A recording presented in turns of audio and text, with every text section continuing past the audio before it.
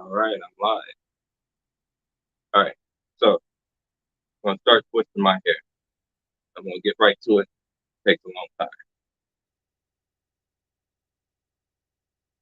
So I'm gonna call them American knots.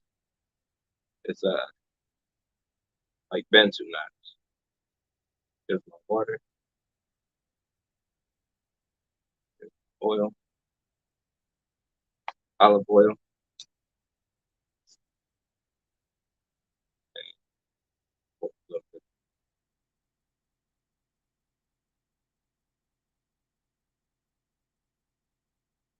All right, so this live might take a while. It takes a long time to do my hair myself. So go to my YouTube channel. It's Douglas Lattimore Show on YouTube. Like and subscribe. The new channel, so I need all the subscribers I can get. I'm gonna go ahead and get started.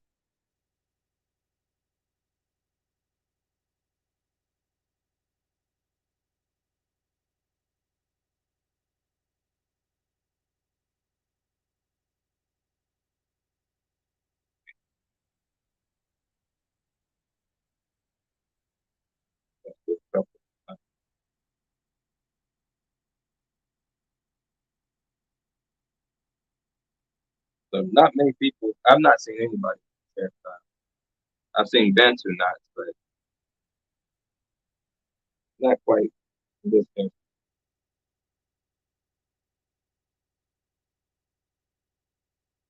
But all I use is water. I'll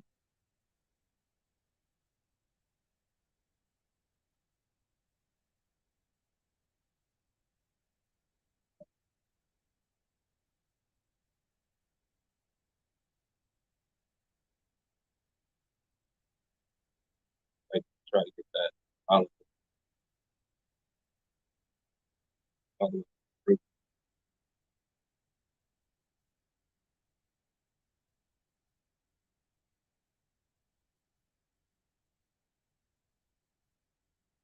It would be nice to get somebody else who knows how to do this. Get somebody to learn so they can do my hair, and I don't have to spend 8 hours doing my own hair.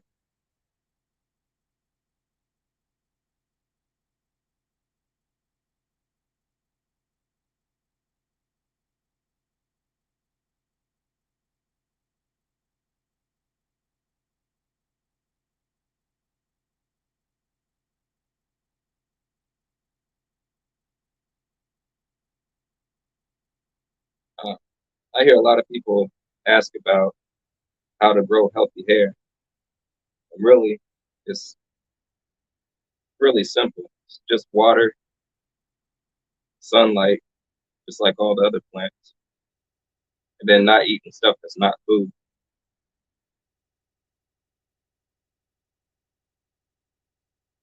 So I'd like to see another revolution of natural hair come. We've had a lot of natural hair fads that came in and out of style. A lot of American women, people we call black people, a lot of black women wearing natural hair. I think back in 2010 there was a push. It was real nice. Before then there was a couple pushes. Then people went back to uh, wearing weaves and wigs, which is fine for now. But I want to see a natural person revolution, where we just do things that are natural, eat natural food, wear our hair naturally. Hey, uh, feel free to comment. I can see some of your comments on the live whenever you do comment. Makes it easier, so I'm not talking to myself.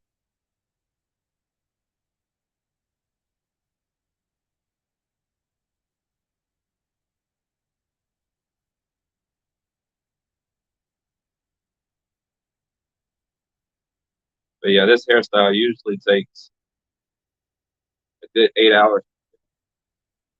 I'm going to try to do it a lot quicker.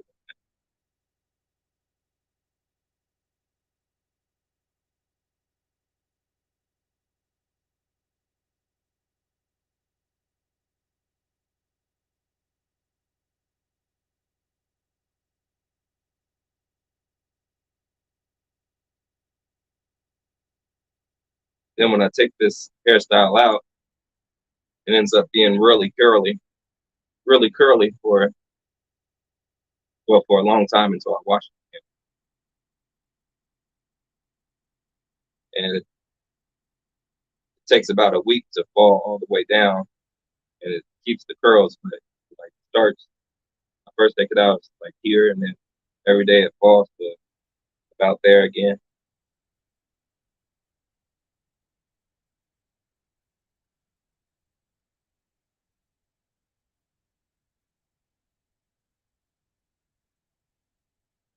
So what I'm doing is I'm twisting the whole lot, to know about how long I need it. You can see what I'm doing.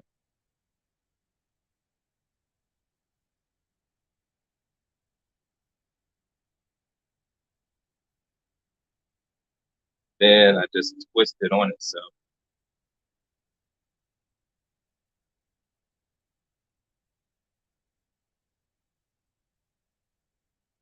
But after I do a couple, you'll get just.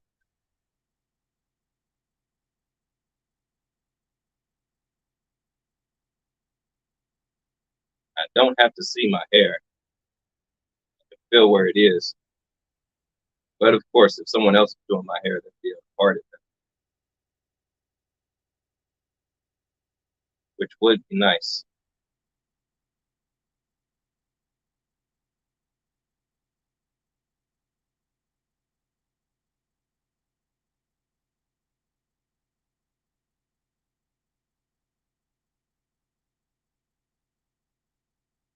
Like I was saying, I want to see a natural person revolution where we're eating natural food. Someone had asked me before, is my channel about cellular health? Not not particularly. It's about different topics, but as far as cellular health is concerned, I won't get into um, a lot of jargon, scientific jargon. It's really as simple as, like I said before, drinking water, getting sunlight, eating things that are foods. So that's the plants that grow out of the ground. If it grows out of the ground and is edible, then that's the things you could eat. The processed foods is the thing that's killing us.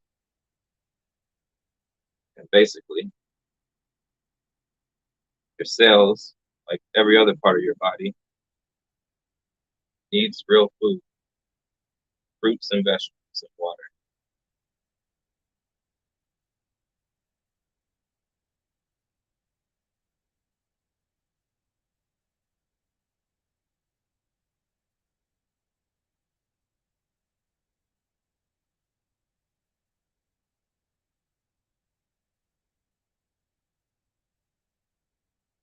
But I've been doing this hairstyle since I had my locks. My sister started my locks, and I started it in an afro. I think my hair was like out to here before I started my locks.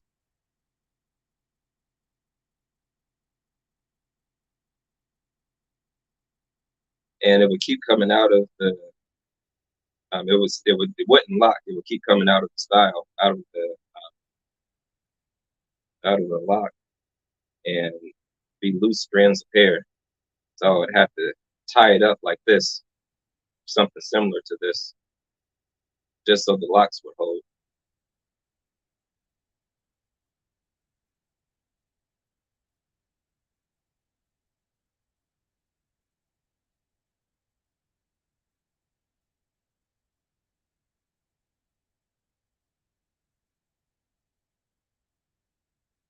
It's hard to see what it's going to look like until I get closer to being done.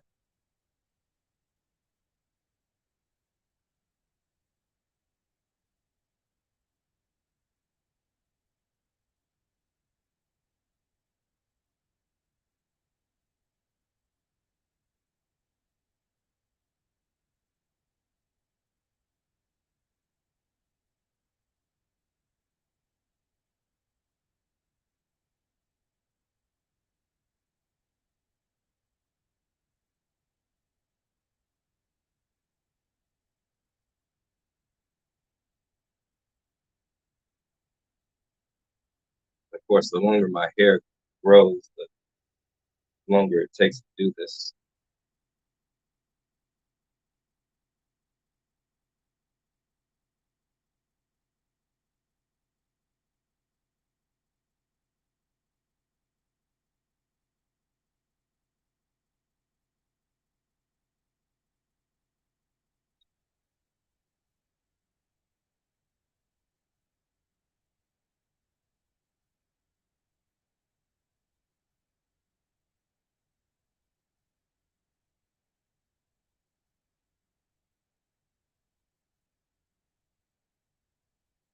Hey, Layla, how you doing?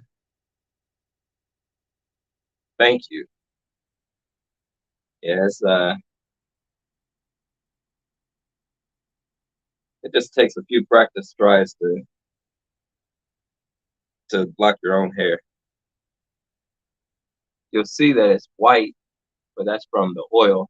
It'll dry up and turn back to the regular color of the hair.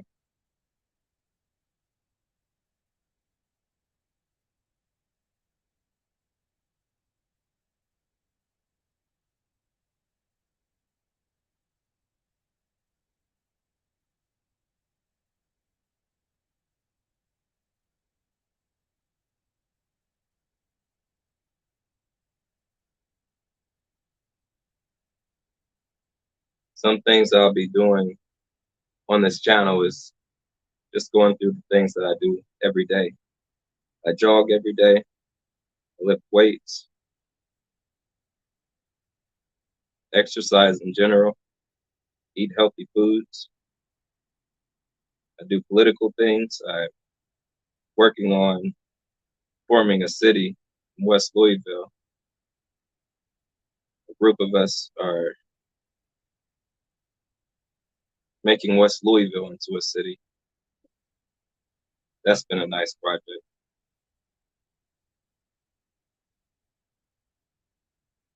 So some of the things on my channel will be in regards to those things and other things. Also, my travels. I do a lot of traveling. Uh, like I've mentioned before on Facebook, I'm going to take a group of people with me to Ghana, but I want to go on a political trip. I don't want to just do some tour. I don't want to just do touring. I don't want to just be a tourist. I want to go over there and talk to the political heads of state, which I've done before on my own. I want to do it as a group of Americans. But also, if people just want to come to do touring, I'm open to that too.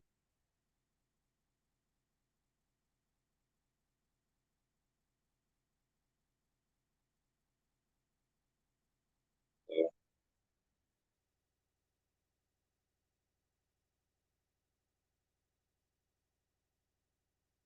I have other topics also.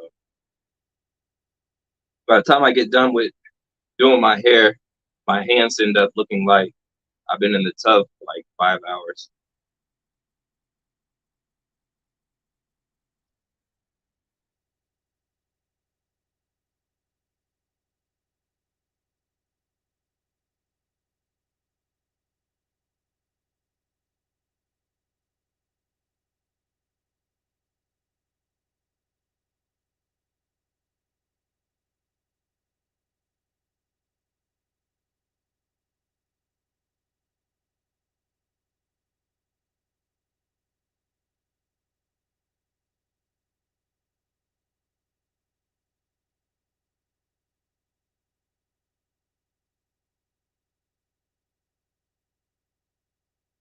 Last time I went to Ghana, last time I went to Ghana, I put my hair, well, I put my hair in this style all the time, but I had my hair in this style during the year of return. It's like you can see me in some of the video footage during the diaspora celebration during the year of return in 2019. It was interesting, but it really wasn't about the Americans. It wasn't about Black Americans. It was more about the Ghanaians who had left Ghana the last 50 years before returning. A lot of laws passed that helped them get citizenship, dual citizenship, land, start businesses, and do so uh, relatively easily. But as far as the Black Americans, there were actually no laws passed for us during that time period, during the year of return, particularly during particular or announced that would pass during the diaspora celebration, which was really interesting. But I had my hair in this style during that event.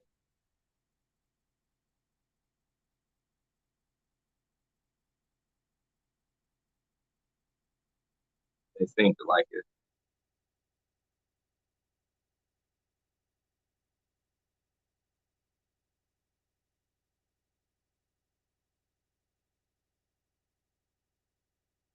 But here in the States, a lot of people ask me how I get my hair so curly once it's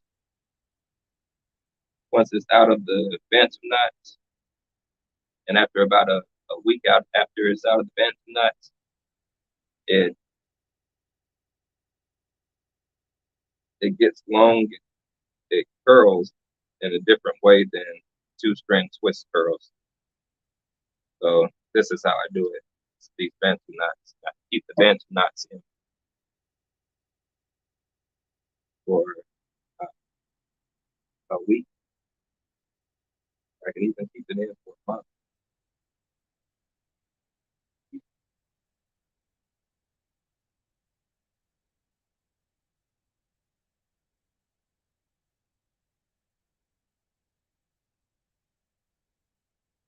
All right, I appreciate that.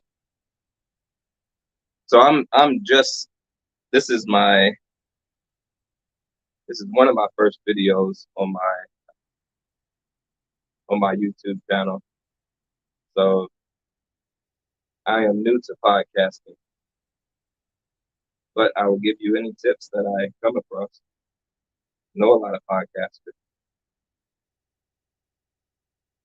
Personally know quite a few podcasters. They've been giving me tips, so I gladly share what I know, what I come across, what I learned. The main thing is consistency, and of course, talking about things that your audience wants to hear, figuring out what your audience wants to hear and see. But if anybody does want to cash at me, I greatly appreciate it. It's $Landpire. Uh, at cash, the Cash App is $Landpire. That's Landpire,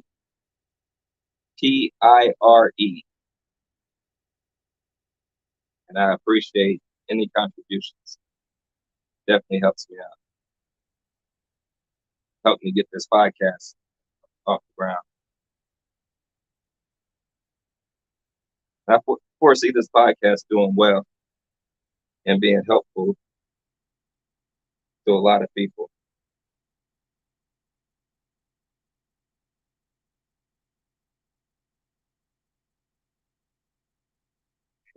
Working with oil, when you get it in your eyes, it's no fun. I sometimes have to undo the twist or undo the knot so that I get it in the at the correct link. Hey, cousin, I love to see it. Man, one thing about Facebook, I got to meet so many of my cousins. I was so happy about that when Facebook first started. It's like, man, we're everywhere. Good, cousin.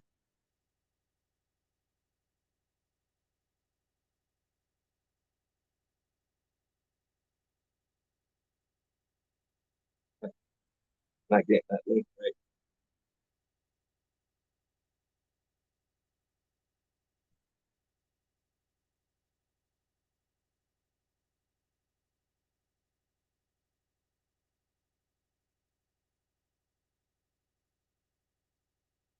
Let you see what I'm doing. I think I have my hands in the way. Can't really see what I'm doing.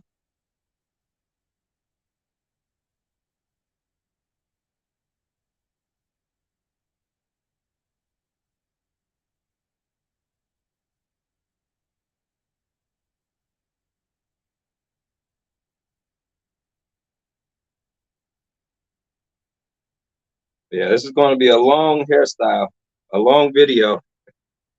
So bear with me.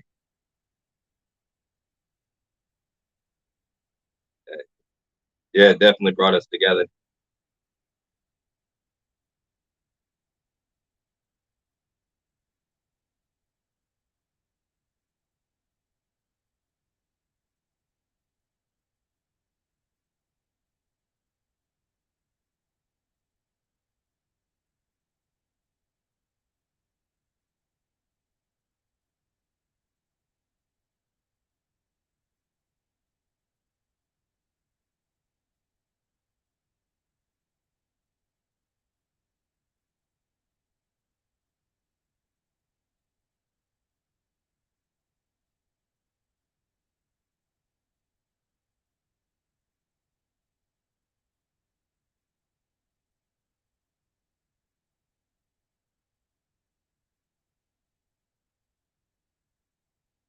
One thing I'd like to see happen in this country is to see an American president.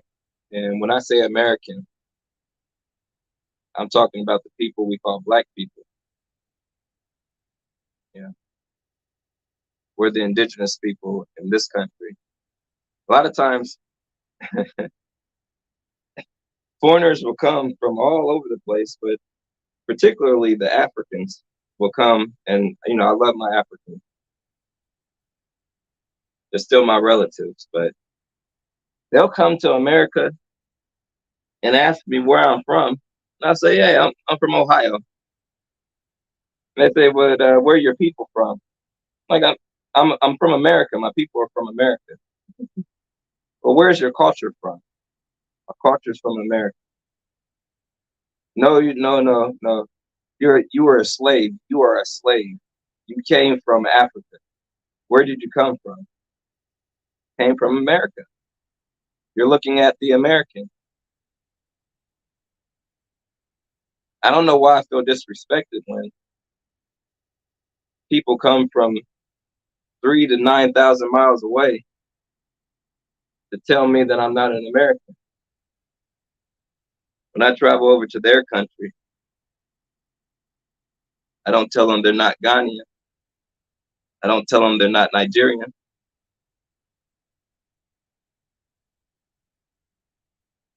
How did they figure out who's an American? And I don't know. But that aside, I want to see an American president. Trump wasn't so bad, but he's German. I don't know where the current president's from, but somewhere in Europe.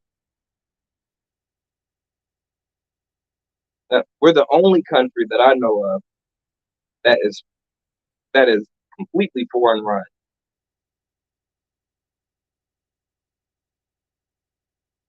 We don't have any American presidents.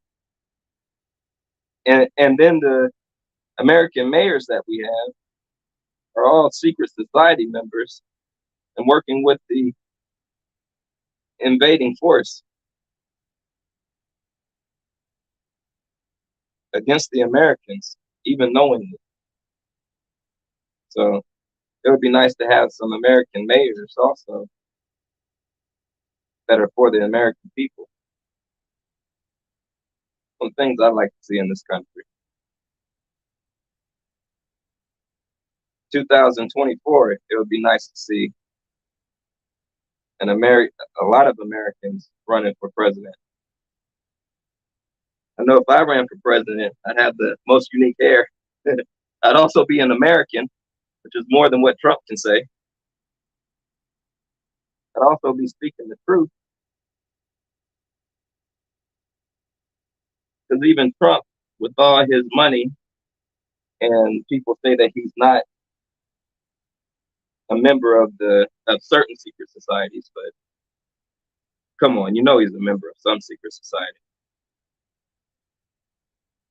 and you know he can't tell the truth. In fact, COVID happened during his presidency, which was highly irresponsible.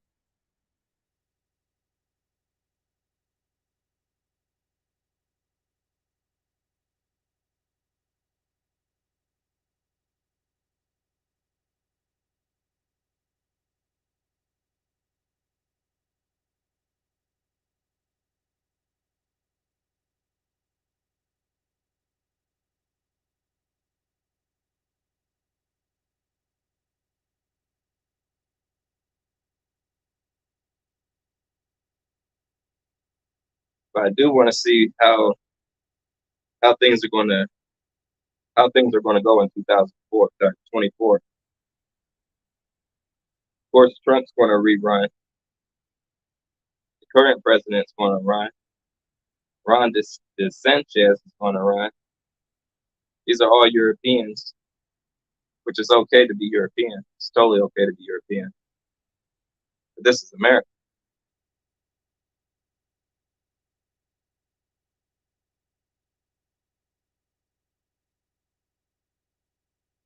Kamala Harris is an East Indian. Barack Obama is a Kenyan mixed with a European who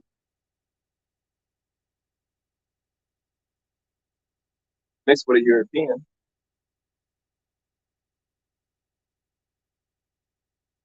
But if we had an American who strongly stated that they're American, that they're indigenous American, it would be so powerful because it would be the truth. The truth has a chance of winning.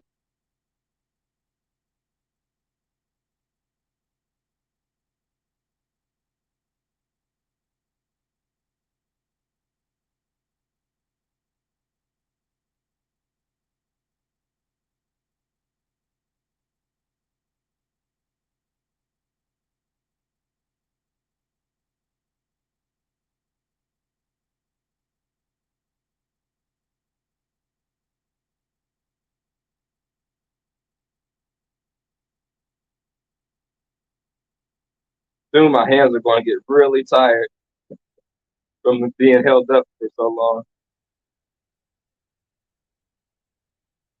Let's see if I can go without breaks.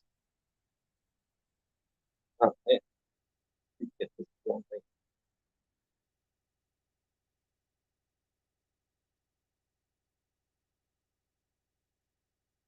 Sometimes I'll split it up into 2 days or 3 days,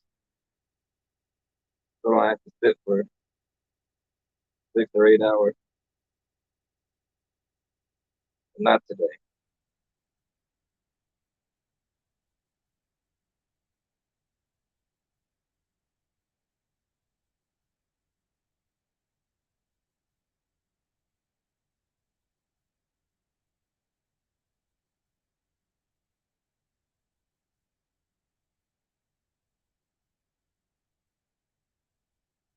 But yeah, Back to the people coming to America tell us that we're not American. I think what it is that they know that if they admit that we're American, just admitting it gives us so much power because we're the indigenous people. Same way when we go to their countries, whenever you do travel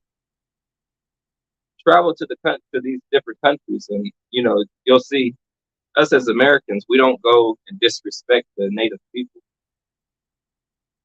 We don't go and try to conquer the native people or replace the native people. We go and try to work with them, try to help them. But over here in America, again, it's very unique here.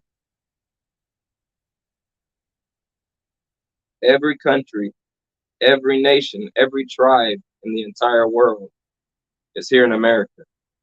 And if there are aliens, they're here in America. Everybody wants to be here,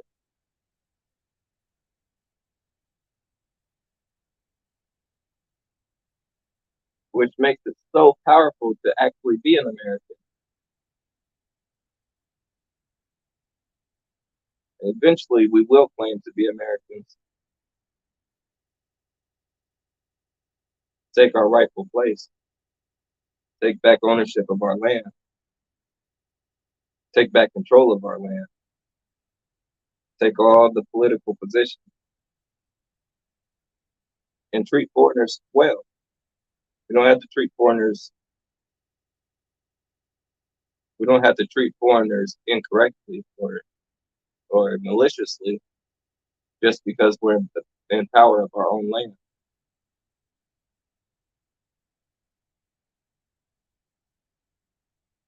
course, the Chinese control China, the Nigerians control Nigeria, the Russians control Russia,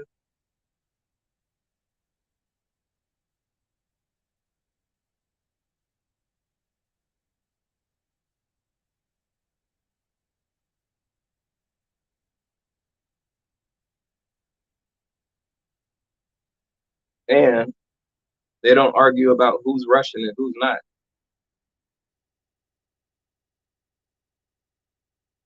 The whole reason we're called black people is saying that we don't have a nation, saying that we're people from nowhere, of no nation, of black people. And then in the word black is lack, and we lack nothing.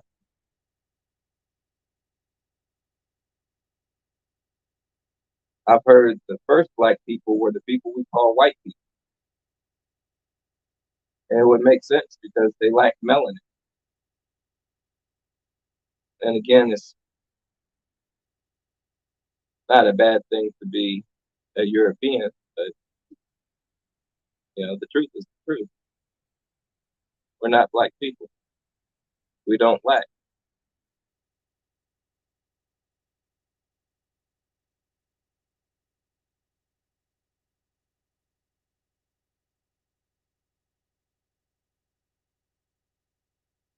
And scientifically, the truth is that there's melanin and there's albinism,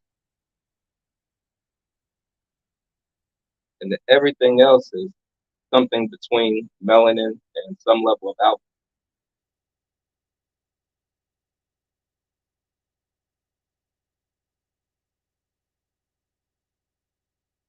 And that's not a racist statement, it's a biologist statement.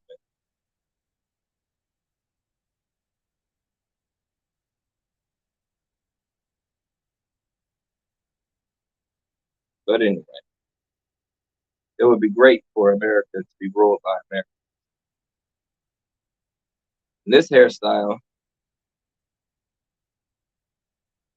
I would say, is uniquely American, sort of, because it's really kind of like Bantu knots.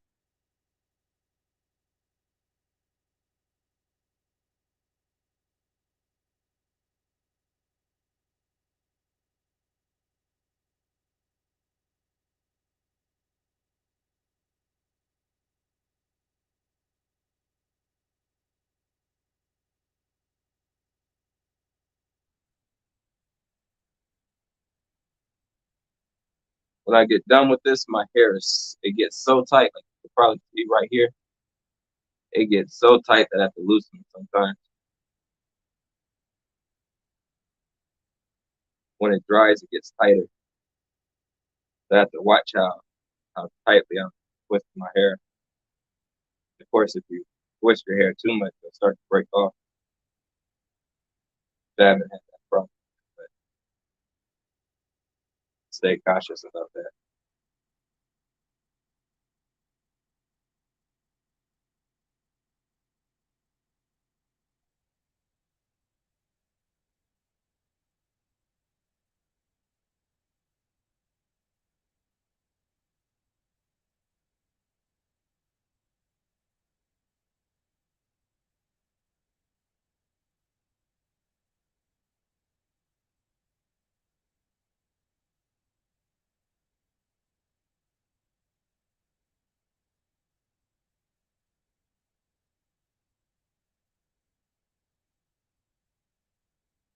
I hope to inspire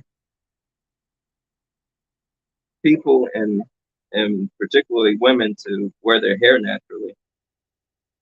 Their hair looks nice, in any style, but the natural style, as in the way that it grows out of your head, is unique to our people. It's nice. It's kind of like,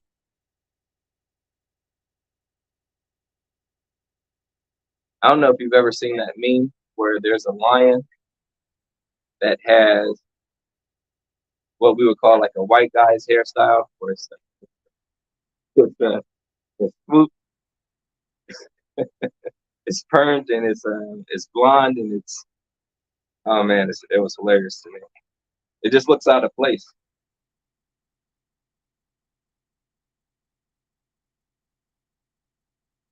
The way your hair grows out of your head matches the rest of your features.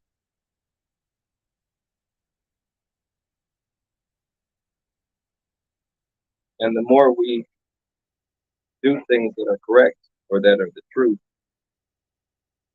the easier it will be to gain back control of our land.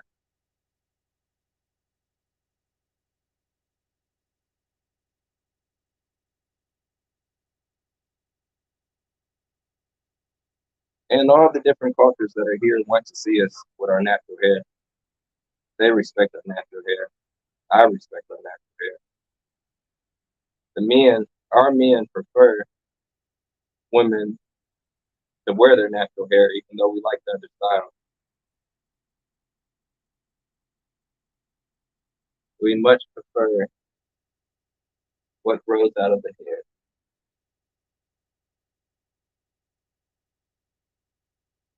So I want to inspire women to wear their natural hair. I also want to inspire men and women to get more healthy. That's one thing I'm working on, just making sure that I'm keeping a healthy diet and exercising.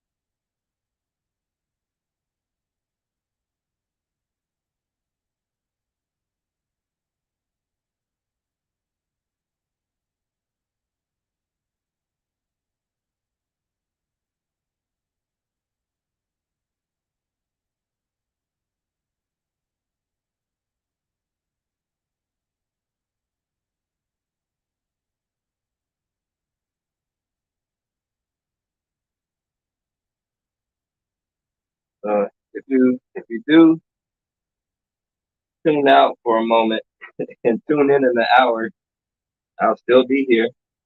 I'll just be at a different part of my hair. Like I said, this is something that's going to take some patience.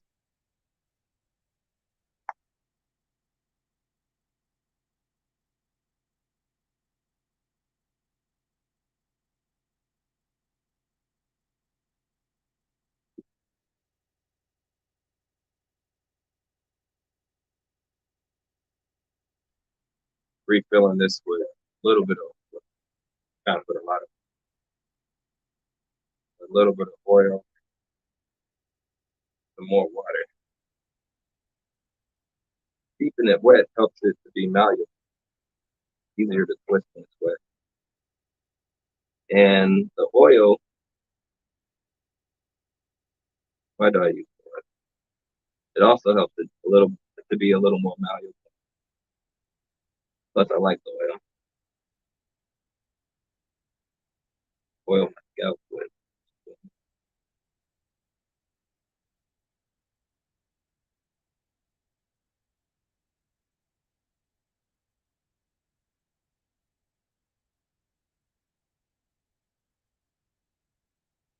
I've been asked if I use, uh, you call it, can't remember what type of wire it is, but I've been asked if I use wire, some type of wire, to keep my hair standing up. But really, it's just being twisted on itself. Simple once you see how it's twisted.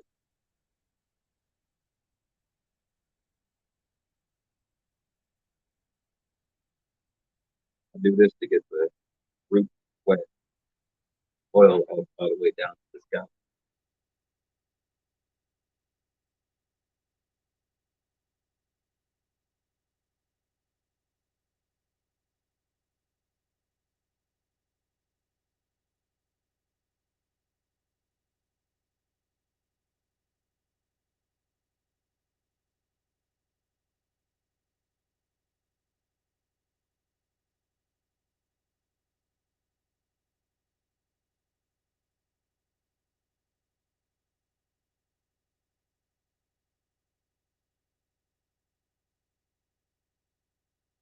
And if you haven't already, please subscribe to the YouTube channel.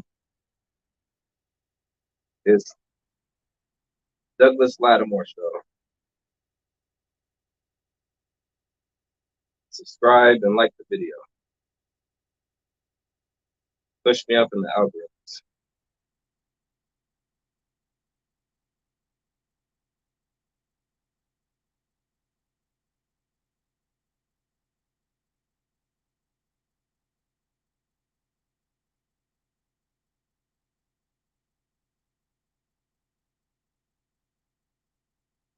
So as far as the city, as I was mentioning before, we're working on incorporating West Louisville into a city.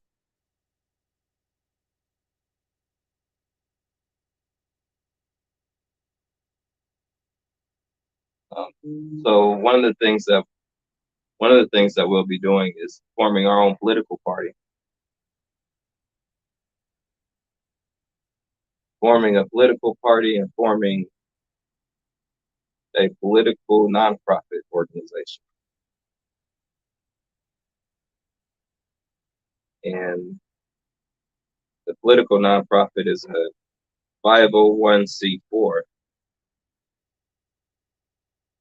Um, when you contribute to the 501c4, it's not like the 501c3 where you get wait tax benefits or reductions, or to where you can write off your taxes based off of what you contribute, because the 501c4 is dealing with politics. You can't write off any taxes for what is contributed to the nonprofit organization. However, it's very valuable to have the nonprofit organization to help us organize and gather money, because everything we want to do costs money.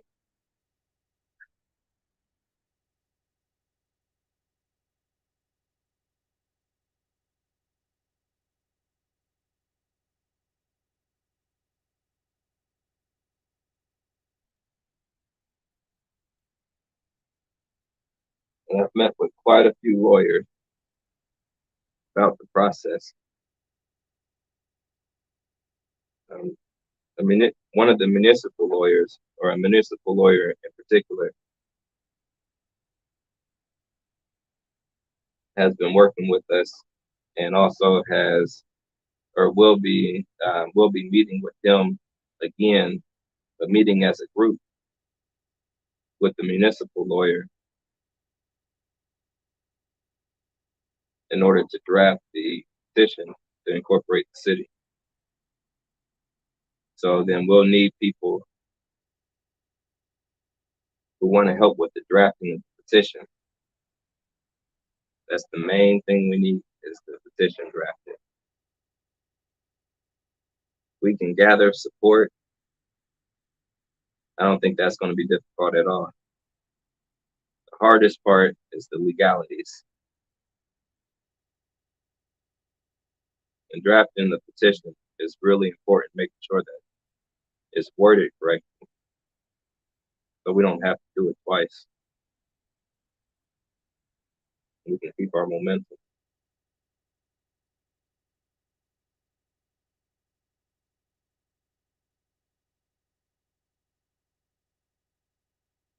So that will be coming up here very soon.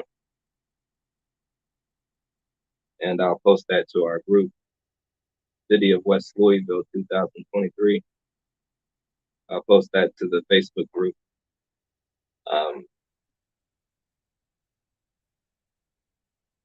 About the petition being written, and getting people together who want to come and meet with this lawyer. Very big undertaking that we are embarking on, forming our own city. And West Louisville is over 80% Black, or what we would call Black, over 80% American population. One of the few cities that has that high concentration of the American population.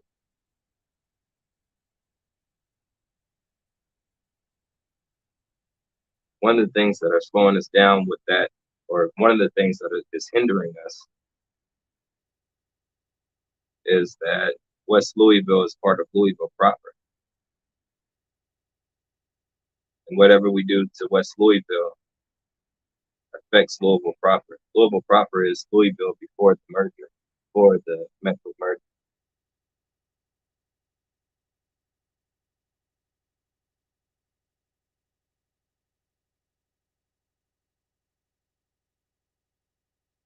So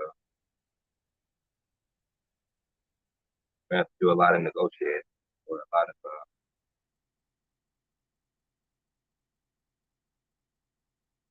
not just negotiating, but a lot of planning, figure out, strategizing, what I was looking for. I have to do a lot of strategizing, figure out how to do this best, and still keep into consideration that we're still a part of a larger city.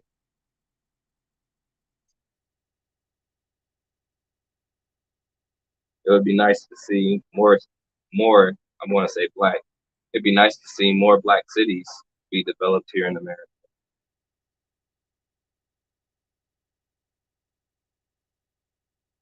That would be what people would call revolutionary.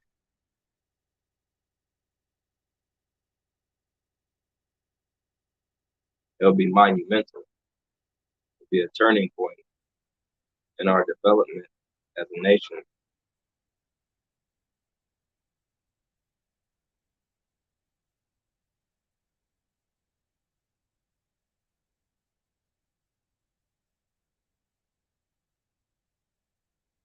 And our political organization, the political nonprofit, and our political party will help us in forming these Black cities, or these densely American populated cities.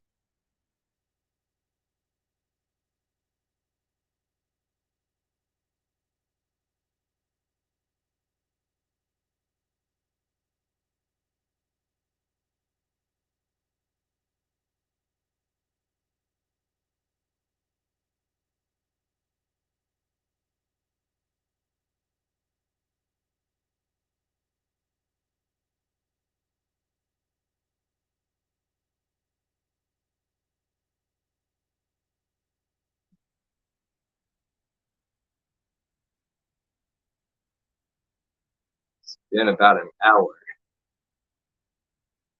still have plenty to go.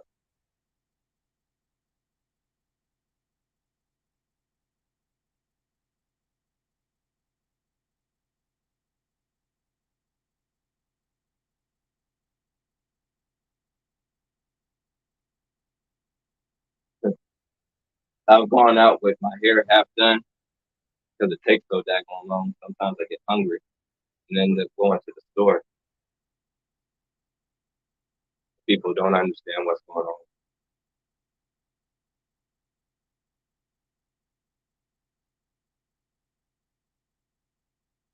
But when it's all done, it looks more uniform. Looks like a style.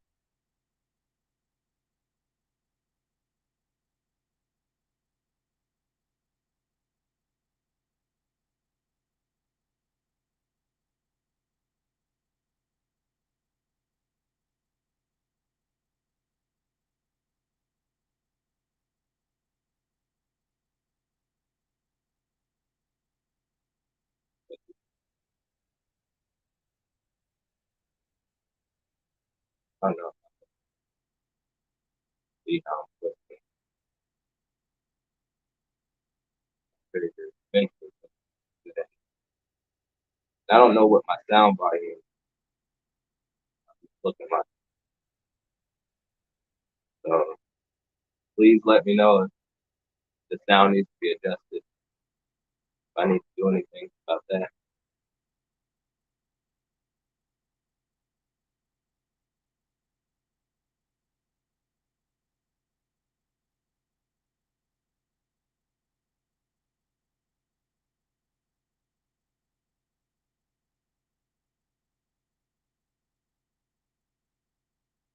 Hardest part about doing this myself is making the parting my hair because I can't see it. Kind of feel it.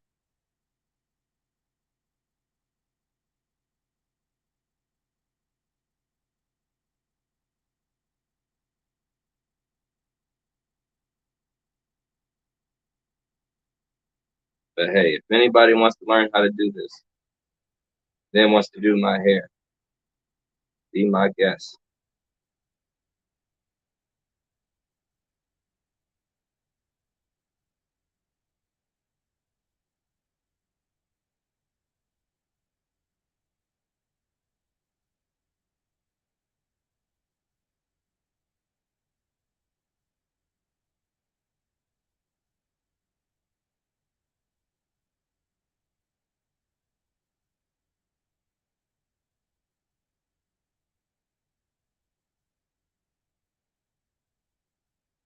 Nice and warm out here.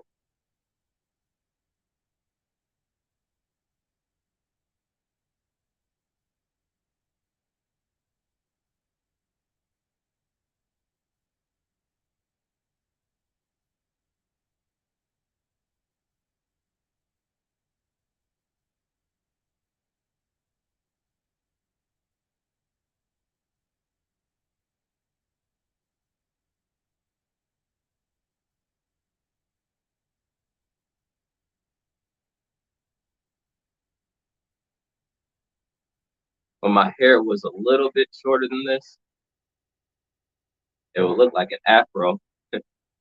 It'd be hard to tell what was going on until you got closer. Then you could see it was individually twisted.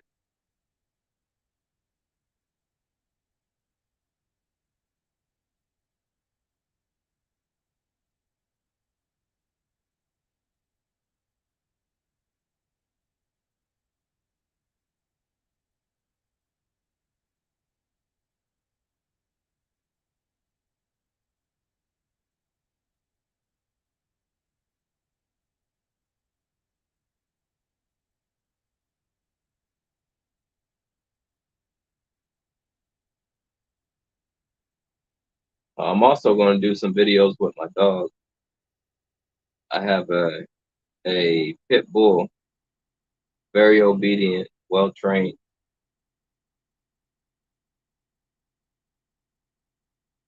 Want to do some videos of her out on the ocean. Also want to do some videos kayaking. Take her kayaking with me. Maybe go with some friends and record our adventure. That's so tight.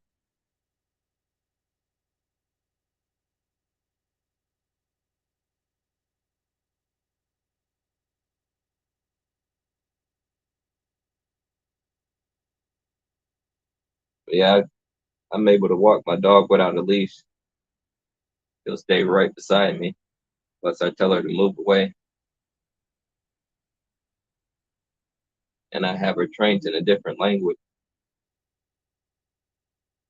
which has helped me out a lot because out in Louisville, I don't know if it's just where I was at or if it happens everywhere, but I've had seriously over 20 people try to steal my dog from me while I'm walking my dog. I've had, I've had grown men try to steal my dog, men over 40 try to steal my dog, men in their 20s try to steal my dog. I've had women try to steal my dog, tell me that that dog is their dog. I've had children. This is while I'm walking. They'll call my dog, but the dog doesn't speak English. So I intentionally did that so that people can't just call the dog over to them. But man, that really surprised me. But anyway, I'm gonna do some videos with that dog.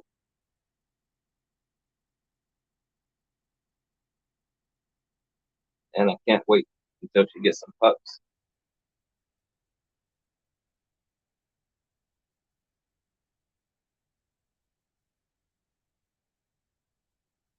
But yeah, I've had people drive up on me in the car, try to take the dog a couple times. Of course, I stay armed.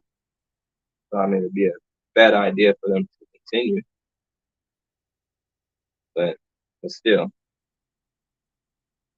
not good to be a thief or even to attempt to be a thief.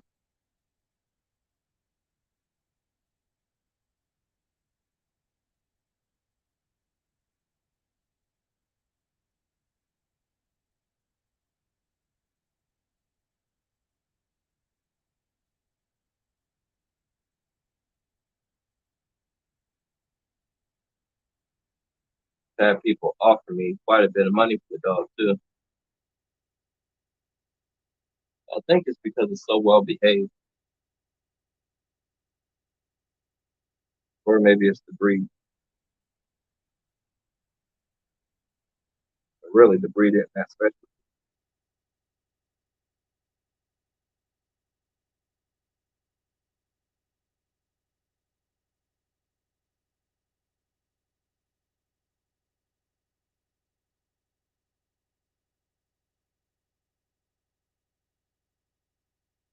See if I can speed this up a little bit.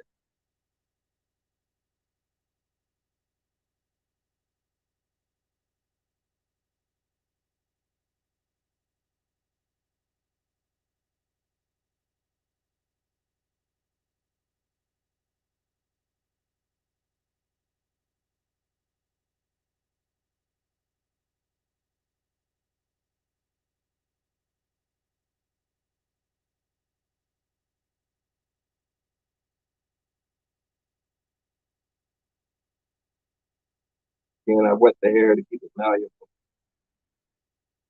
Dries up pretty quickly, especially when I do it outside in the sun. But luckily, it's nighttime.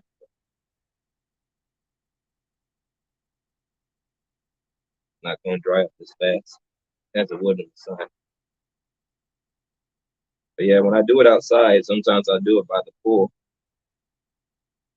I have to get in the shade because the sun will dry it right out as soon as I wet it.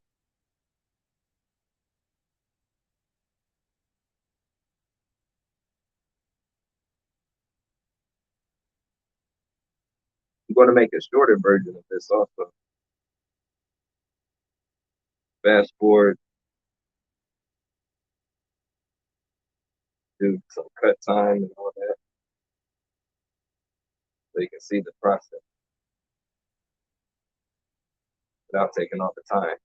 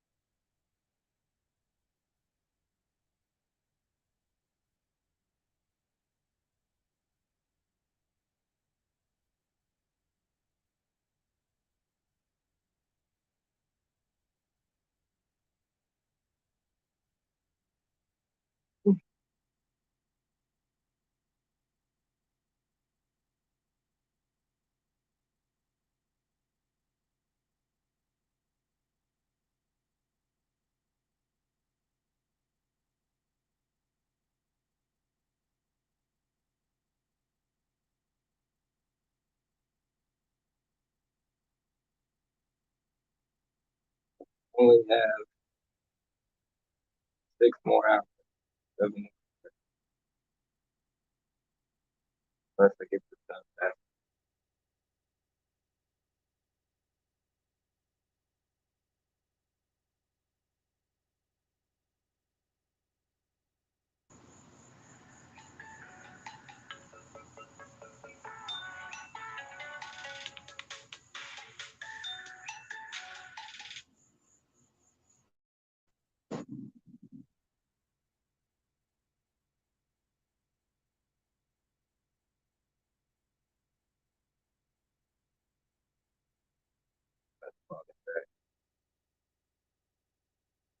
I hope everything's okay. I have to check in.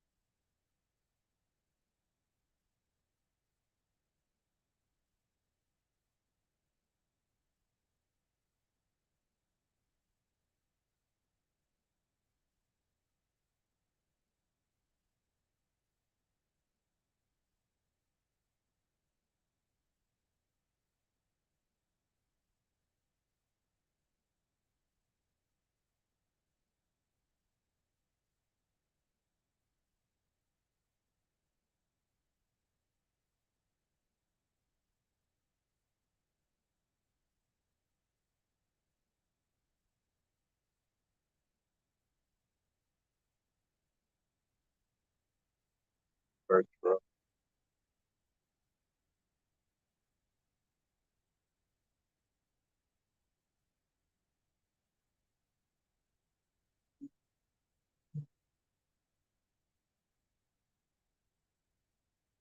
I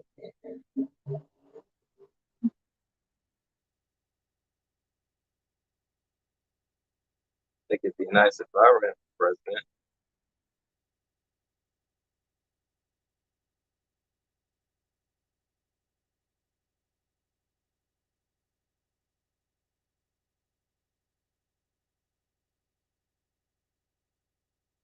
If I were to become president,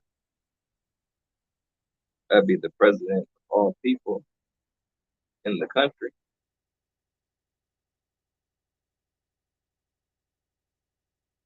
And I'd treat everybody well and make sure the Americans, the people we call black people, are treated much better than they're currently being treated. If we want reparations, we'll get reparations. But we would certainly get ownership of land,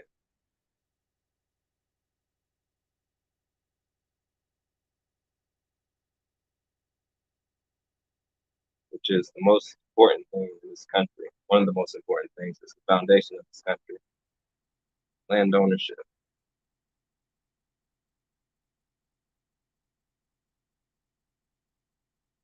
In fact, the most important documents that formed this country gave rights to the landowners.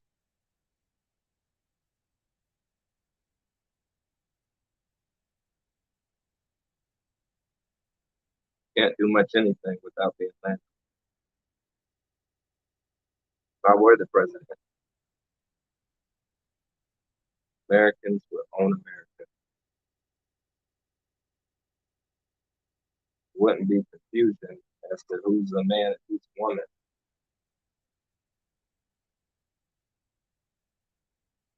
We would just be truthful. It's the main thing. I would be a truthful president, not a part of any secret society.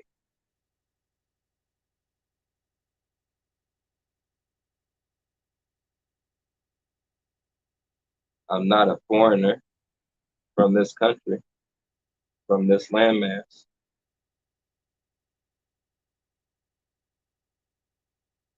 I'm not sworn to secrecy.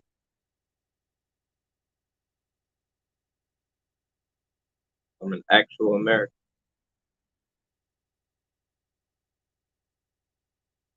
I'm an American who has a lot of knowledge about America and about the rest of the world.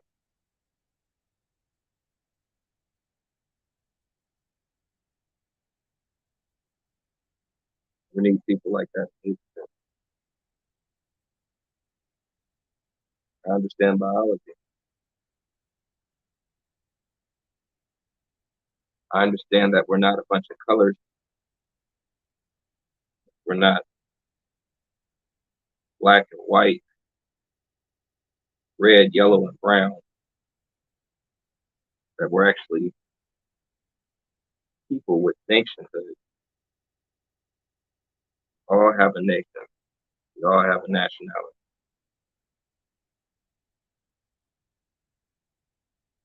And the people in charge, currently in charge, know that everybody has a nationality. The trick is to have all of us think and speak as if we're colors or people without a nation. And that is a very evil thing to do.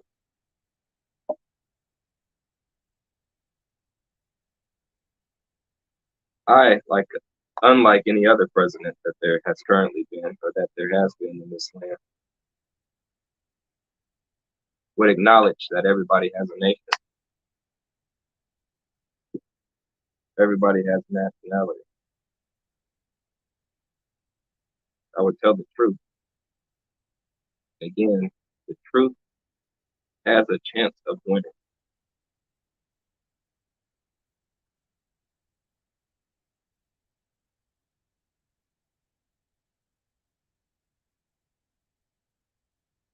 I would tell people to eat fruits and vegetables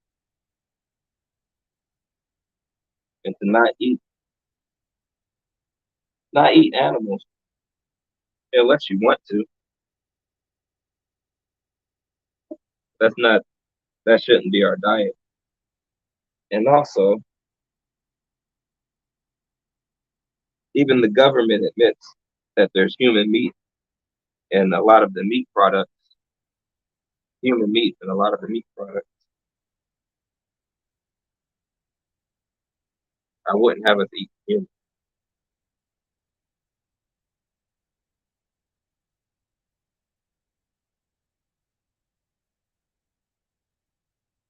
I read an article back in 2018. I think I don't know if it was in Scandinavia or if it was somewhere in Europe in the northern countries where they were talking about how they should start eating their dead and that it would be more economical to eat the cadaver.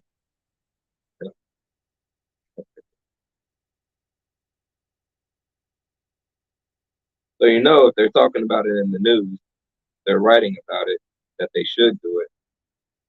You know that they're likely doing it. And I travel this country. I travel North America. quite a bit, and I travel by car a lot, all across the country from one coast to the next coast.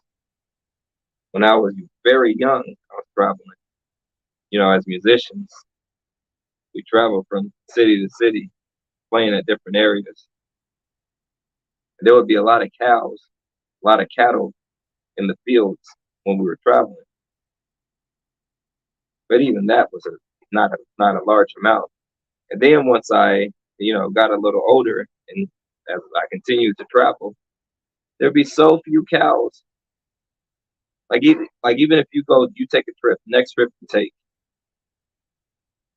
in anywhere in America, look in all those fenced in areas, and you'll see that there's not enough cows to feed every American a hamburger every day.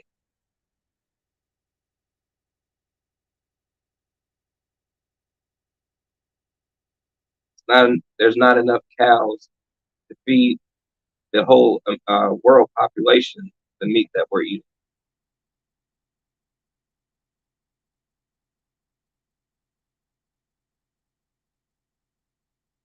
I'm pretty sure they're not using just animal meat, and that they're likely using the cadavers. I've said that. I've been saying that for a long time, actually. There's a lot of people that agree with that. Something to look into. But as president, we wouldn't eat cadavers. We did eat meat of the animal, but we would move more towards fruits and vegetables. We would drink water, not soda.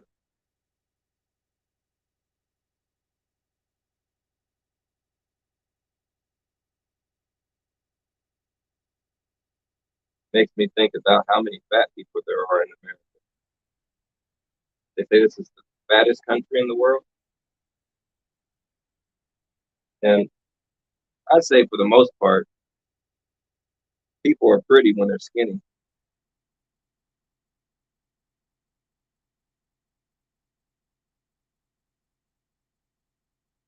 If we got more people to lose weight, we'd have a prettier country.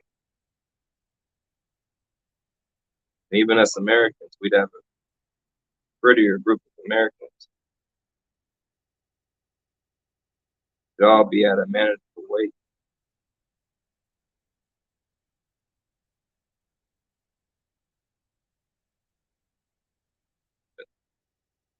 That's what I hope to inspire, so that we get healthy and live out the days that we were meant to live, not die early.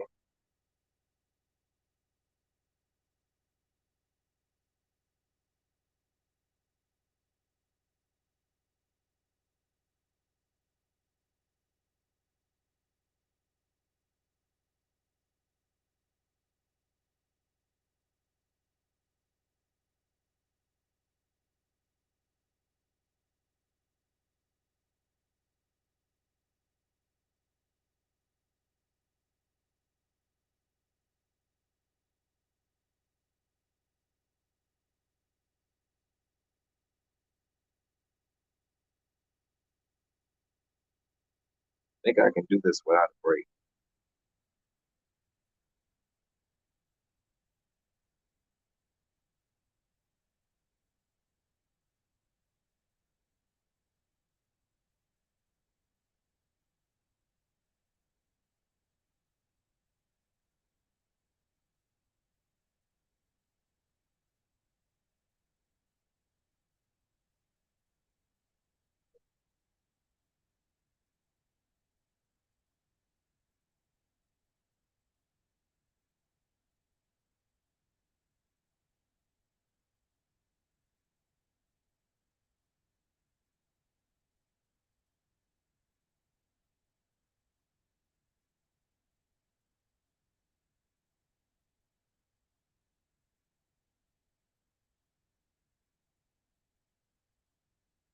People be doing this.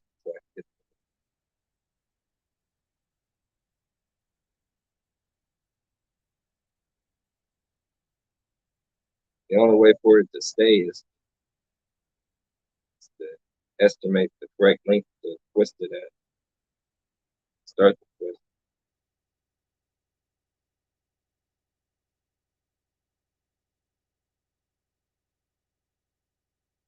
If I get it wrong, I have to take it back out, redo it.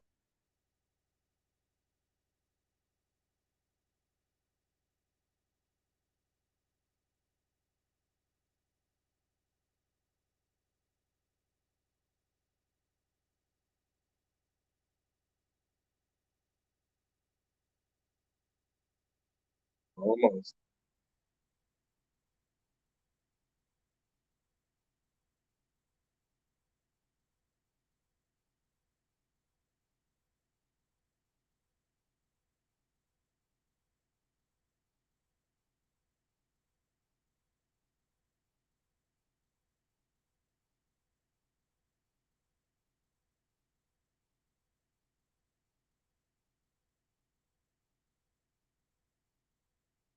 I don't know how much you can see what I'm doing.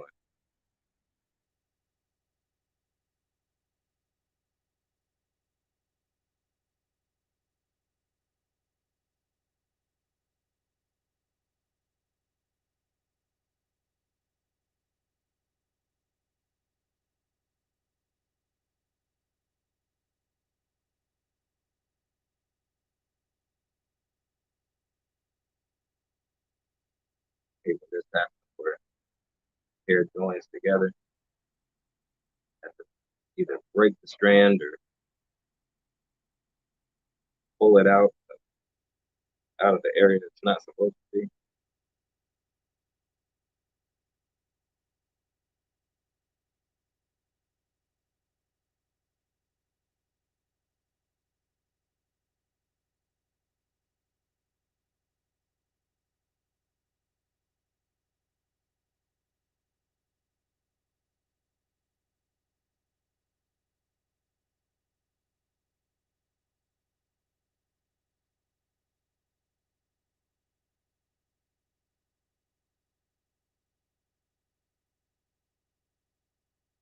Would have some slides up, but can't manipulate slides and do my hair at the same time. I would show you some of the things that I was doing out in Ghana for anybody who wants to come out with me. Oh, and again, the reason why I haven't taken anybody yet, one, there was a lot of things going on in the financial system where we weren't sure if they were going to shut down borders again. There's a group of us that uh, is paying attention to what's happening in the financial sector, and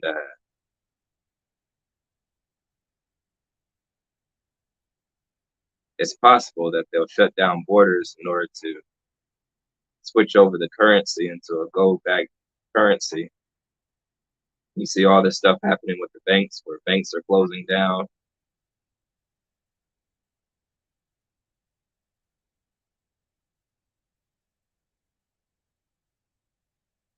Banks are closing down. They'll probably do some mergers, and it's just a lot of changes happening. When that happens, when there's a lot of changes financially, that's when you get things like a pandemic.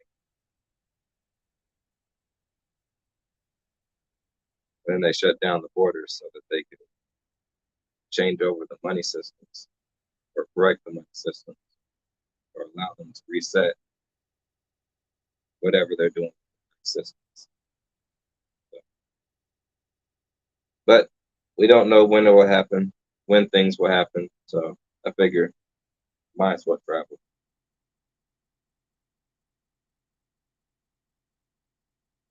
I went to Ghana a couple times. Each time I would stay for like 3.5 months, something like that. Whenever I bring a group, we're not going to stay that long as a group. We'll probably have people over there for like 2 weeks or so, 2 or 3 weeks. We can still get a whole lot accomplished in that time frame. Some of the things that I did while I was over there, stayed in the richest part of Ghana. Uh, I stayed in a mansion this last time I was there, or I would. It's not a mansion, but I mean compared to the American houses, this house was huge. Uh, I had I had the whole first floor to myself, and the first floor was larger than a lot of houses. So I mean it was nice. Um, so I stayed in the rich part of Ghana. I also stayed in the villages. I didn't stay in any mud huts or anything like that, but I did stay in some places that didn't have a whole lot of accommodations. The hardest part about being there was the cold water. Wasn't a lot of places that had heated water. So cold baths is not something I like at all. Cold showers is not something I like. And then you shower with a bucket a lot of times, especially if you're traveling from place to place and you're not in a hotel. That was a little tough. Um, there was a couple of things that were I could talk about the negatives, but the positives were that I did a whole lot of traveling. I went very far north, met with the mayor of Tamale. I got to see the president.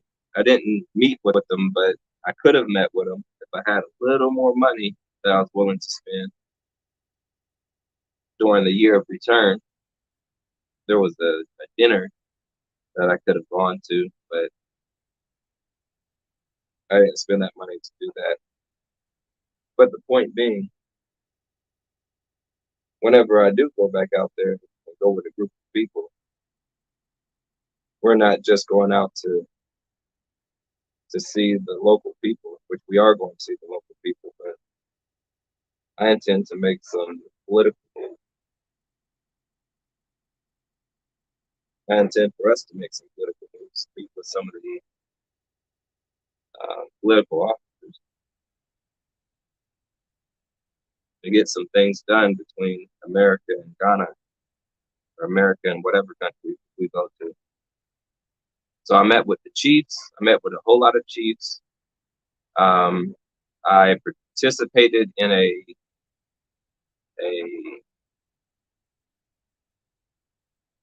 I don't know, some type of ritual. I don't know how to call it exactly, but it was some type of traditional ritual, um, which I won't go into very much. But I got to spend time with the traditionalists. I got to spend time with the Christians. I got to spend time with the Muslims. I learned I learned some of the language.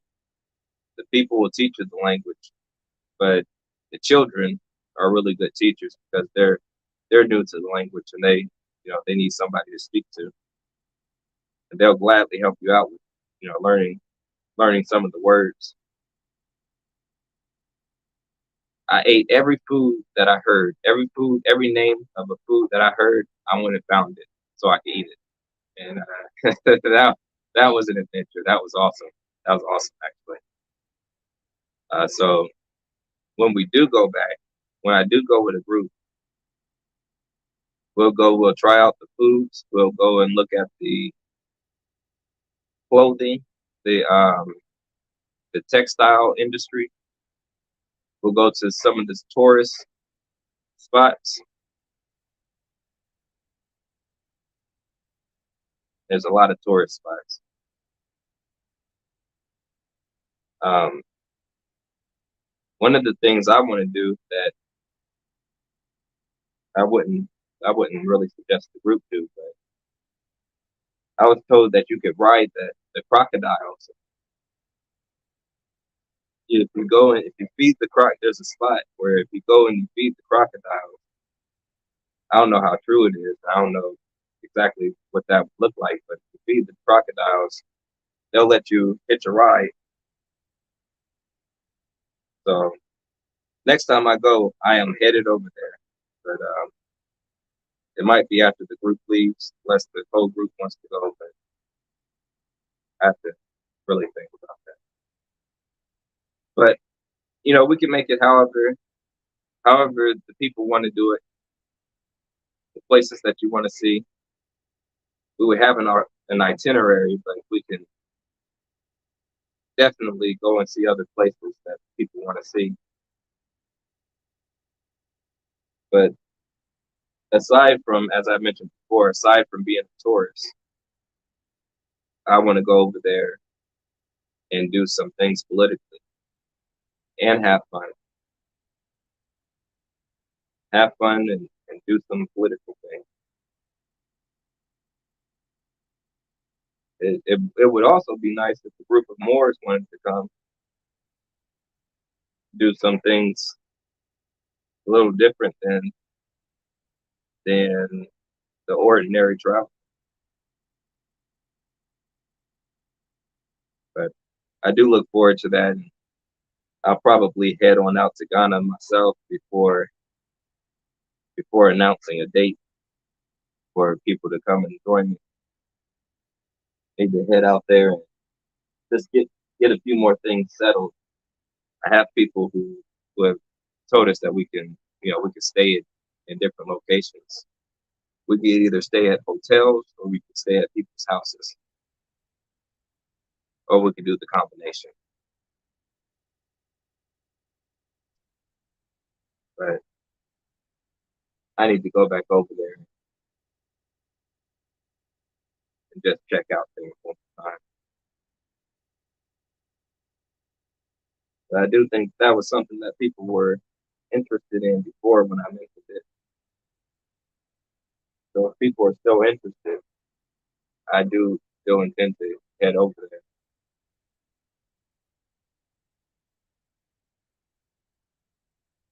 We will make sure that the cost is reasonable. It would be cost to fly, to stay somewhere, and to eat is really the main thing, and to travel once you get there. It's the main thing you have to worry about. Then you would need to bring food, bring money for the extra meals that you want to eat. And then when we go to different locations, like when we go to the slave castles, for instance, there are different fee levels for whatever you want to do. Like if you want to take pictures, it costs more to take a picture to bring a camera inside the slave castles than it does to just travel or just go to the slave castles without a camera.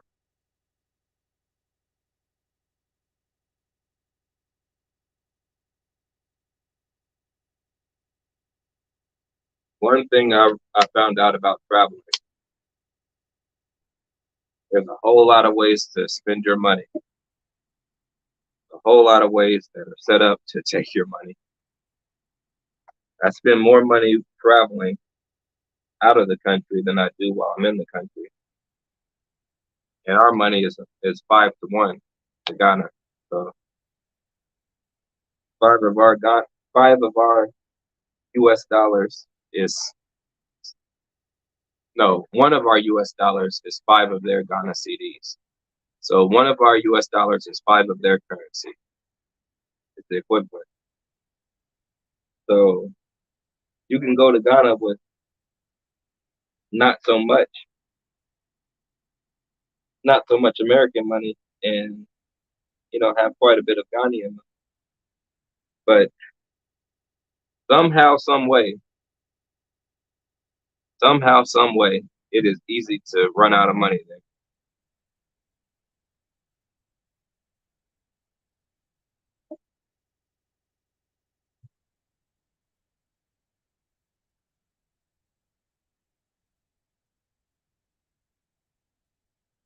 But I also like to do some traveling to other countries.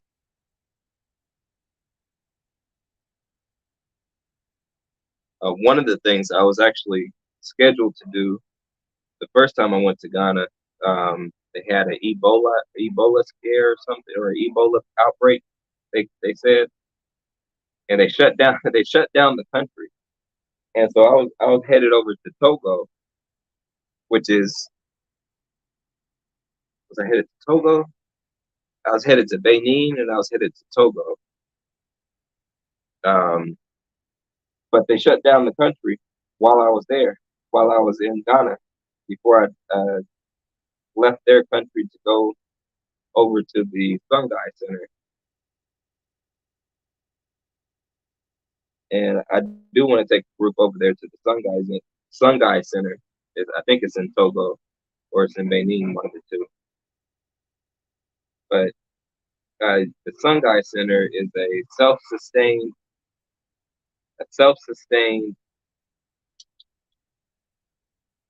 uh, community or like a farmland. They build they build their own machinery. They build their own tractors. If I have that correct, they build heavy machine. They build their own machinery. They have their animals.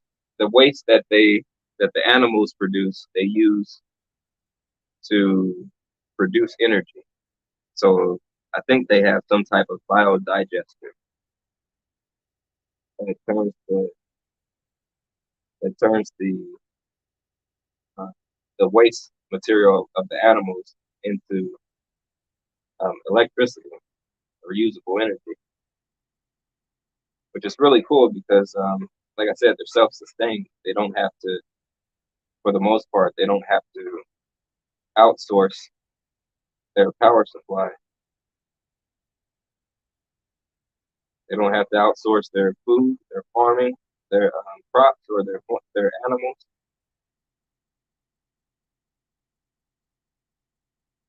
So we might go and see that also.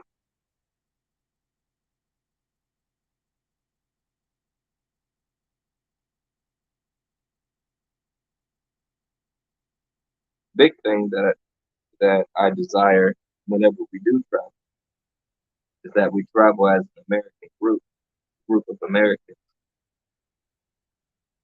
and not as a group of lost Africans from somewhere in Africa. And I'm not saying that we don't have some African genetics. I'm saying that we're the Americans, we're the original people here,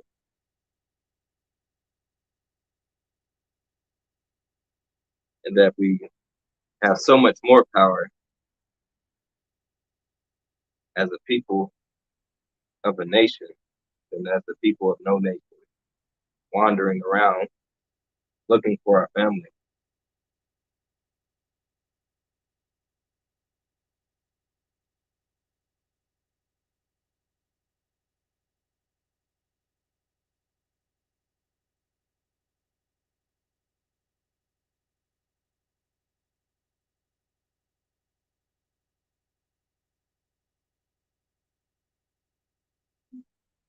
It's so powerful when you hear somebody say that you're an American. They call you an American, and they mean that you're an American, and they're not. It is so powerful. There's some Europeans that some of my old colleagues that I used to work with. I explained to them, that I'm an American. Showed them documentation and all that other stuff, but I didn't need to show him anything because he actually knew. But he was one of those guys that are sworn to secrecy. When you're sworn to secrecy, it just means that you're lying. But anyway, with some of these guys that are sworn to secrecy, if you know the truth, they just won't lie anymore. And anyway, so just to hear him call me an American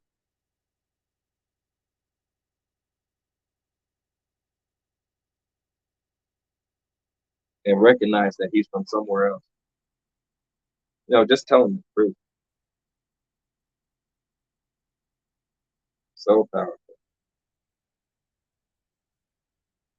I want us to hear that. I want us to be called American by everybody here.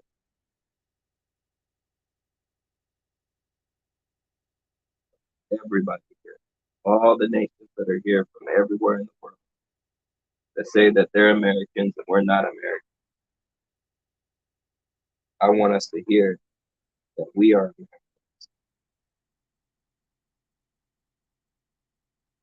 So powerful.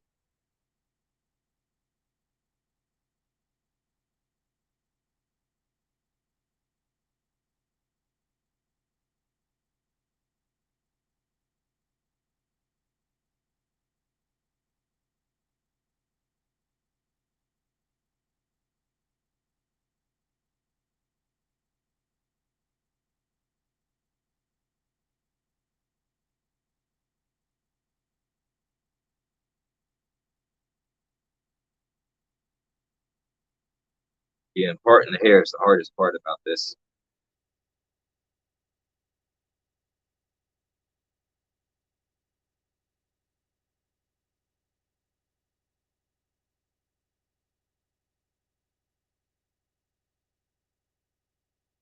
But yeah, I know a lot of people in secret societies, and it's just so interesting the lies they'll tell you. They'll tell you lies, lies, lies, lies, all the way up until some of them, if they are certain that you know the truth and that you won't let up on it, they'll start speaking to you a little more freely. Not freely, a little more freely. But one of the biggest secrets is who are the Americans. One of the biggest secrets. It's one of the most powerful secrets.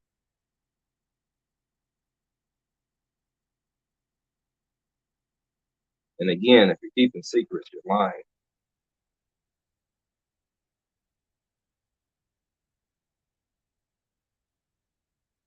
One reason I will not join a secret society, current secret societies that exist,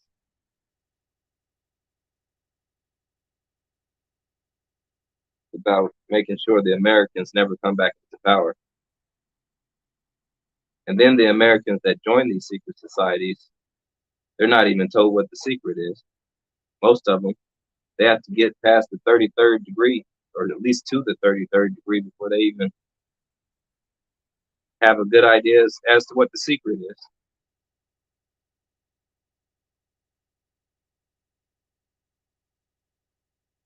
And it takes a long time to become a master mason.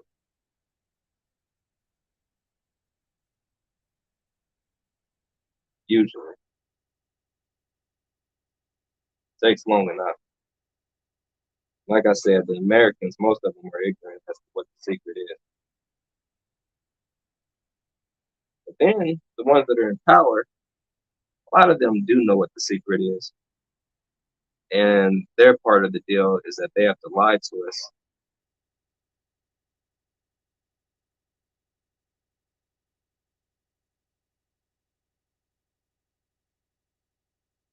What do you think draws them to it without knowing anything?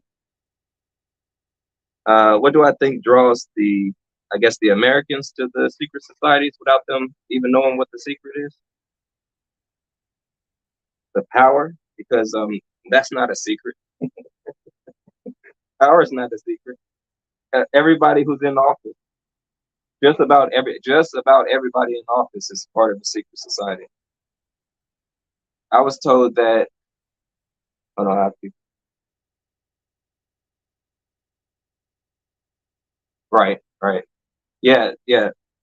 So I was told by a Mason that I know that is a public speaker that a lot of people have heard of.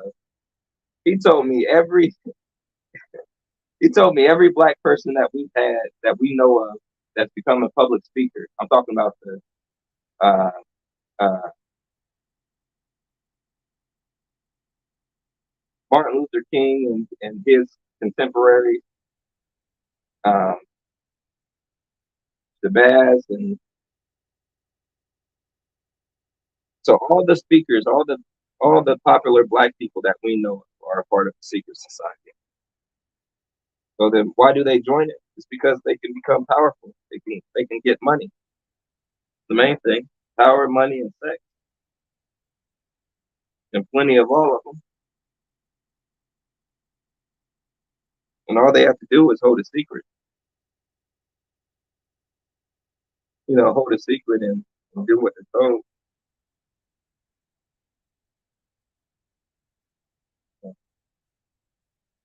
But yeah, I know quite a few people in the secret society. And, unfortunate, unfortunate. But like I mentioned on like a YouTube post, yeah, another branch of the Illuminati.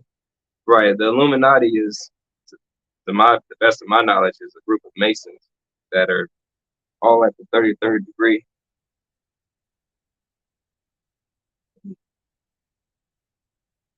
So I'm told they run the music industry, which is why me and my siblings never strive to be famous musicians. Our family didn't allow us to do it because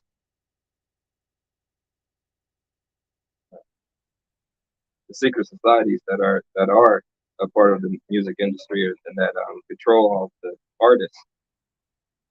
It actually makes me sad when I see certain people join join the music industry. I don't know if they know what's about to happen, because they don't really. It's like they gradually get approached and gradually get forced into whatever they're doing. To the best of my knowledge, because I haven't joined. But yeah, even when you travel outside of the country, like when I was, oh man, when I was in Africa, when I was in Ghana, you realize that even their secret societies, those high-ranking officials, those are Masons. The same type of Masons as here in America. The same type. And I mean, I guess the biggest difference between there and here is that, you know, even though they're a part of the secret societies that run the whole world, that are controlled by a group of invaders of every country, even though they're a part of the same organization, they control their own land. And I mean that's awesome. They can be good or bad people, but the fact that they control their own land is awesome. And it's something that is really nice to experience as an American, to see other people with melanin that don't have albinism. Nothing wrong with albinism, but I'm talking about they're not a part of the nation of people with albinism, controlling their own land, basically black people running their own country. That is really really nice to see. I mean, and it's comforting, um, to a degree until you experience some of the other negatives. But I mean, ultimately, I really want to see that here in America, where the indigenous people actually control their land, control their politics.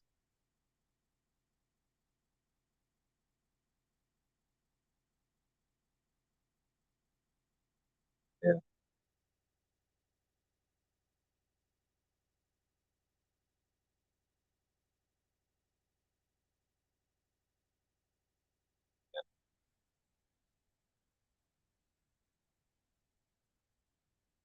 yeah. I have. I know people who have become artists.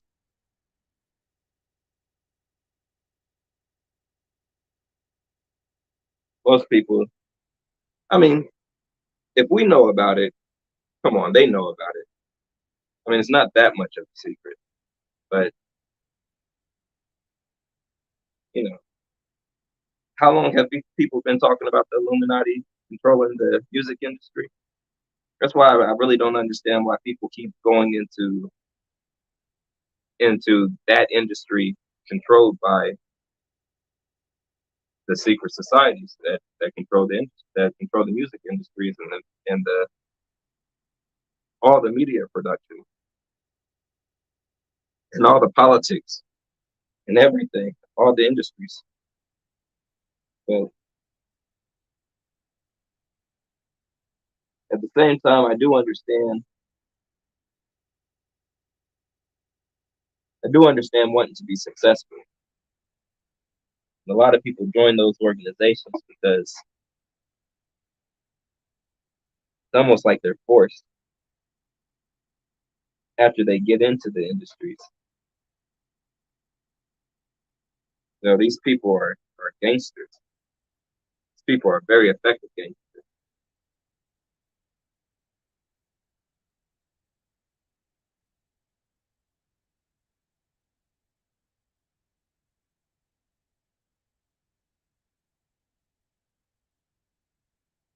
I don't know. It's too bad though.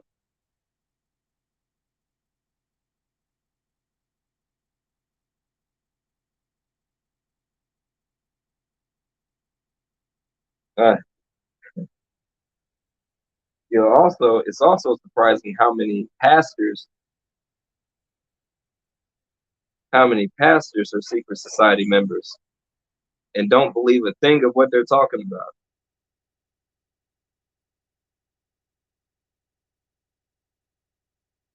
Most of these pastors know that stuff that they're talking about is misleading.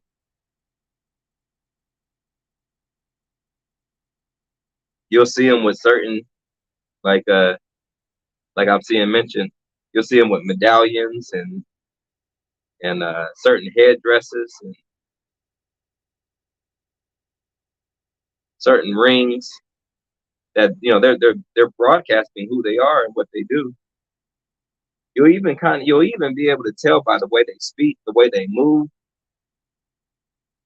The secret societies take the more intelligent of the population and recruit them. You know, and then you'll even see it by the way they don't say things, the things that they don't say. When you know that the logical next statement would be whatever the truth is, and then they just say something that's not that logical next statement. Like, but yeah, you'll be surprised how many pastors. As a musician, I've worked at hundreds of churches, like literally. I've worked at so many churches. I've played for so many churches. I've traveled the country, and I speak to the pastors. And you'd be surprised of our conversations, which I'm not going to share right now. But man, you'd be surprised.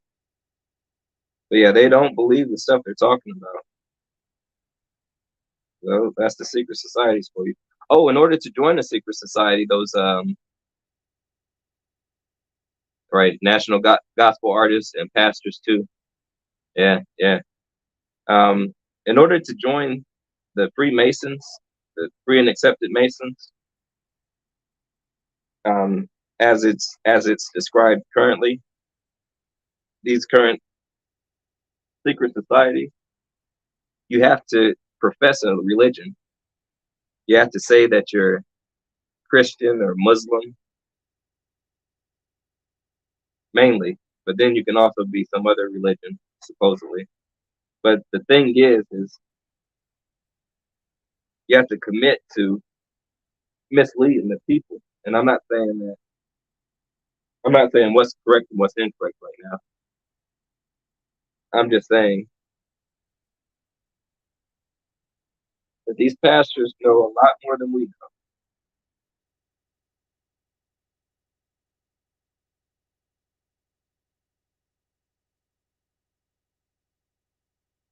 They're willing to lie.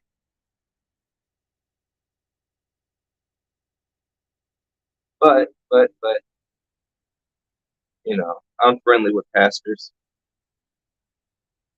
I'm friendly with people. I'm friendly with bad people. Friendly with good people. There was a Bible verse that my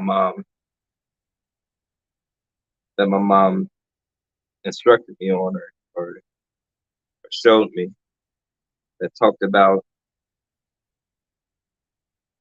Can't quote it because I can't remember the quotation. But I remember what it was saying. It was basically saying, although you don't want people to be evil, you still have to to some degree befriend, or there's another word for it, but you still have to be very cordial with even your enemy or even people who are evil. I think they called it menace, however they called it. But because you never know.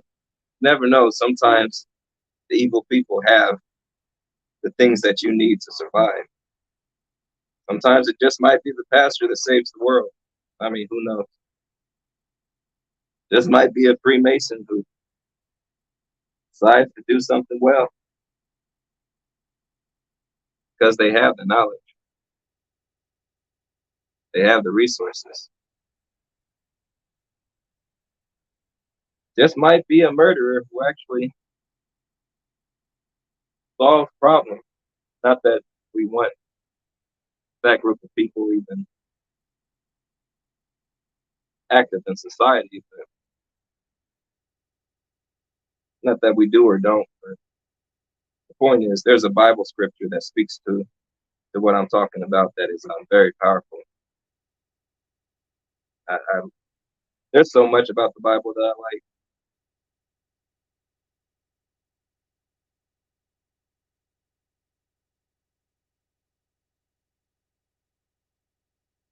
This is a thicker block.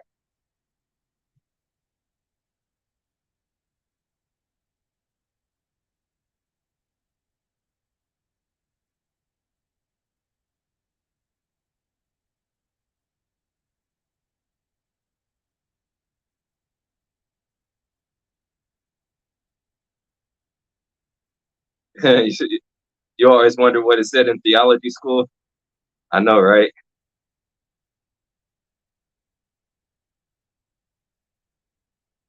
I mean,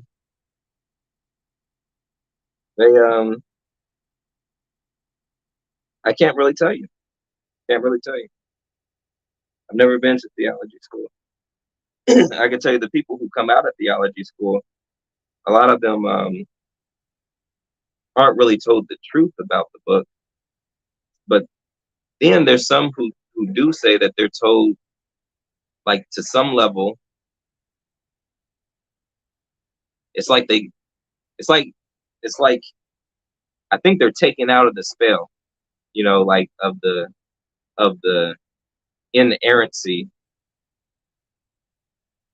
of the Bible, to where there's not a single error, and that everything is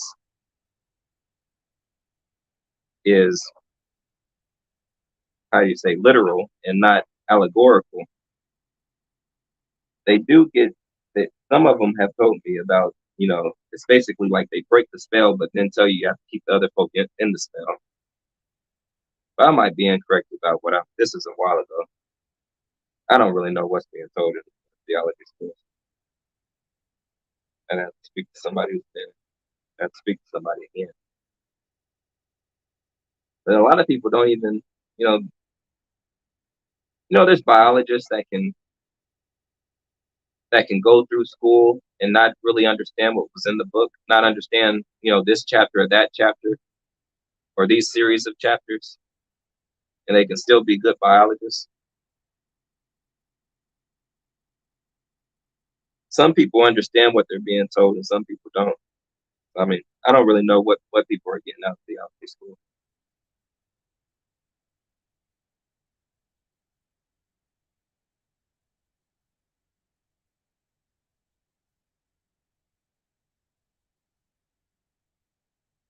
But whenever you talk about religion and politics, they say you have to be a little careful. Everybody has their own thoughts. Of course, there is a truth. Somewhere there is the truth. What people think is the truth.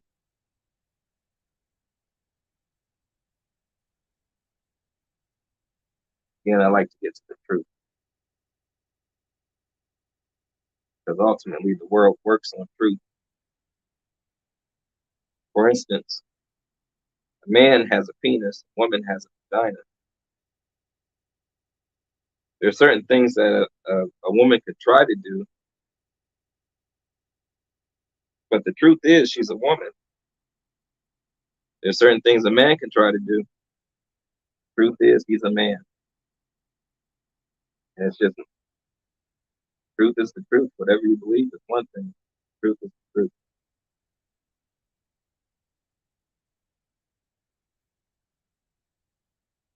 Oh no, this isn't the halfway point. It might look like it. I still have to hit the. Oh, wait, hold on. I did hit the sides. When I get, is this the halfway point? I'm far along. I'll say that. Been like 2 hours. Hey, I might hit this in 4 hours. Maybe this is the halfway point. I don't know. Thank you for the encouragement by saying it's the halfway point. That's encouraging me. The 4 hours is a whole lot better than 8 hours.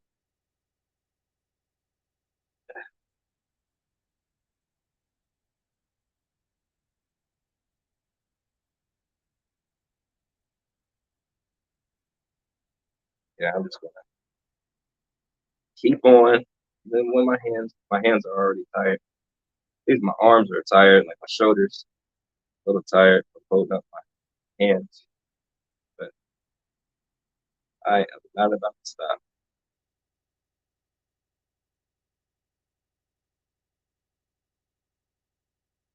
And I ate before I started, so I don't have to take a lunch break or a snack break.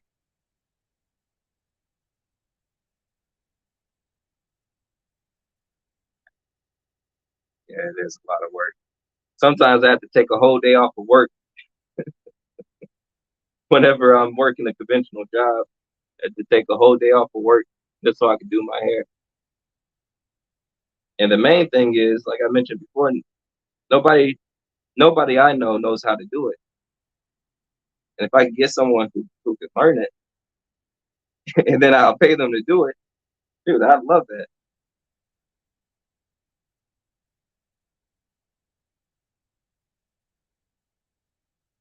But you see, it's not that difficult. It's just a lot of doing. Ah,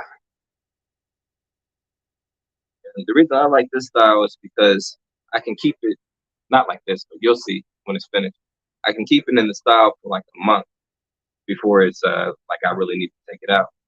And then I take it out, then I can keep it in the next style for a month. Then I have too much new growth and I have to do something. That's like 2 months based off of this 8 hour 8 hour twist. And really I need to twist in between. Like I probably need to twist every 3 weeks or something, like a retwist to get the new growth. But I'm gonna hire somebody else.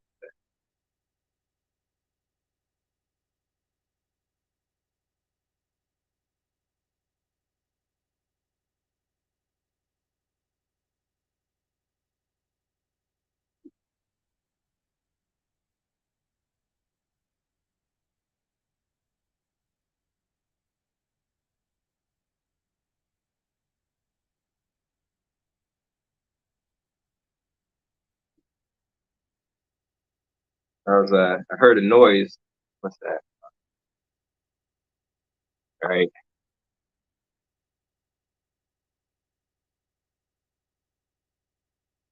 Yeah, there's a method to it. I heard a noise and it reminded me of some of my little animal friends. There's a lizard that I became friendly with, like a small lizard.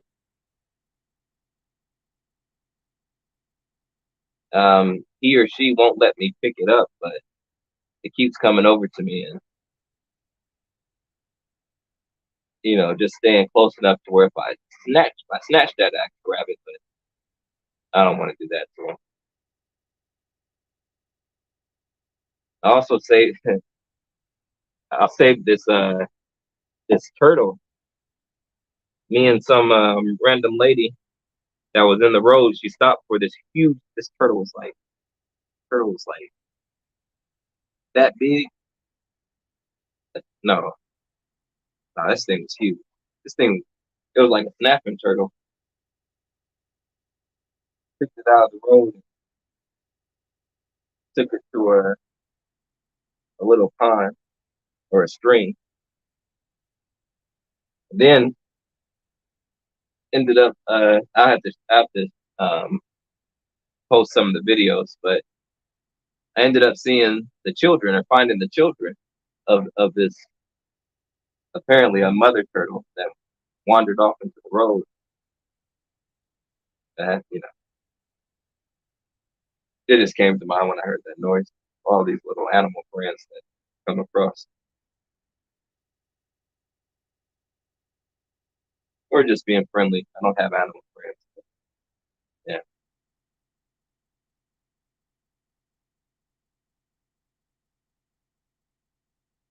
try to be friendly to all life. Like I said, I'm friendly to evil people, friendly to nice people, friendly to criminals. But when it's time to stop being friendly, you know how to change, flip that switch. But for the most part, just stay friendly or whatever you would call it.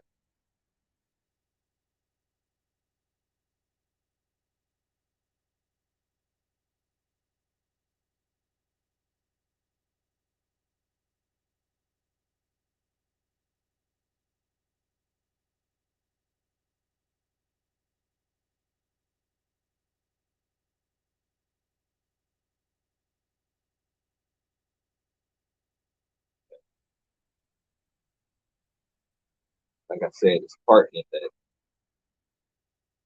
sometimes the hair goes into the wrong twist. And you have to undo like this one, kind of undo it and then retwist it, or undo it a little bit to let some of those strands out. I think the reason I have so many like loose strands is because I started off in the afro before I twisted it. But I'm not sure. I think that's why though.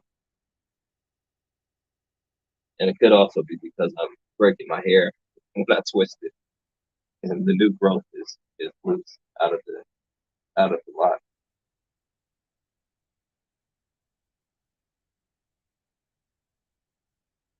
But I don't know. I don't do hair. Just learned. My sister taught me how to twist my own hair because she decided she's not twisting it anymore, which is okay.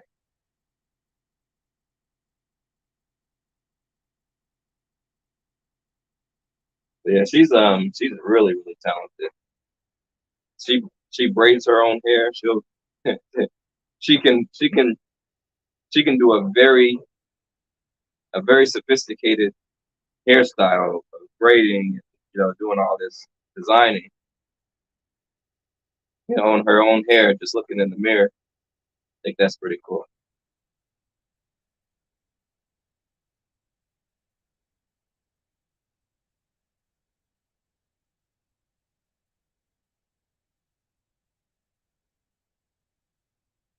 Try to speed back up.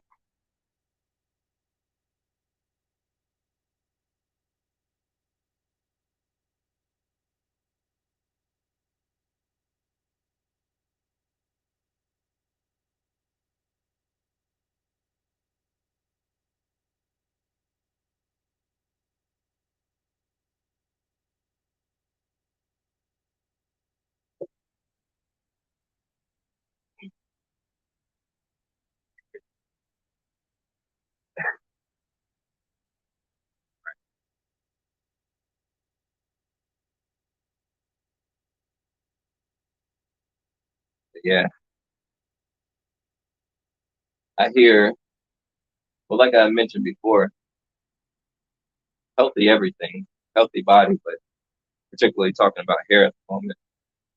As long as you're eating fruits and vegetables, your hair will grow well and getting sunlight, drinking a bunch of water. But avocado, if I have it correctly, it's good for your hair. I know some people will actually put some avocado in their hair when they're washing it. I've heard of American women doing that. I've never tried it, but I do eat avocado every day. It's my favorite food. It's one of the only foods that keeps weight on me. You know, it's hard for me to keep weight on me just because of the fruits and vegetables that I eat, and not eating a bunch of meat, and then doing so much movement, jogging and exercising and stuff. So eating that avocado, it's nice and thick. It's not a very watery fruit, which I do prefer watery fruit. Yeah, I love avocado. And to the best of my knowledge, it's good for your hair. But I can look that up and get back to you. Or of course you can look it up yourself.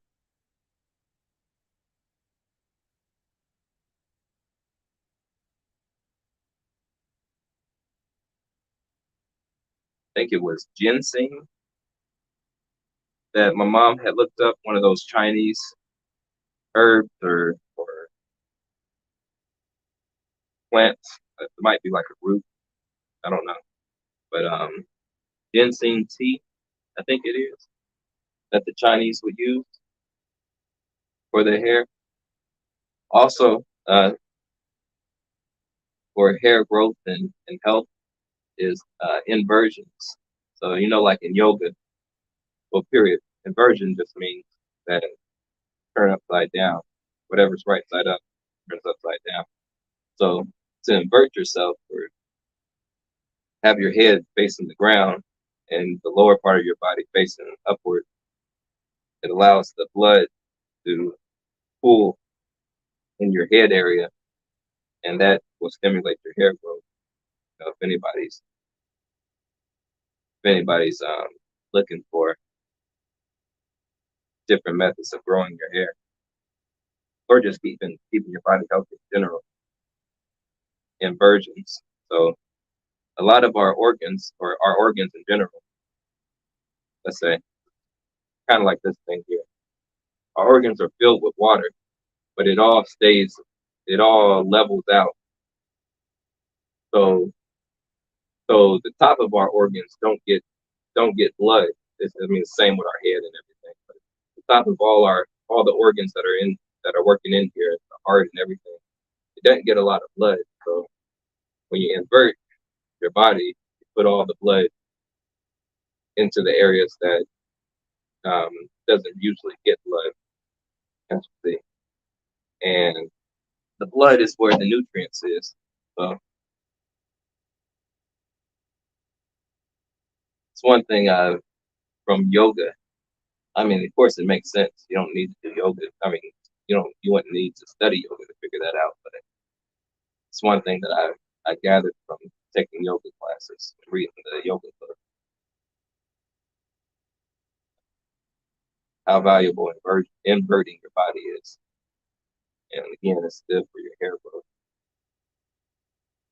and stimulating hair growth and giving the nutrients necessary to grow it.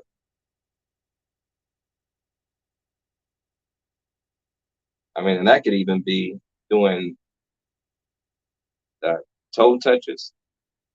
It could be doing headstands. You could get on an inversion table, where that's the thing that you locks your ankle area into the table, and then the table turns and keep you upside down.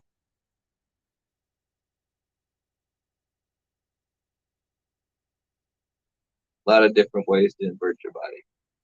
The main thing is to put whatever's right side up upside down.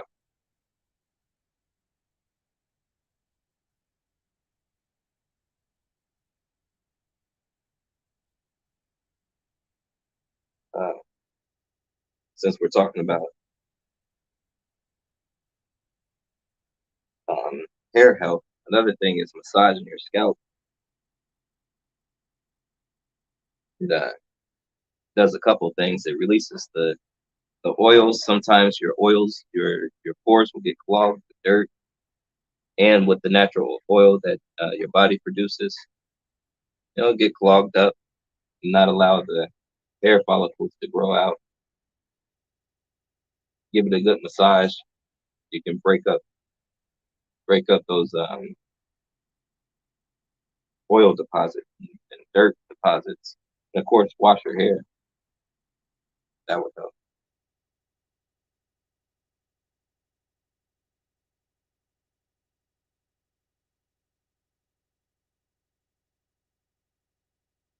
Oh, and wetting your hair, just like a plant.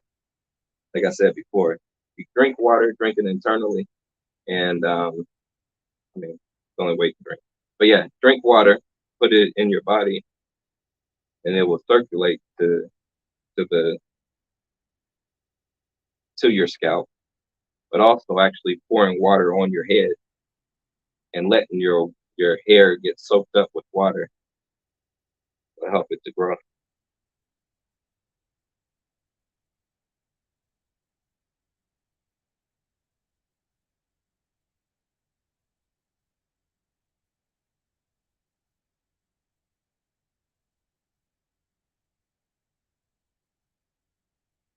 How long?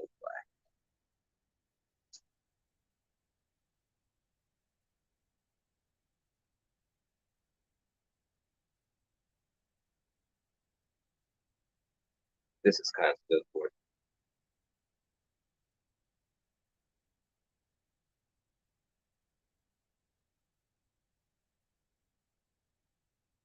Try to speed up again.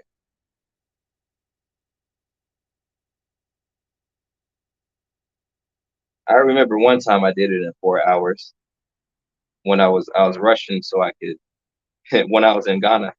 I was rushing so I can make it over to the last day of the conference of the diaspora conference. And, oh man, my arms were so freaking tired, and my hair was so tight. I didn't mean to do it that tightly, but I did make it to the conference. For that, I made it off. It was a 3 day conference,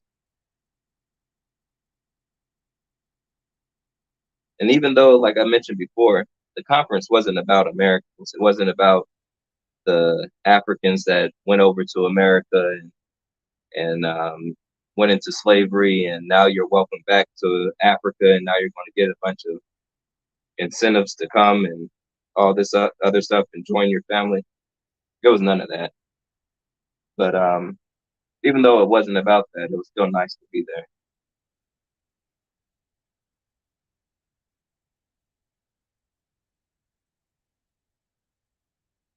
And it was real cool to talk once I got to speak with the how you call 'em?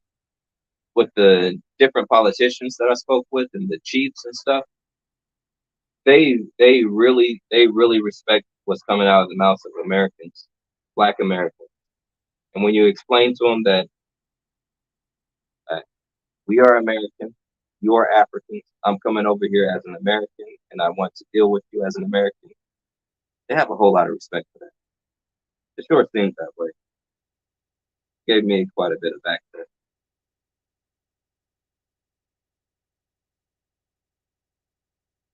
And they were um, a lot of these African countries, but in particular the one that I went to, Ghana, they were very open to dealing with us as a nation. They even want to deal with it. They want to deal with us as a nation of people. It's better dealings when you're dealing with the nation than when you're dealing with the group of slaves of no nation.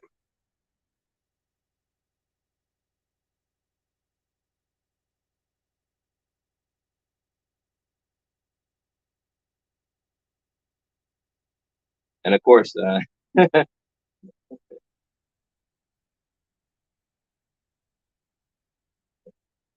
whenever you go over there, they think I was asked by so many people if I know Beyonce, if I know Jay-Z, if I know. I think they even mentioned Tupac or something, or they mentioned people who were dead. It was weird, but they mentioned they was like, do you know all these famous people? I was like, no, I don't know any of those people. Like I'm just kind of one of the regular Americans, for the most part. But yeah, they think that we're all superstars. I mean, I think they do. At least they act like they do. Um, Everybody asked me to take them back home. The women asked me to marry them and take them back here to America. Like if I did marry you, I wouldn't bring you to America. But the doctors, that you stay there long enough, you might end up seeing a doctor. I ended up seeing a doctor at some point, and after our dealings were done with the doctor patient situation, um, he said, "Will you bring me to America?" I'm like, man, you make more money than I do.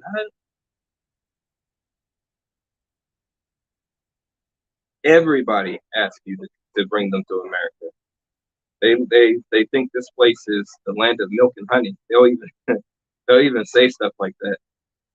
I I once told I told some of I told some of them that you know the people we call Black Americans, we have it kind of tough here in America, or we have it tough here in America, and there's a lot of what I'll call injustices that are going on against us. And they told me that I was lying to them, that I was trying to keep America to myself. Oh yeah, that's the interesting statement. But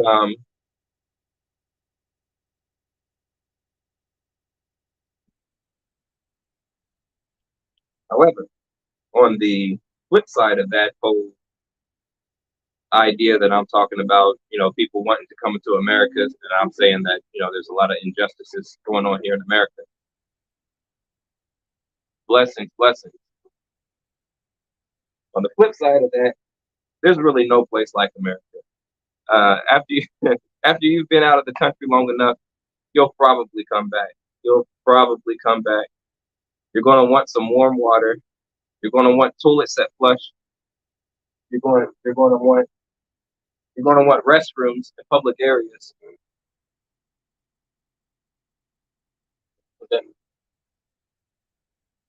Yeah,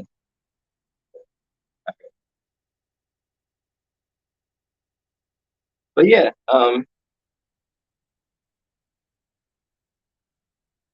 you're going to want to come back to America because there's no place like America. We are probably the most developed country in the world. We probably have, even with our injustices, perhaps the most justice.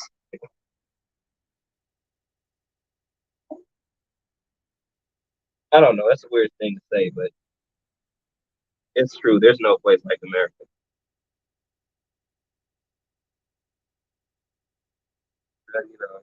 Learn that a little more the longer you stay there. All right. Yeah, I'm going to be up for a long time. Yeah, I'll try to speed it up so that it's not a long, well, it's a long video, but that is not it's not too long. But yeah, get your rest. You'll see me eventually. Just tune back in. I'll probably be doing my hair.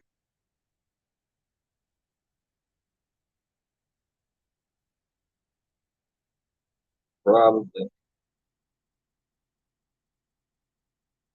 But like I mentioned before, I'll go ahead and make a shortened version of this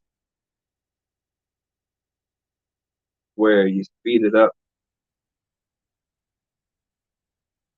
I think you can speed it up like 16 times or 32 times the speed and just show all the action of doing your hair,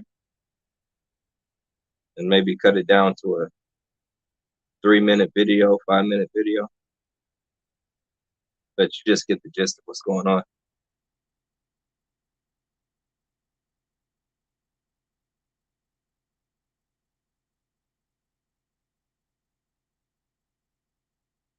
But I'm telling you, there's no place like America.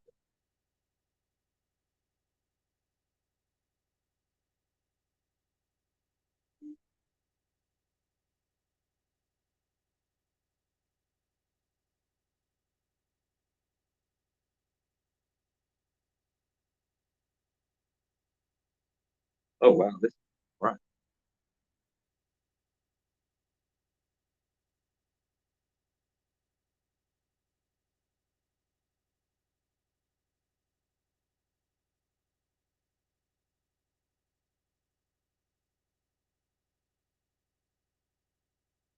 You can't really see what I feel. Like I'm kind of, I don't know if you can see it or not, but sometimes I'm manipulating two locks at the same time.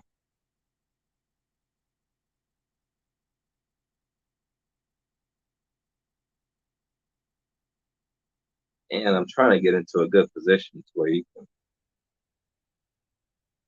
if it's not already understood what I'm doing, you can see what I'm doing.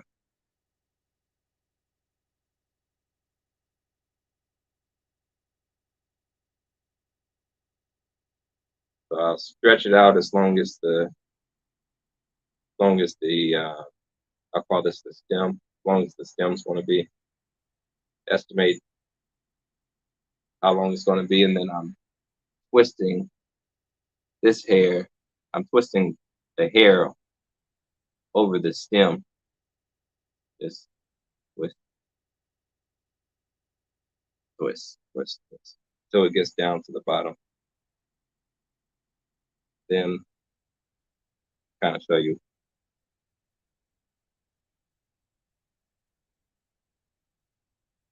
Okay, not do that. Didn't have enough room. Okay, so maybe it needs to be this long. Measure it against this. Yeah, maybe a little short. Maybe it needs to be this long. I'll show you. So this seems kind of too long. Hold on. Maybe right there. Something like that.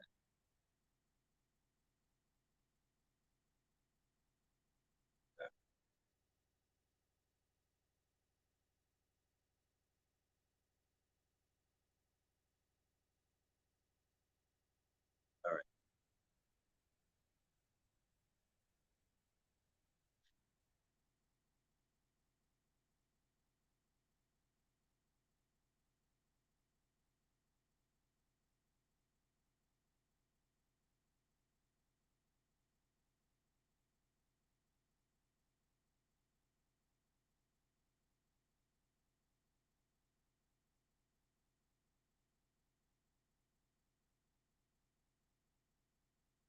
Dang. That's another thing that takes so long is misjudging how long this stem needs to be.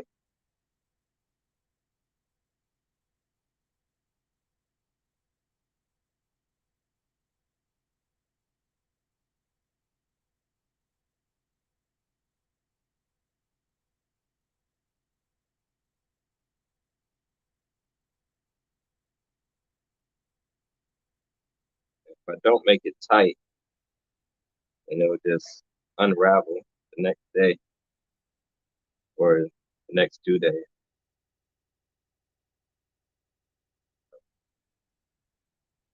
Now I'm towards the bottom.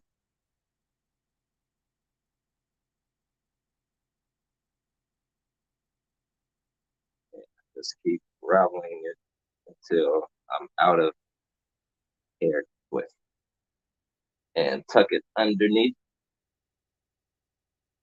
That's the gist of it.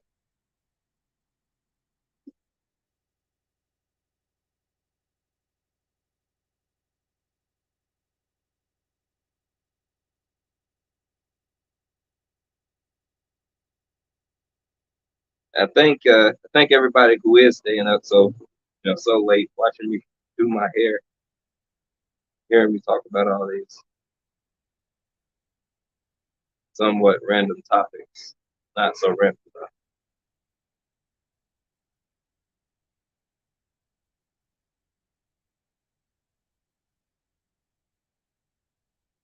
Oh, and if you haven't already done it, please do me a favor and subscribe to the channel.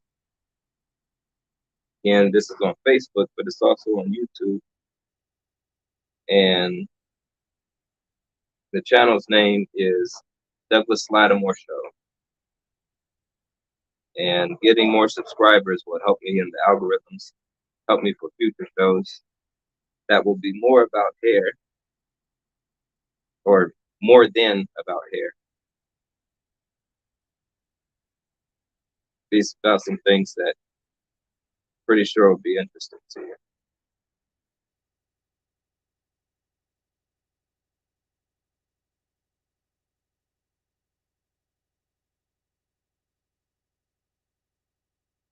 But if you have anybody who does hair and might want to know how to do his hairstyle, you can send them this long video, or you can wait until I send them the video. But also, you can once I shorten the video, you can send that to them. Let's see how to do the style.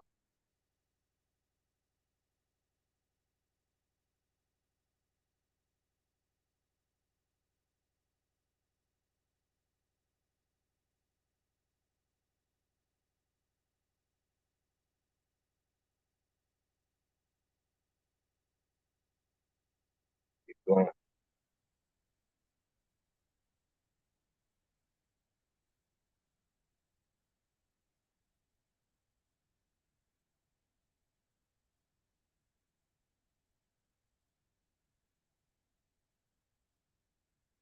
When I get done, I'm gonna eat you a nice meal,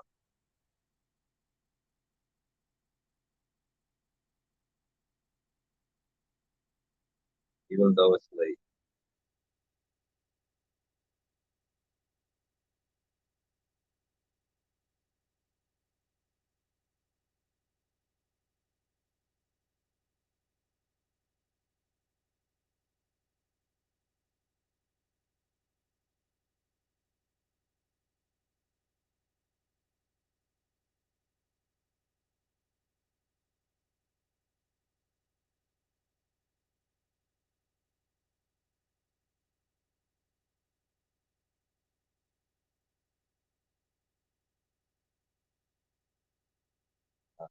It's tough to sleep with this hairstyle too, but there are methods. Like after the second day, after this maybe the third day, the hair stops sticking up and it falls down a little bit where you can lay on it.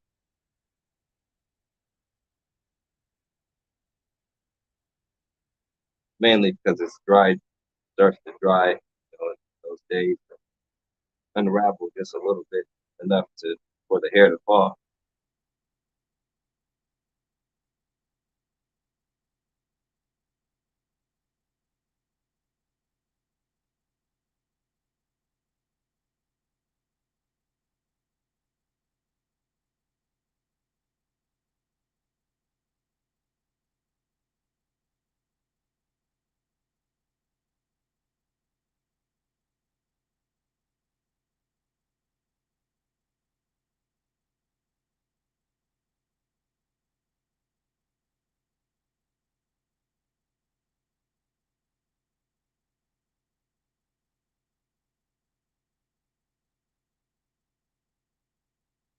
I would show some of the comments, but my hands are wet.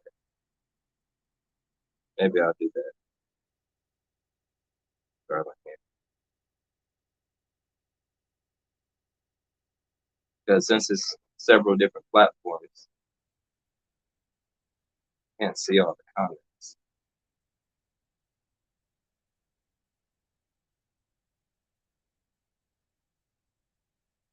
I was trying to summarize it when I was answering questions.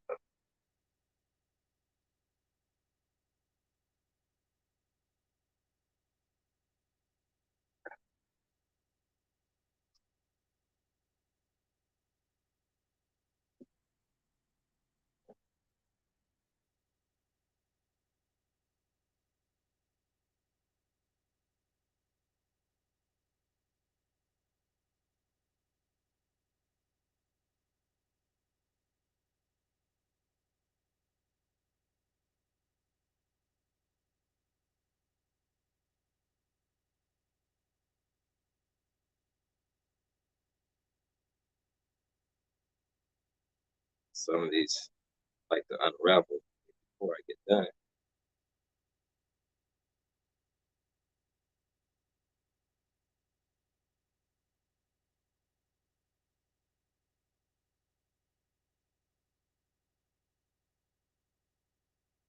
My shoulders have hit the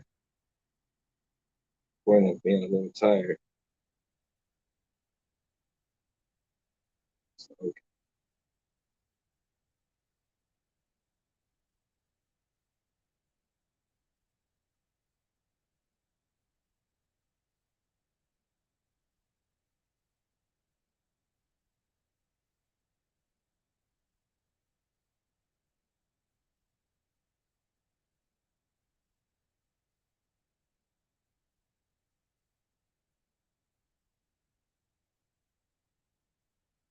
it's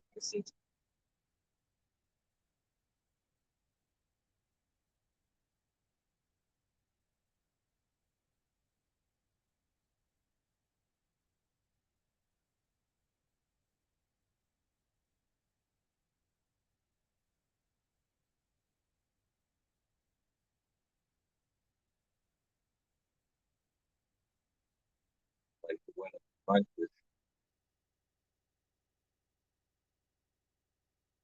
manipulate about the devil.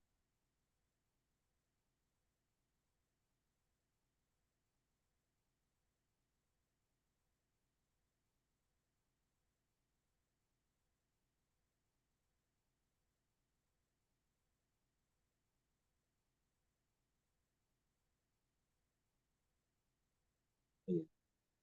I know I said it several times, but as soon as I find somebody who can, as soon as I find someone who can do this hairstyle, won't be me doing that. Be somebody else.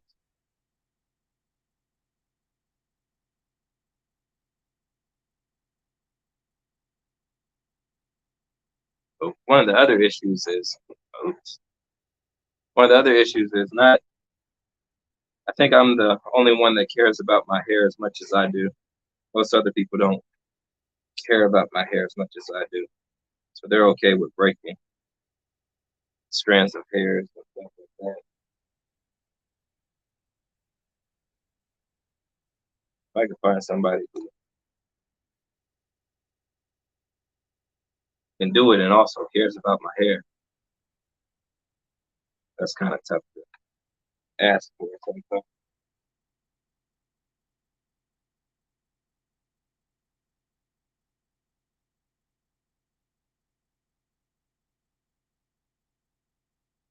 I'm just pouring just enough oil to cover the surface of the water, or to cover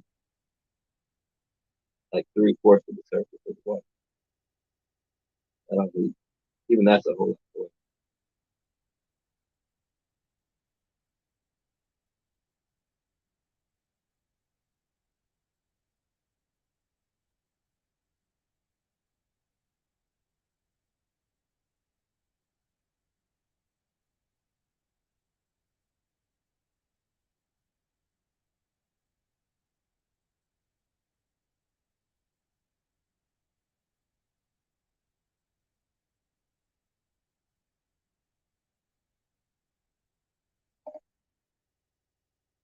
And who knows? There's probably a better way to do this,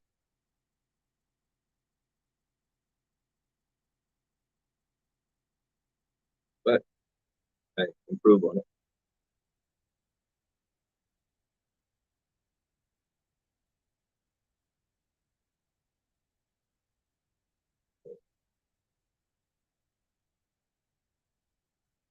Here's one there,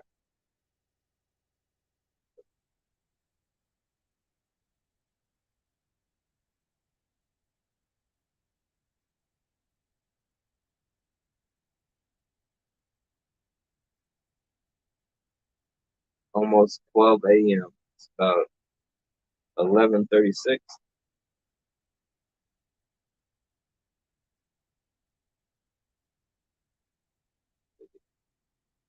If I am halfway done, it's been damn, it's almost 3 hours.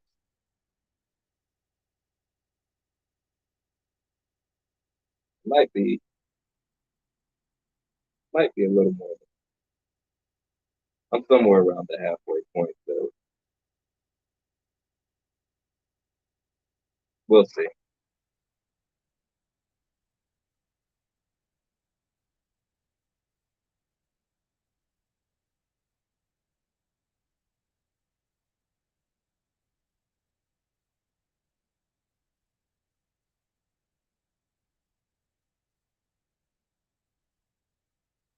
But yeah, this is this is literally the only hairstyle that I even want to learn how to. I only want to learn how to do my hair. I don't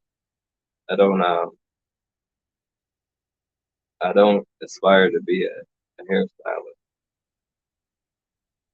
just like my hair is being done.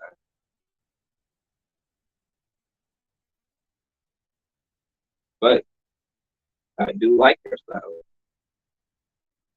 If I can inspire a hairstylist, hey, awesome.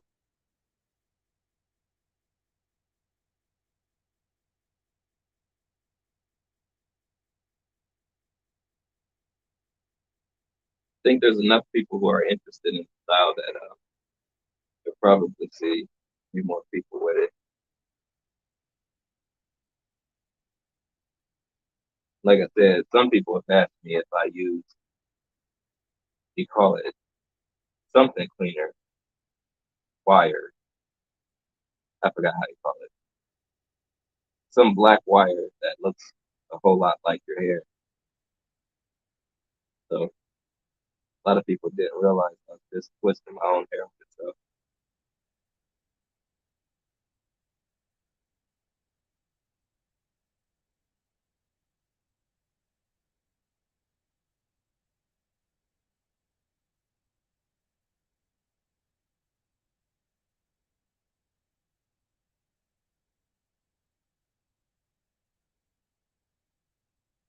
But yeah, hey, um, this becomes a hairstyle worn by a couple people. I think that would be cool to see. You know, see some videos of other people wearing it.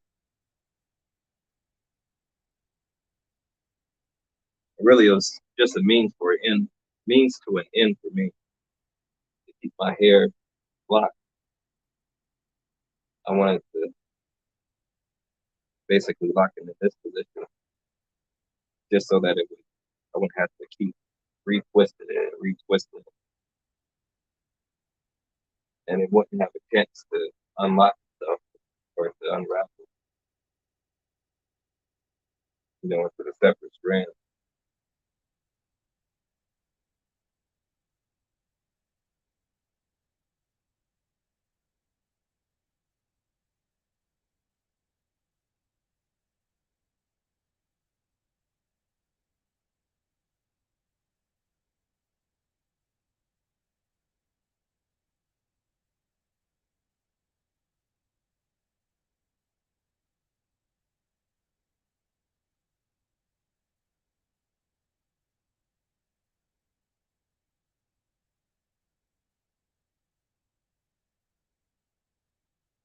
Measure it against one of these that I've already had done.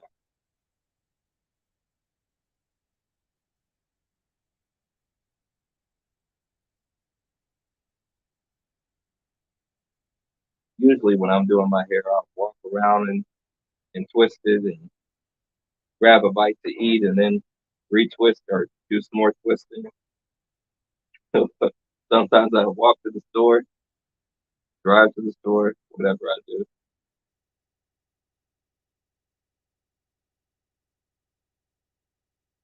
I'm sure you can imagine people a little confused when they see me walking around like this. Try not to do that too often.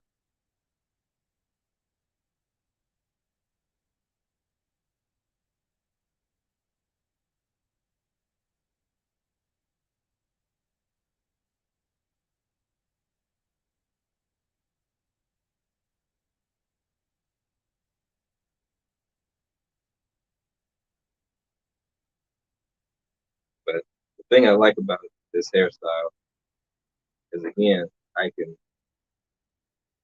well, I do have to spend up to 8 hours to complete the hairstyle. then I can keep it. I can basically not manipulate my hair again until another 2 months. Not that that's advisable, but like I said, I can keep it in this style for a month, and there'll be too much new growth for me to keep it in this style. I have to take it out of this style. Then it falls in a week to the length that it's going to stay at to stay in these real tight curls.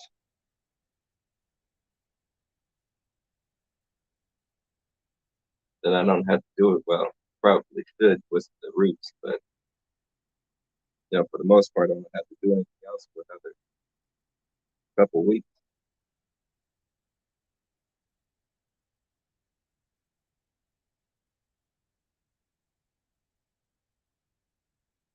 I think that's too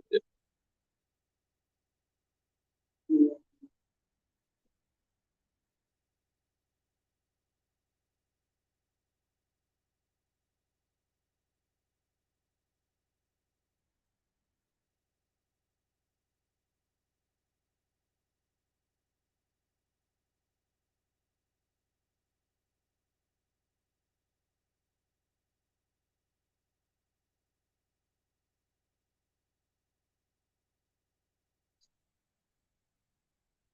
Uh, One of the things I like about some of my travels, like when I'm in Florida, this hairstyle isn't that. I mean, yes, it might be somewhat unique, but there are so many different hairstyles, so many different ways that people wear their locks out here.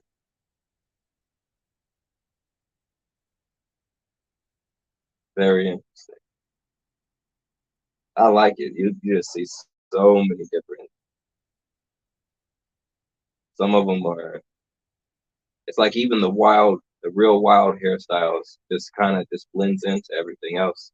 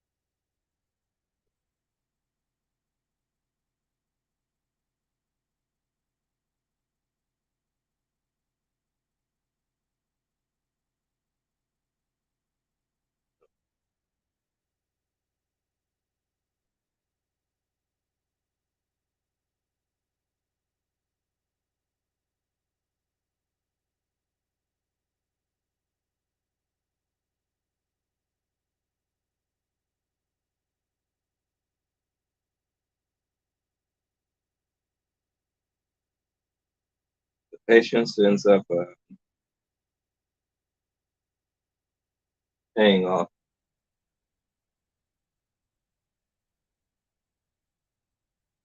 I don't know if it's patience, but the diligence.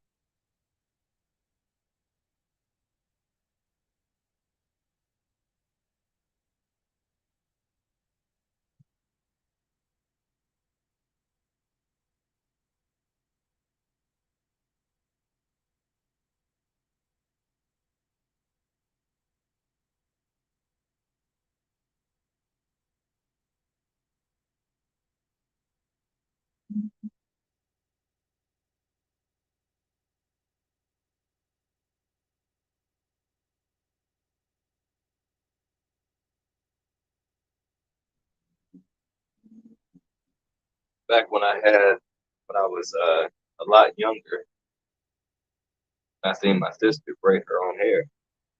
I tried to do that a couple of times and figured that's not braiding my own hair.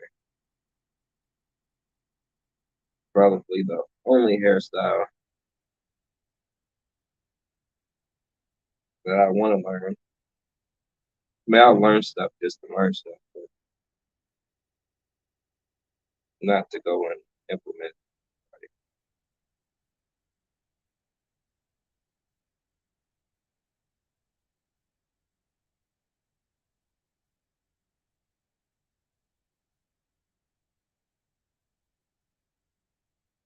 One thing I love to have is my own personal loctician.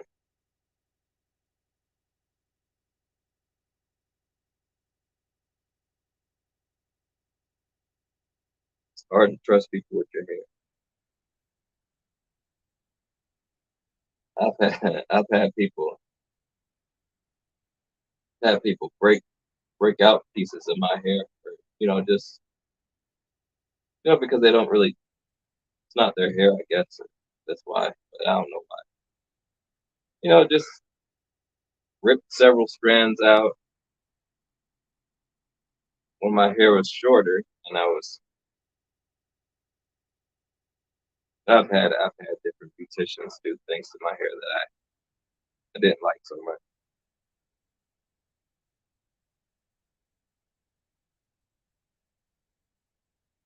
Why I'm doing it myself.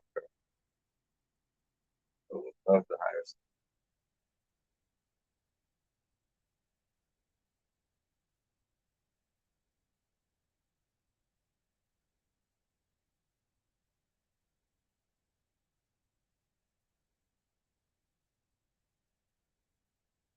Like I mentioned, this isn't so hard.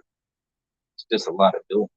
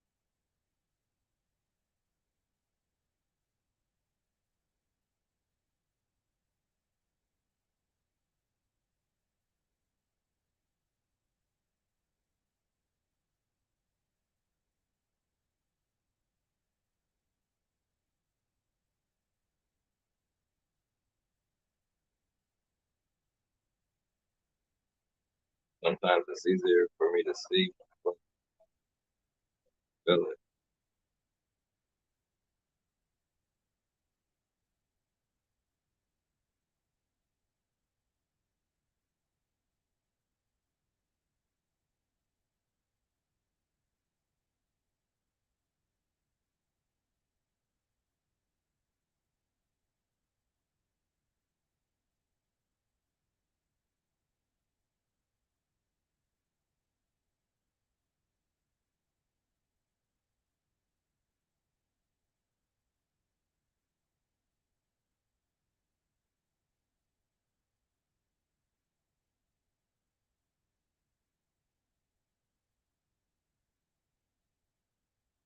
I'd like to see a natural hair expo. I think that'd be nice. Or even, I don't really like the concept of, well, let me just say, there's some negative things about modeling, but I would like to see some natural hair models. I think it is nice to see. It's just nice to see the truth.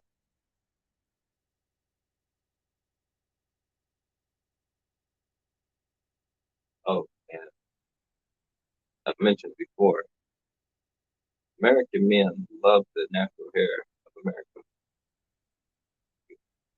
Ever do a survey, I'll say that you'll find more American men that say they prefer a woman's hair to be natural than unnatural.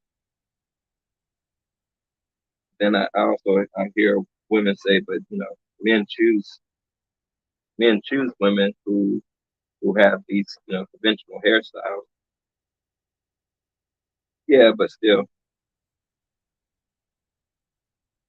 you ask them what their preference is, they'll tell you they prefer the natural hair, although the conventional hairstyles look nice.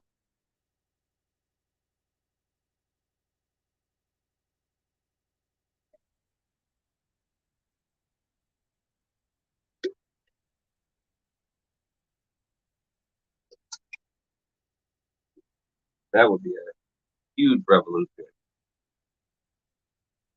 if our women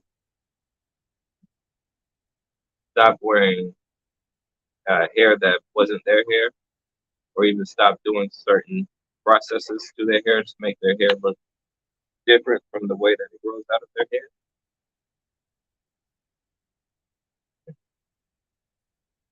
You probably heard it been said before, but we could take over the hair industry just with what the women do alone.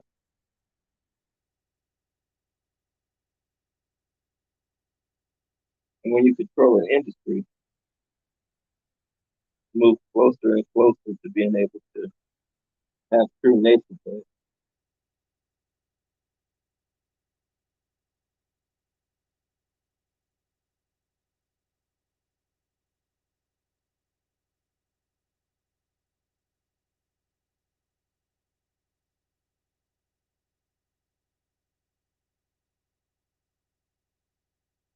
Currently, we're making a lot of Asian and European nations very, very rich. East Indian, East Indian, Chinese, and the folks next to China will sell their hair, sell their real hair.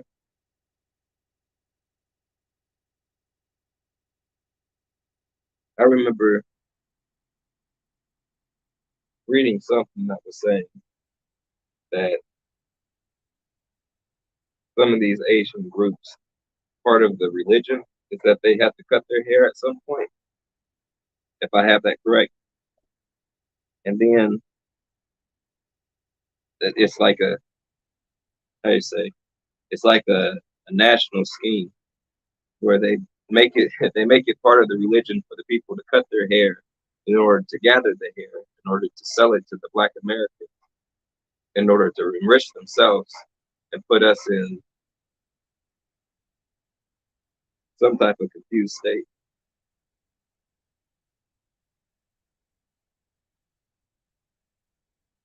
But that can be a touchy subject.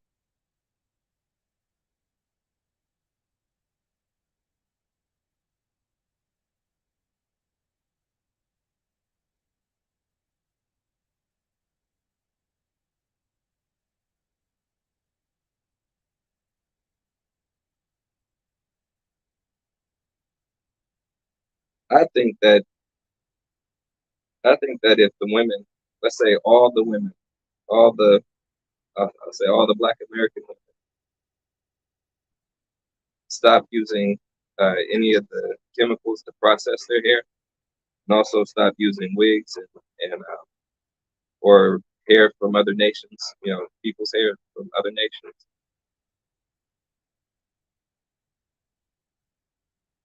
We'd be able to enrich ourselves and enough to turn the tables on all the invaders that are here.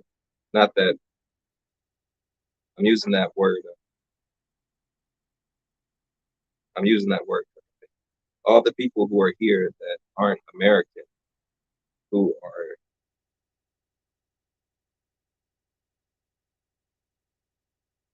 in control of our economic, in control of our land, directly in control of our land, in control of our politics. It would take everybody out of power. And it would just be because the women decided that they would wear their natural hair.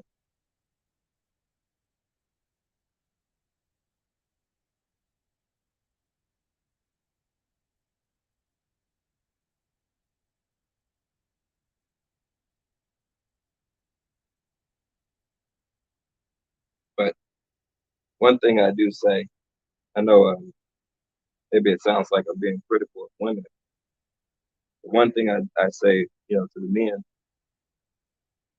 is that the women aren't the problem. Our American women, Black women, they're not the problem. Whatever the women are doing that we perceive to be incorrect or something that's not advisable, It's ultimately our fault because we were supposed to set the society. The men set the rules of the society. Because we're not in rulership, not in leadership, chaos will ensue. Chaos will continue.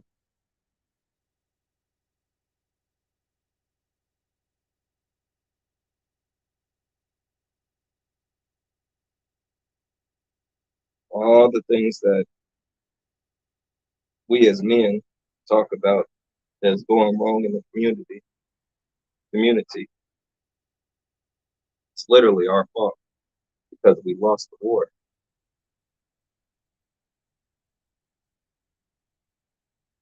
And what do you expect?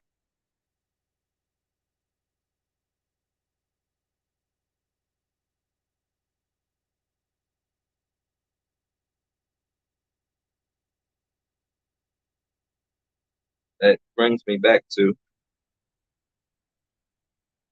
Americans need to come back into power. We don't have another choice. And as men,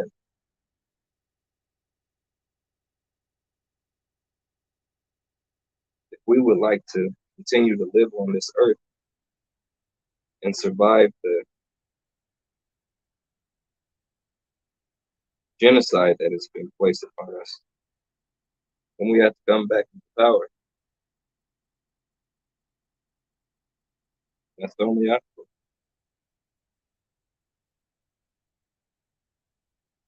Or else we could go the way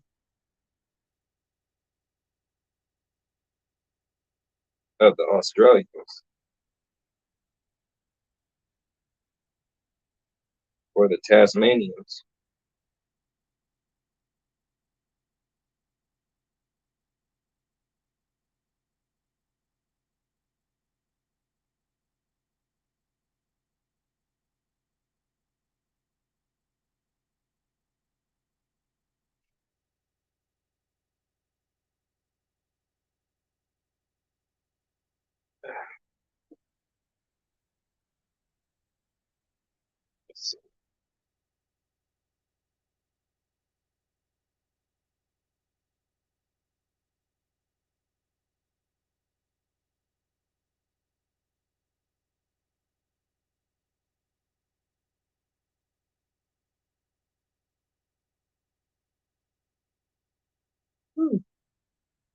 Disarm.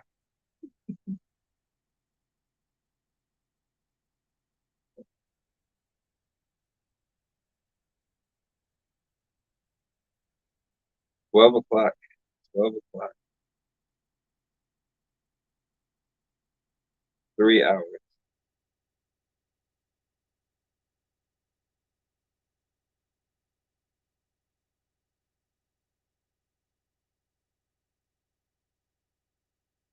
Nothing else will make it work.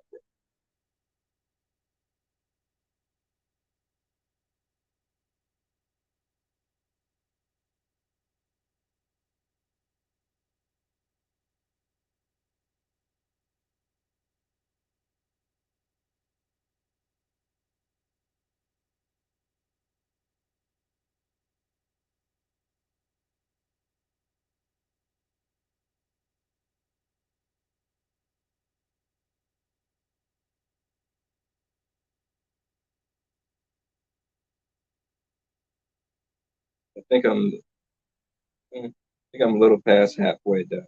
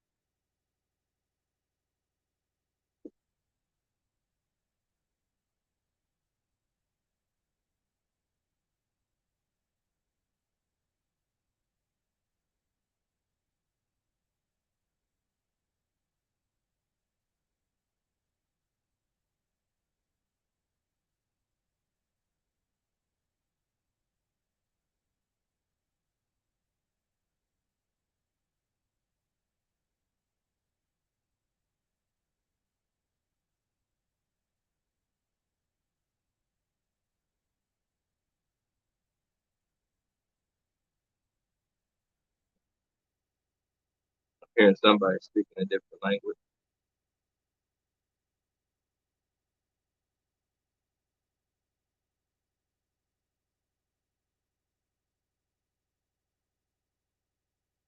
Here soon I'll be speaking Spanish, speaking a little Spanish to you.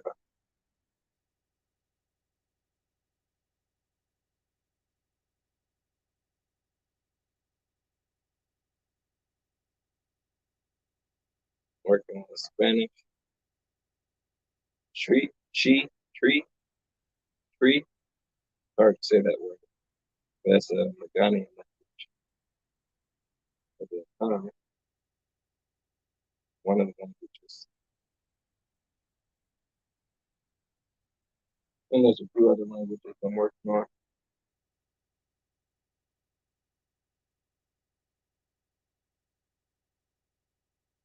I do think that would be also beneficial for us Americans to learn these different languages.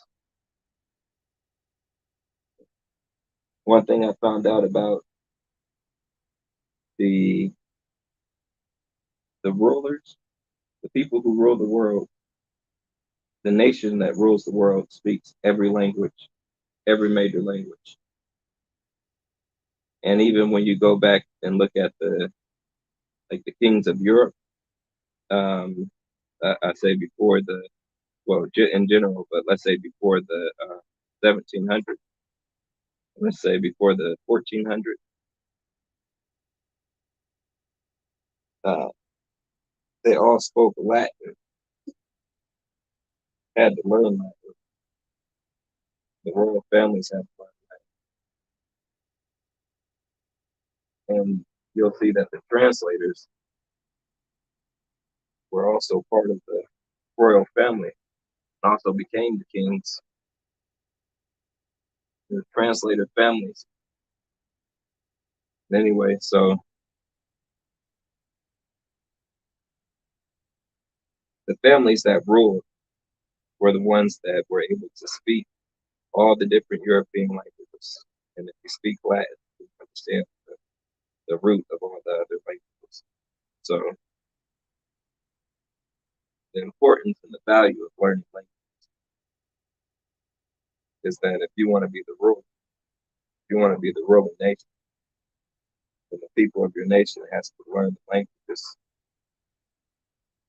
of certain other powerful nations, or most all of the powerful nations, all of the powerful nations. So like the Europeans who currently seemingly controls the whole world, they have people that speak every single language. They speak Mandarin. They speak, of course, all the European languages. They speak the American languages, the ones that the Americans don't know.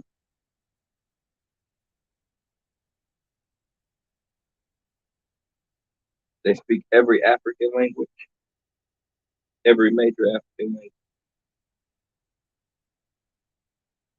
every country. They send their people to every country to learn language. That's one of the ways that they have a lot of power in learning languages, having a nation.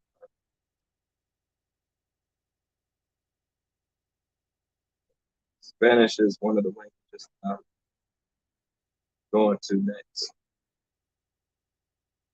Arabic is the language that I'll be working on.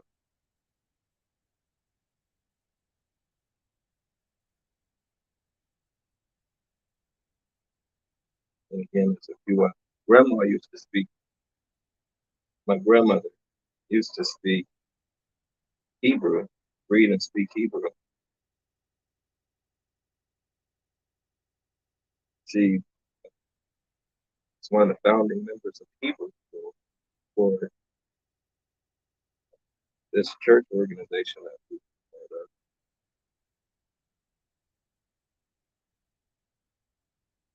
of. We learned just a little bit of Hebrew, learned how to read just a little bit.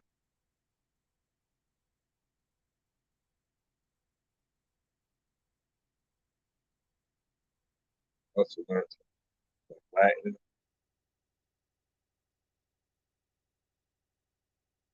Very powerful to learn and understand language.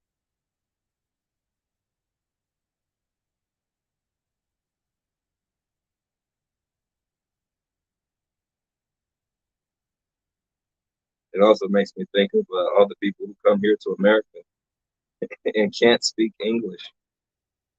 Stuff is crazy. I don't even understand. I don't even understand how that's a phenomenon. Uh, how that could be. How can you come into a country en masse and refuse to learn the language,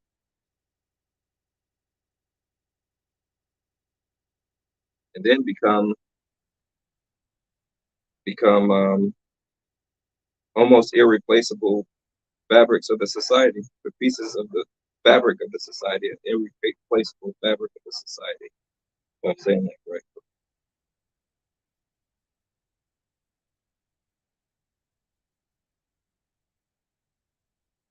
I'll go to Walmart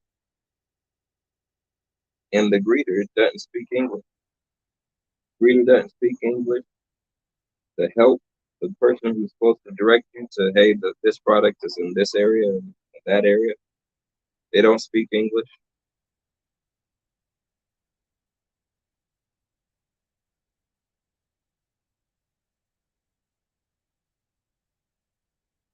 That's the wrong move for a nation. Allow people in. Don't don't make them learn your language.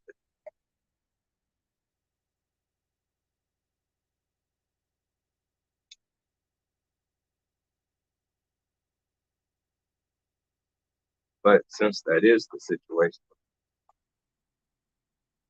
learning Spanish is important.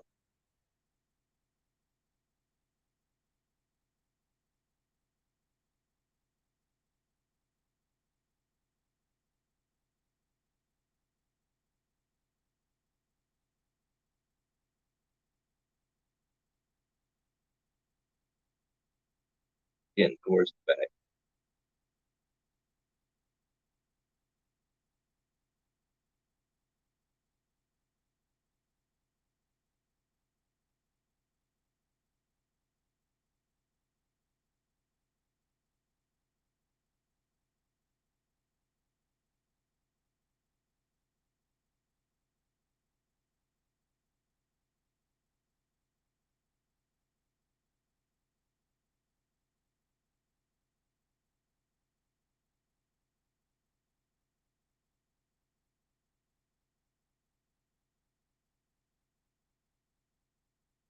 Even people from Ukraine, I've run into quite a few people from Ukraine who don't speak English or speak very, very little English. And of course, I imagine because of the war that's going on over there. But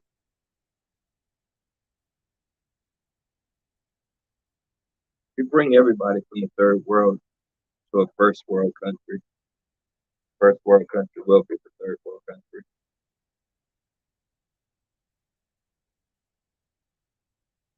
But I do welcome the people who are here.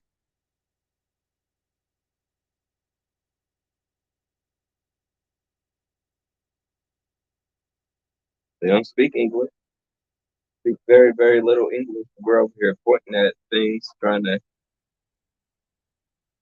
communicate,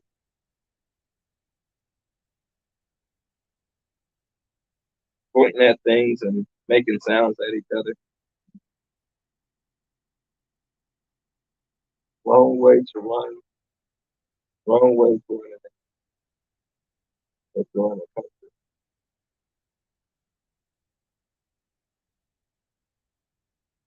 And the thing is, they're not just tourists, they're not just visitors. They're like people who are going to stay here permanently, stay here permanently, and then mate within the same language group, which is fine, but then refuse to learn the language. The native, not what we'll call it the native language of the land.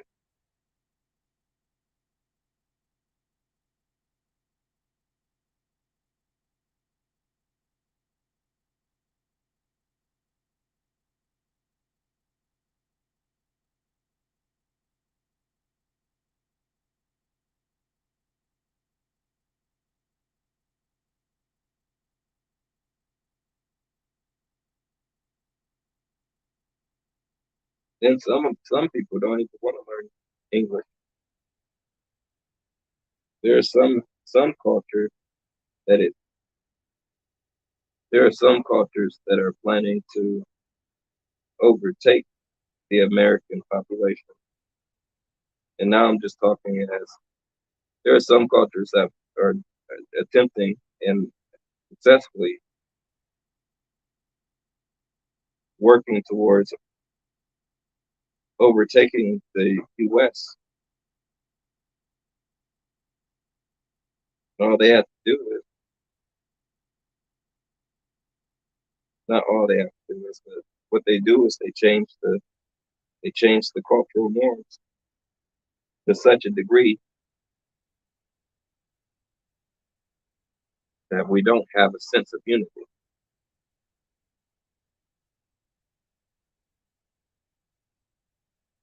Where there's a lot of confusion, there's destruction.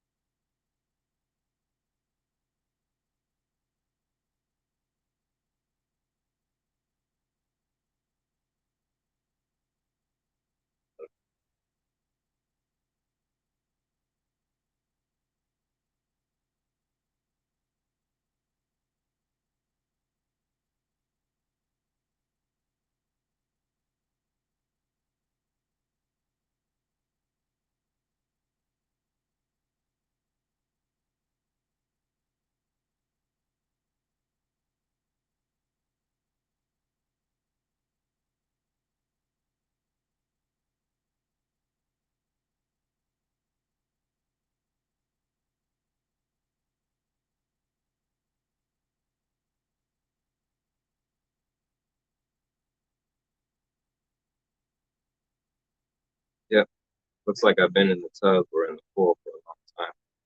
My fingernail, my finger, this and my finger, how do you call this thing? My finger pads.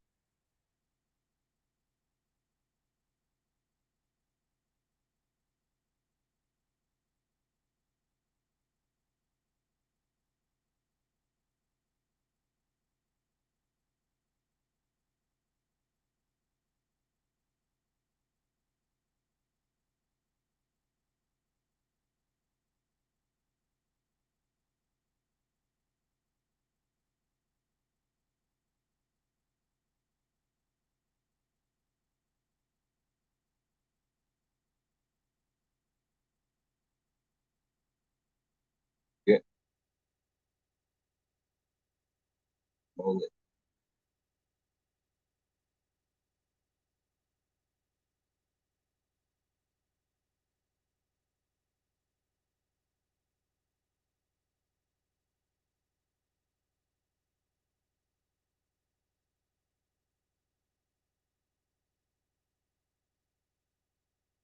Go twist.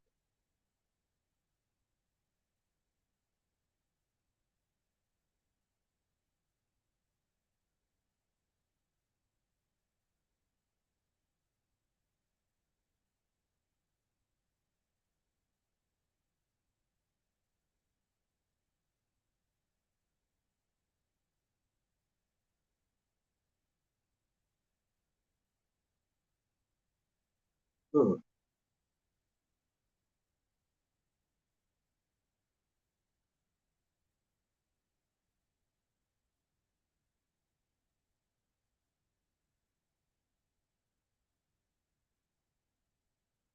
See, normally I would give my arms a little chance to rest.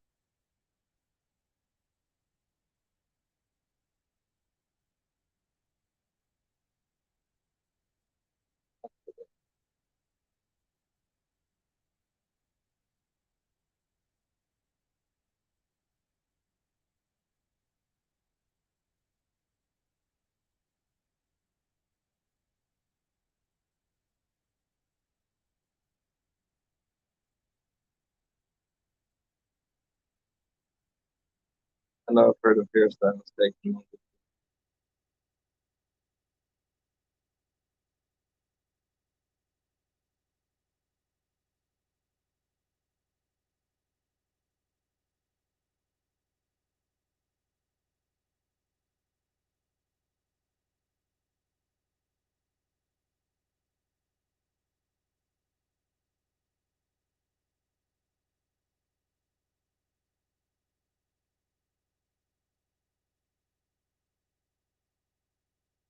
Um, Genuinely twisting this thing screen.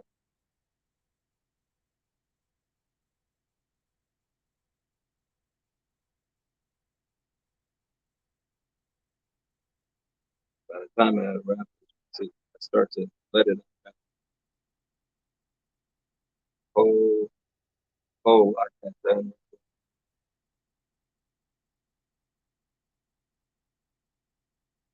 it makes it stay in.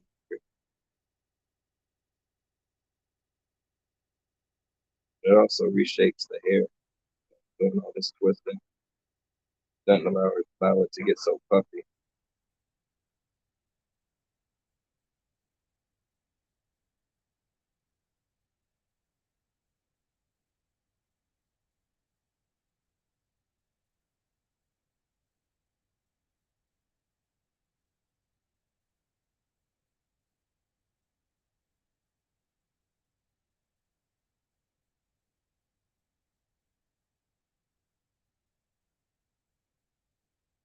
Right?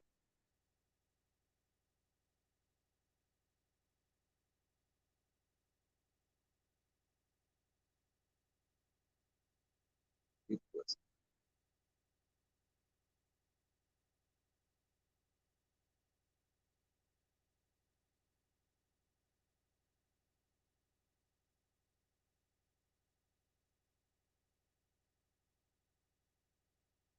Just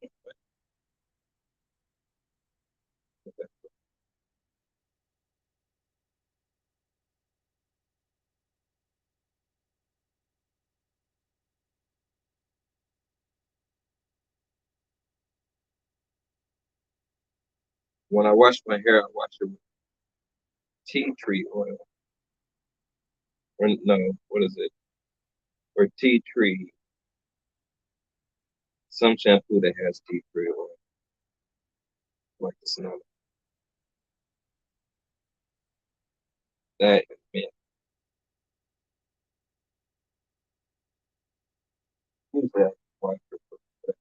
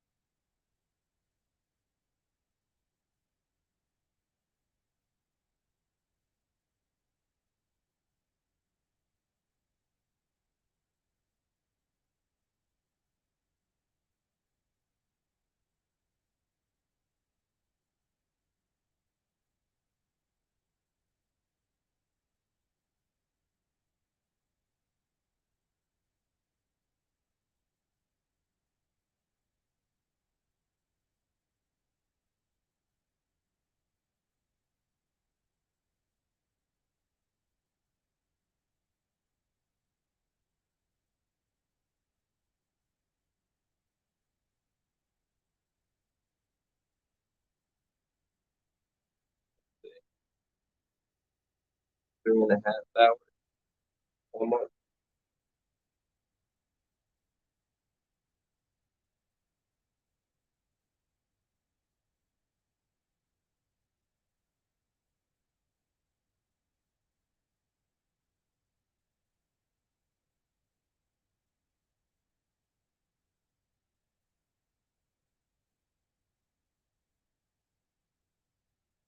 Mm,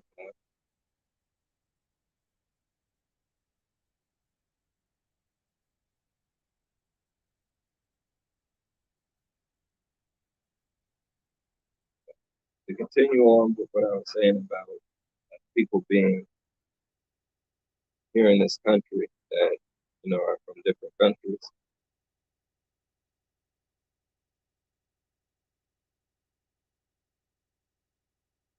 I do welcome the people who are here. I welcome people into my country. I think it's nice to see so many different people from different lands and different languages.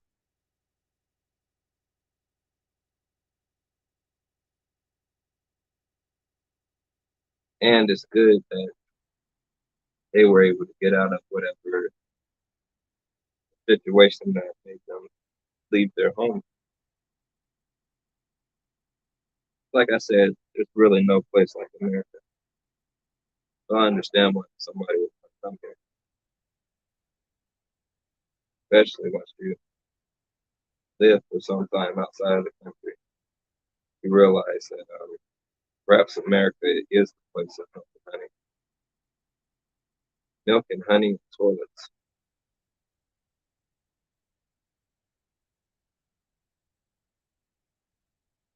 Hot water.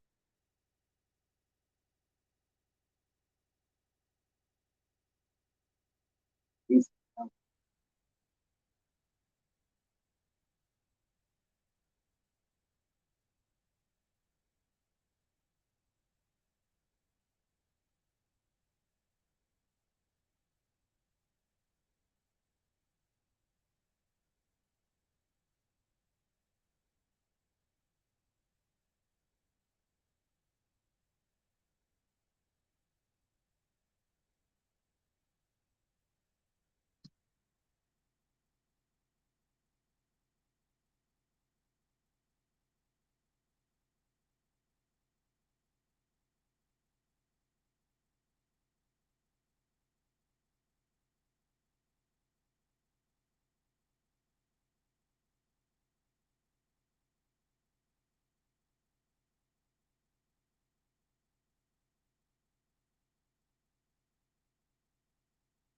I know the way I was even able to make it to Ghana was that I knew people here that were from Ghana, and they invited me to stay with their people, help me through their country because they've made it here to America.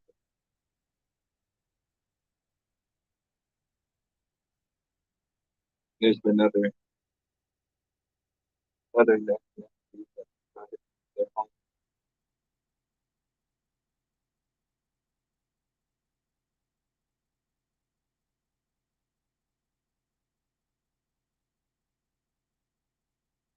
It's also nice that you don't have to leave America to know what everybody else looks like in the world. I know what every nation of person looks like. Every nation.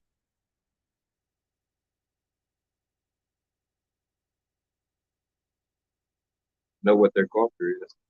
For the most part, if I could see through the American culture, just get to their culture. I had a good idea of what Ghana was like before I got there. I could smell Ghana being here. I could smell Ghana on the people, and it's not like I'm saying it's a bad smell. It's like I can smell the air. So when I went there, it wasn't so unfamiliar. I knew about how the people were, knew about how they were going to respond to me, knew what their food tastes like.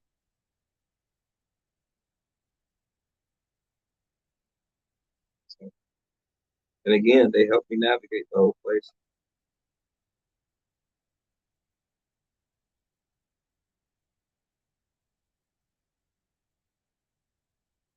Been invited over to Japan. I just didn't make it over there yet.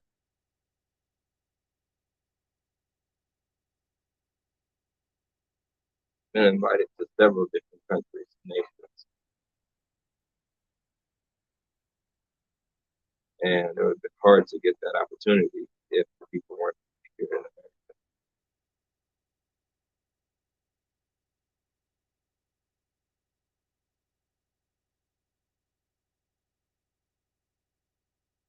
So there's a balance.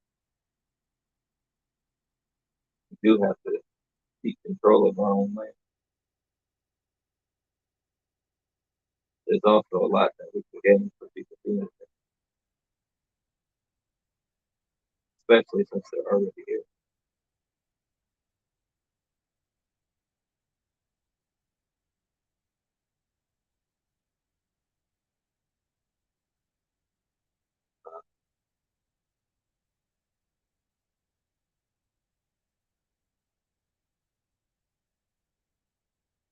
Great.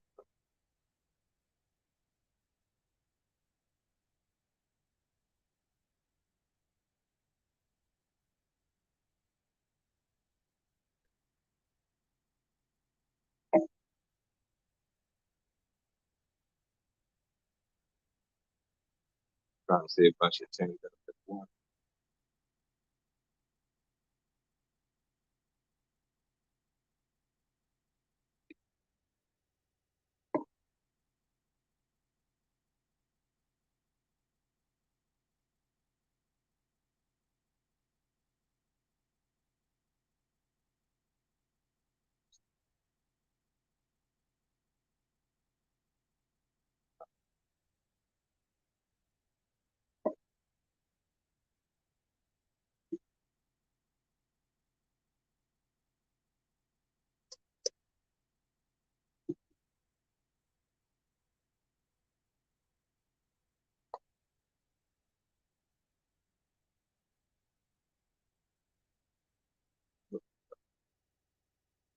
Oh, it's gonna be a little.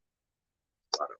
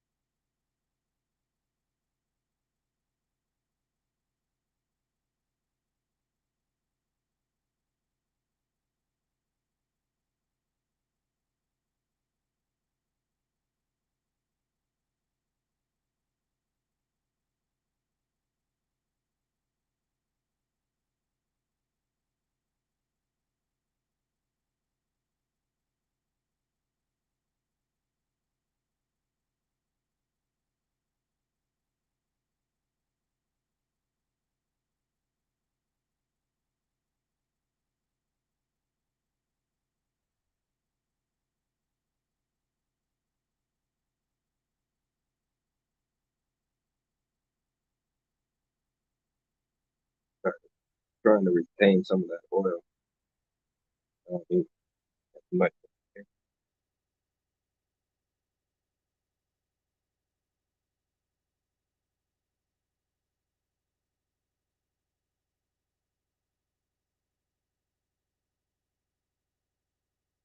Right. If someone does have a better method, more efficient method, feel free to share it with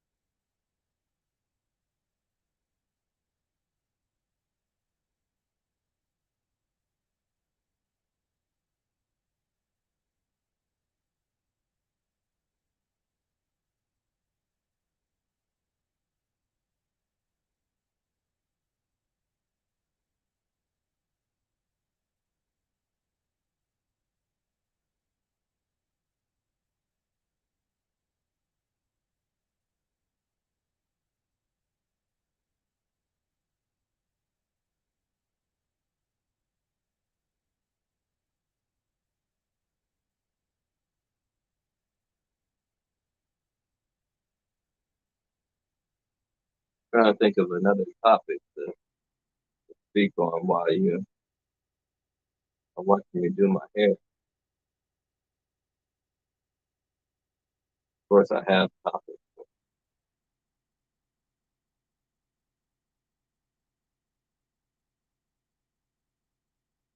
Want things to be related to each other.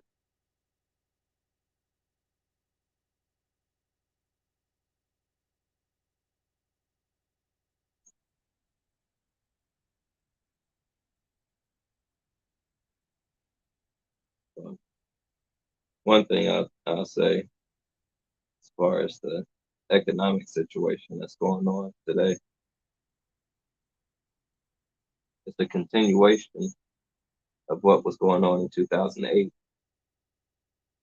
I've said before, and I still say, we never recovered from the last recession, and that this pandemic had to happen, and the global economic reset had to occur because that's where we were in the timeline of this particular economic system. So, from what I studied, every 15 years, 10, 15 years, something like that, almost right to the year, we have a recession because it's um, it's designed that way. They're scheduled. So 2008 was scheduled. Then 2020 was scheduled. What happens is, however they figured out how to work their economic system, is that the money does a whole lot of things that I don't understand. But what I do understand is that they distribute money, and then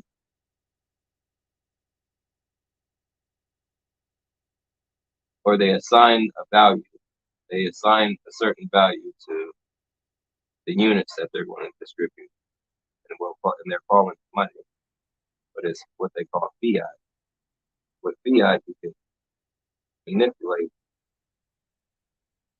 You can manipulate the timing of crashes. But there's a life cycle that has to happen in any type of system. It's a life cycle of ebbs and flows, ups and downs. This is just the down cycle that was already scheduled. Same 15 years that always happens. Um, I can't tell you exactly how their system is set up, but I understand it in the way that any other system works, that everything has a life cycle, and that we're at the period of the life cycle of this economic system where they have to do a reset and reestablish the value of whatever units of currency that they're using around the world. So we never recovered from 2008. We're still in that same recession,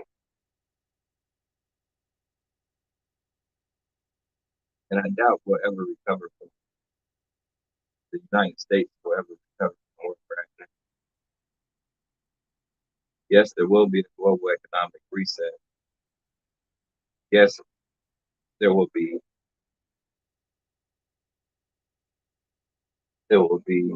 what do you call it? There will be value assigned to the digital currency that they're distributing out, which is a lot of nothing. Digital currency,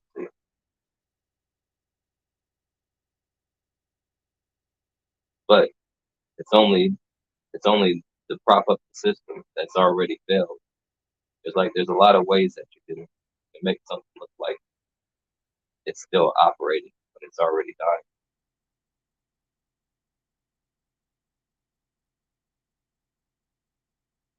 We're at a very interesting point in this economic system, and it's not getting better, even when it looks like it is. Again, go to a completely digital currency where we're divvying up nothing to everybody. Tell you that things aren't really getting better. just assigning value to just assigning value and distributing assigned value, which doesn't mean anything because it's not fixed to any real asset. And if it is fixed to human, per se, like chattel or or livestock, it's still bound to fail. Right about at the end of this economic system and also this particular regime could even last a whole another generation, not past that.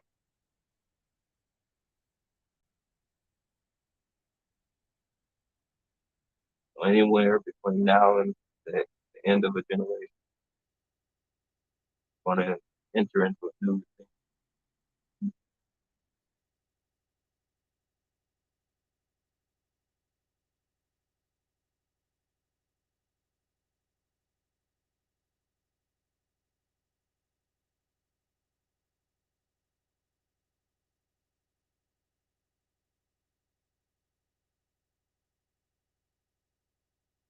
Even with all the currency being backed by gold,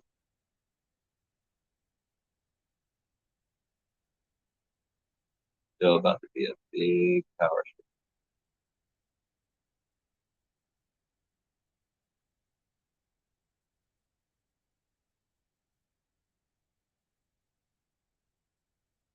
Thing is, it makes it a little difficult to travel in these times. You don't know when they'll push the button. You know,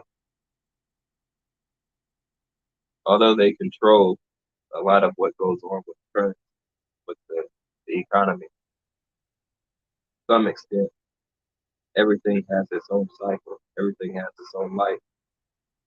If I create something, it still has to take on its own course. I can manipulate, but I don't have God-like control over it. Neither do they. So at best, they can stop movement of people and shut down countries, which makes it difficult to travel, especially when you know they'll do it.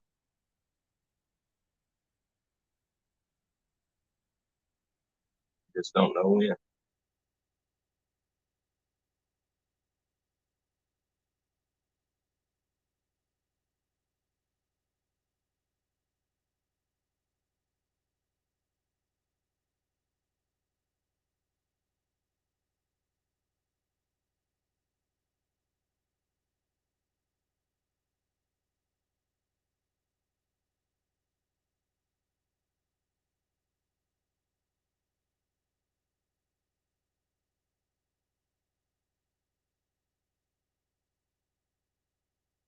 There's so many things. There's so many ways you can predict. At least you can at least see as things are.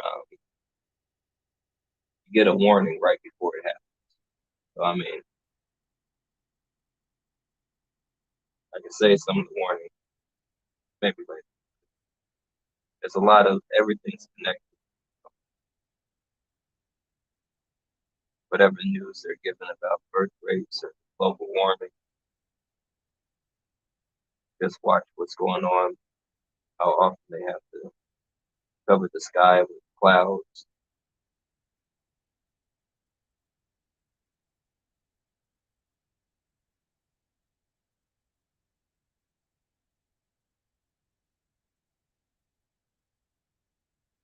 All those things are the reason why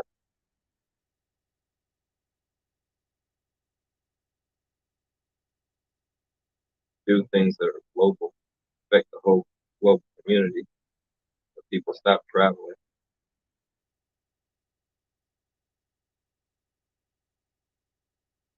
when everything gets to a point.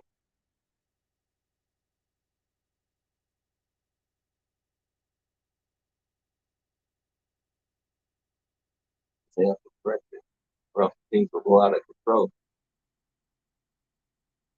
Like you see the let's call it dominoes. You see the dominoes hitting one after another. You see the row, right? And if the dominoes are hitting over here, you know eventually it's going to come over to this row. So you just knock over some dominoes over there. That's going to collapse your whole structure. You can see where things are going.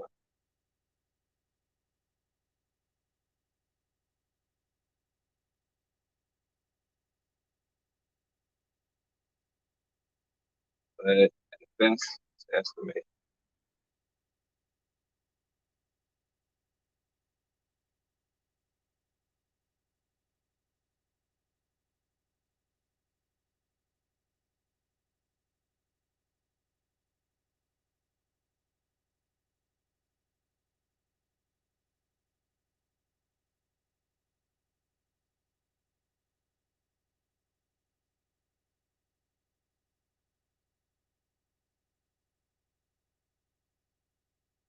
What except for album,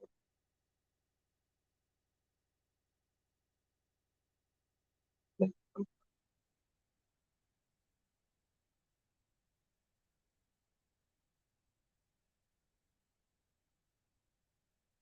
really hoping for 4 albums.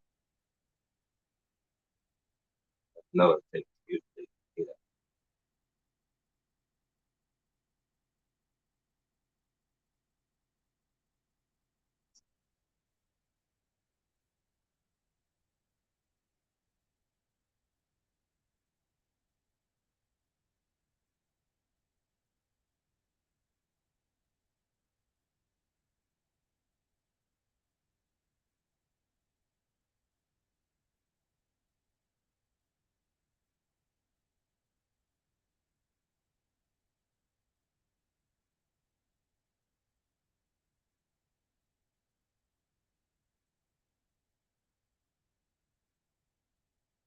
yeah. When you see the bigger picture, other conversations like say Andrew Tate. I don't like to mention people's names, but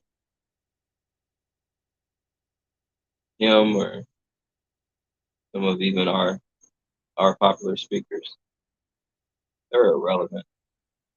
It ends up just coming down to entertainment, just waiting for things to ultimately happen. They're going to happen.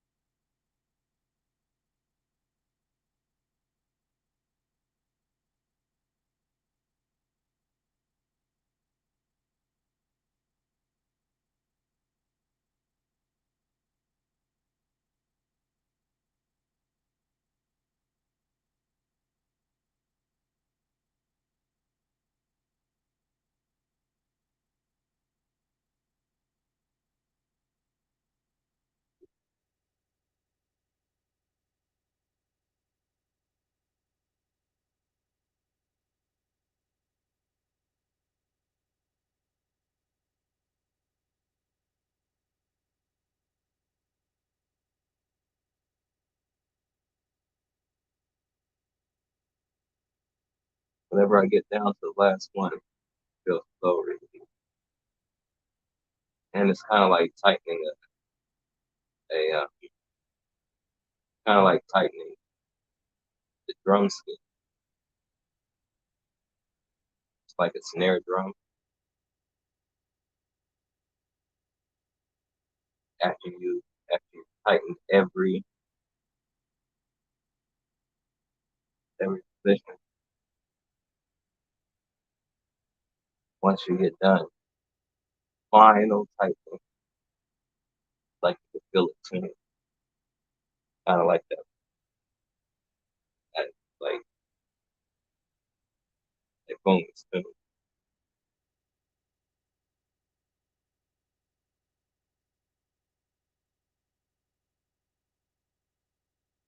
Feel it, and you feel everything.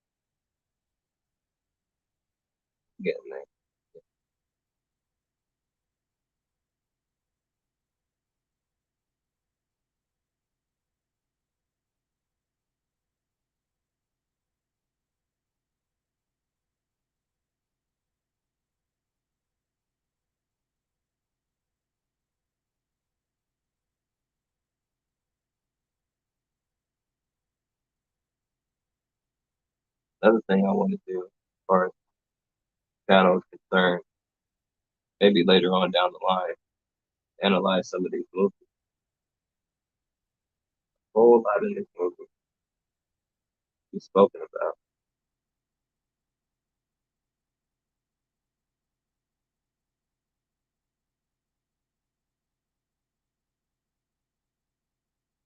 Consistent themes, just about everything.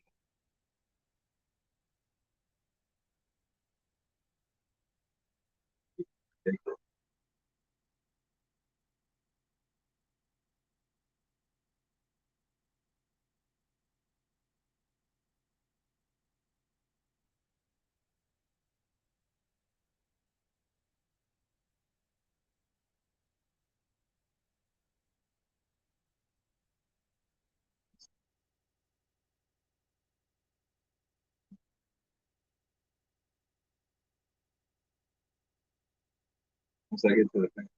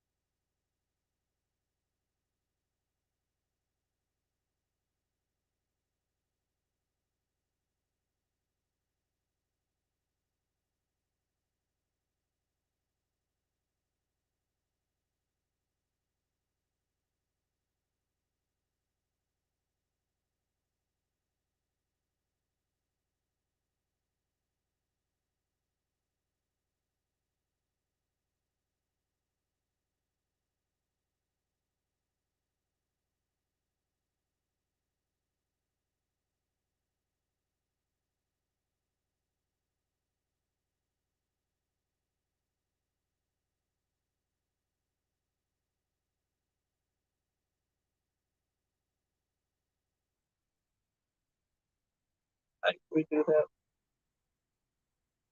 That was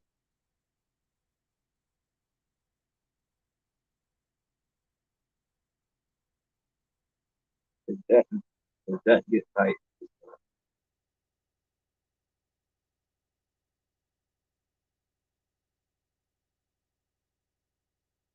can't see.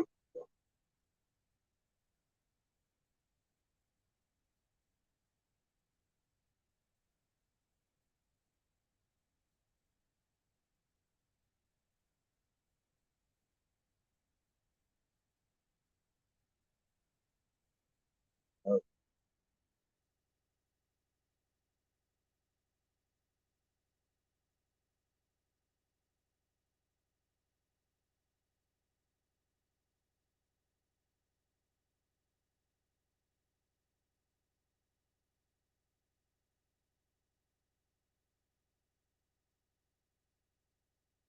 second.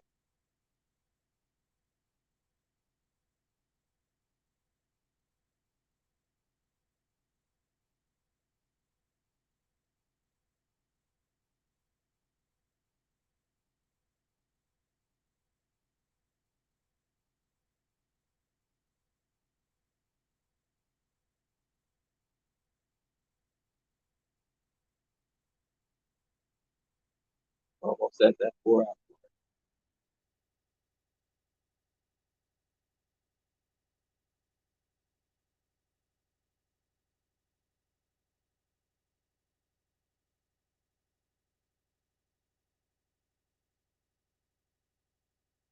Sometimes I do it a little too tight. Listen.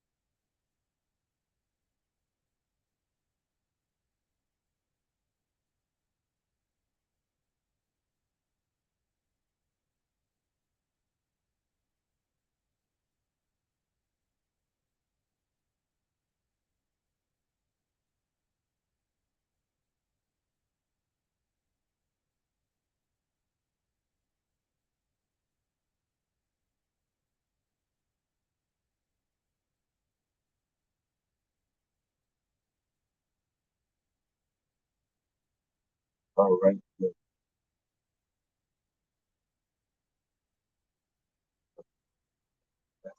that's the name.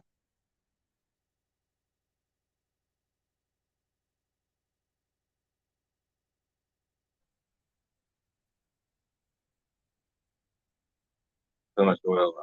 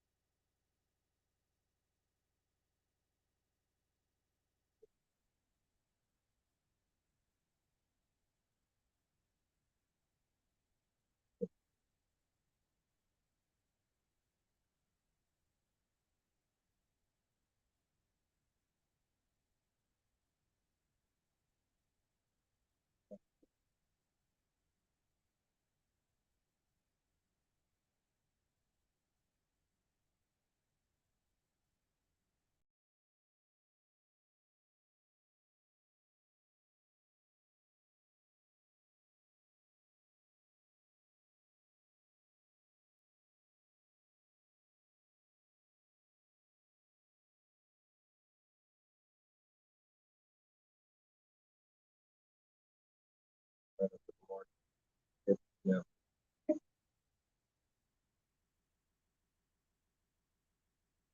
do a quick job. Not quick.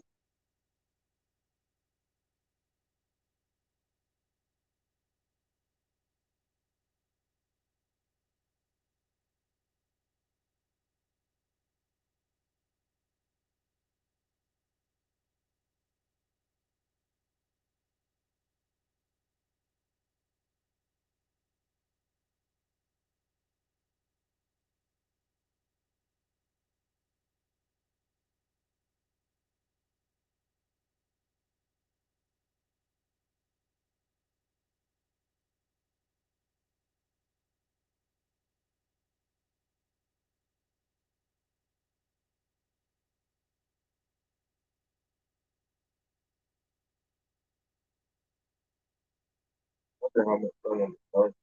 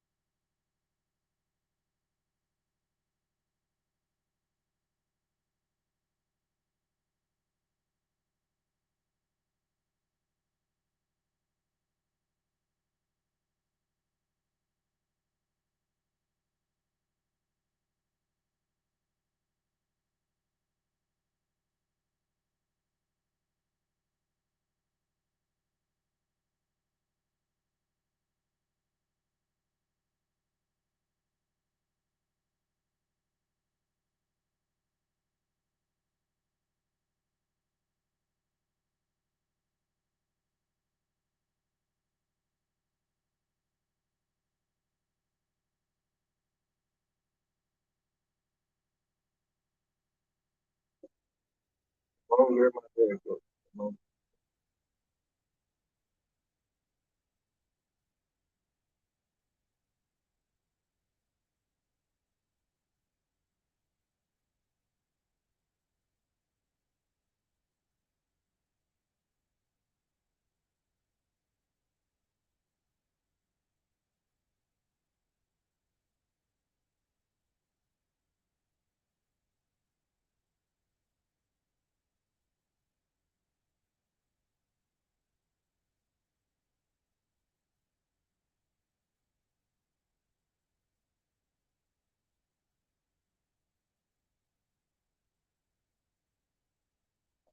More work. So,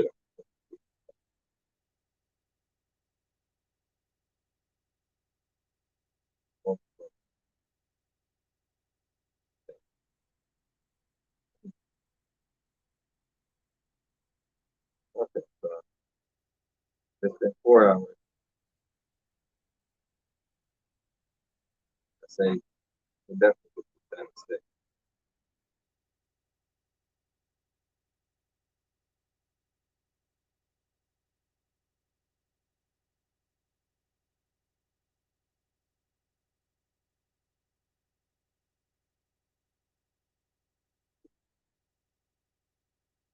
Long time. Big time.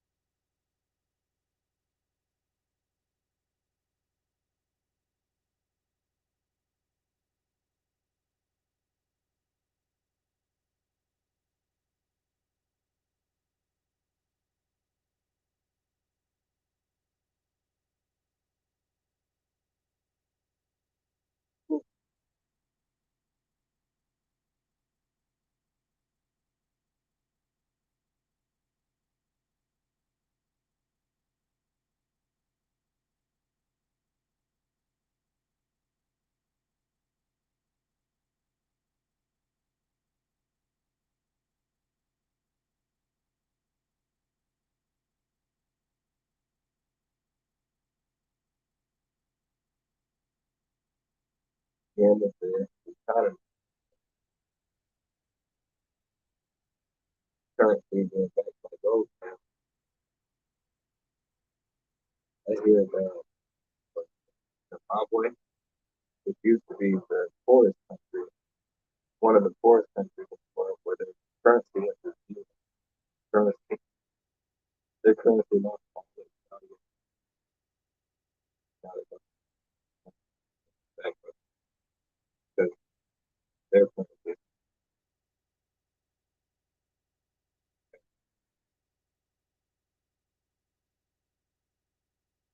interesting thing. One of the interesting things is that we're moving more digital, people taking over the resources, so whatever it's called, stone or metal, all the other resources, market, so here in America, North and South America, the, the majority of the silver mine, I believe, or if I remember correctly what I said, the majority of the silver mine, no, the other part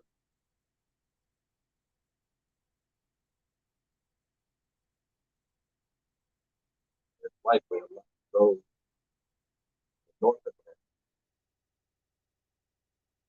I don't know for sure. There's been different reasons for me to think that why this particular piece of time, this particular portion of the country, North America, that we can't mine for it because it will mess up the infrastructure of the country. The building pipes, lot of different structures.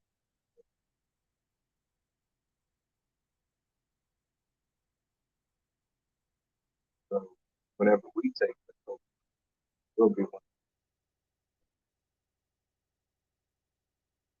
of the richest people, richest nation.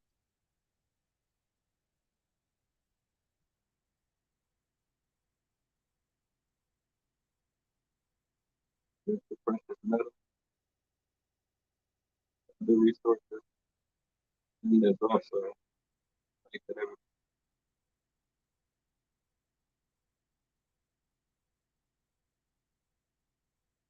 you could easily think of world power.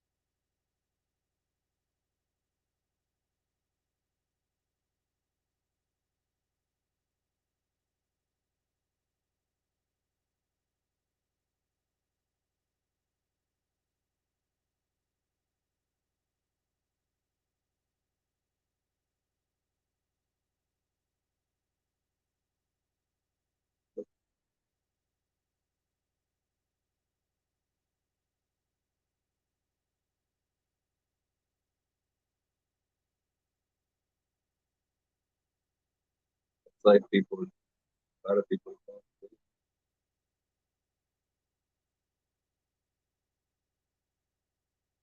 what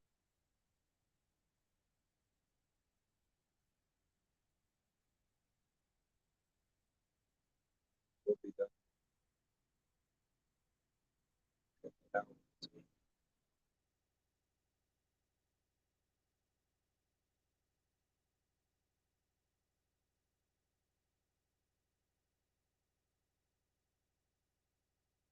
Kind of hard to go fast.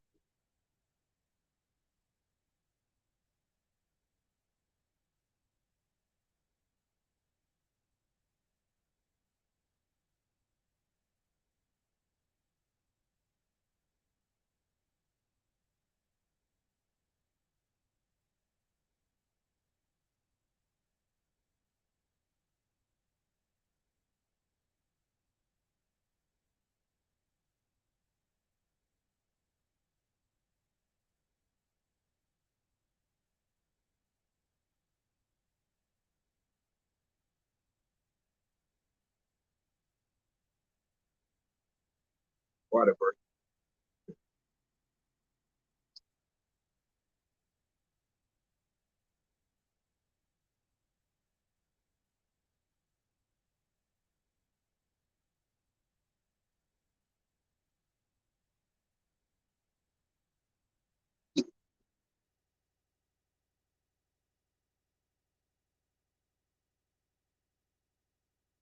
Hey,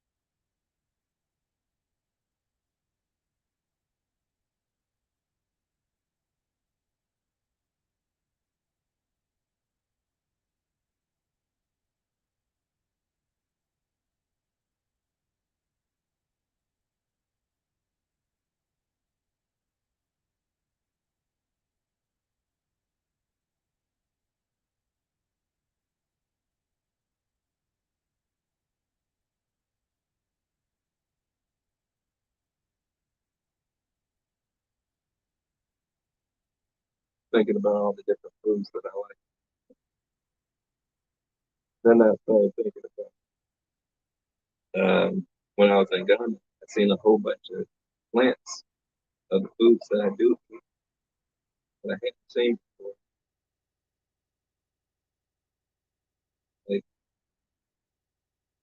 I hadn't seen a banana tree in person, a whole bunch of tree, a plantain tree in person, a cocoa tree in person, what they call it papaya. I hadn't seen a papaya tree.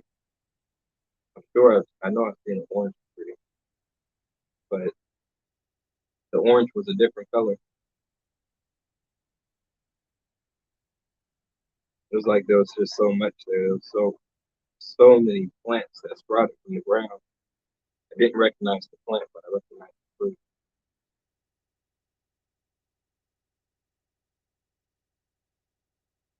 A lot of us are only seeing the fruits once it gets to the stores. Disconnect us from reality, how the stuff grows.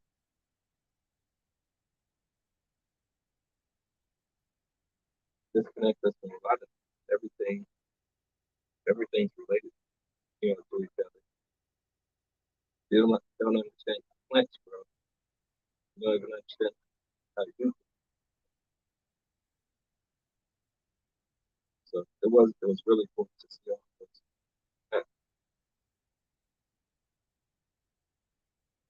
vegetation grow. I got the farm there. I helped plant 100 coconut trees.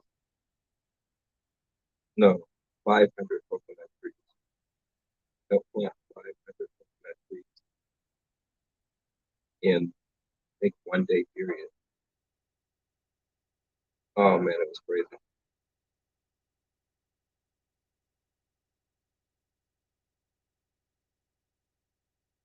I did so much while out there.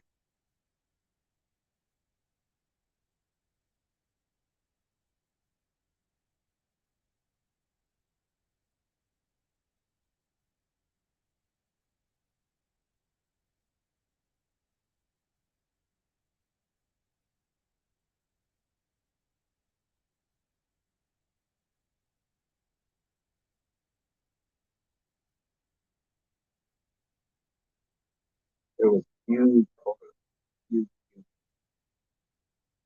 Well, it's not. It was a big.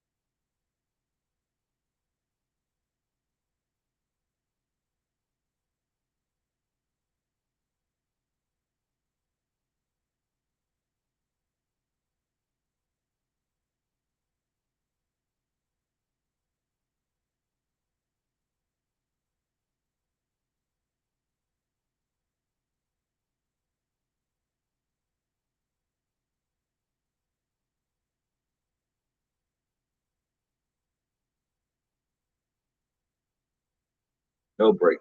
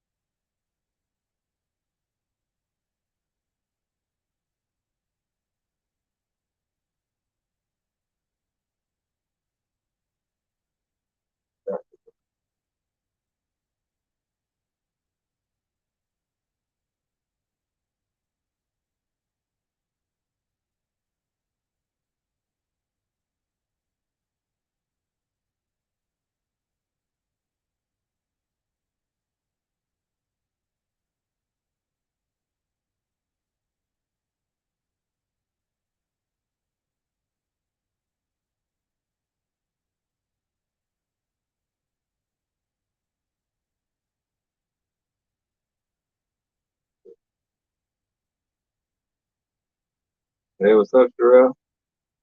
Been a while.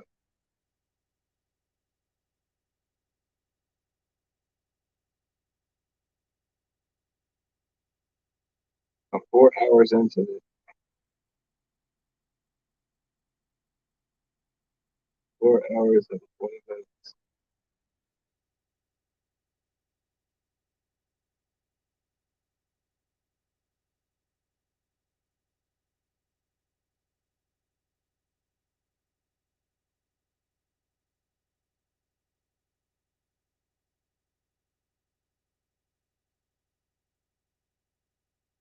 I think I have 2 hours. You know,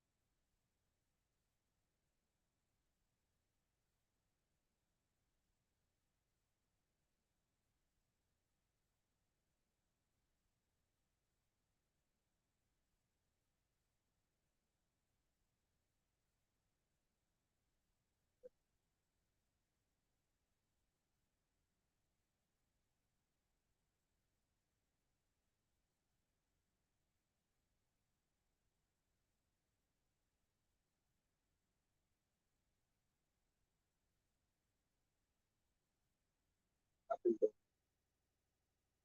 it's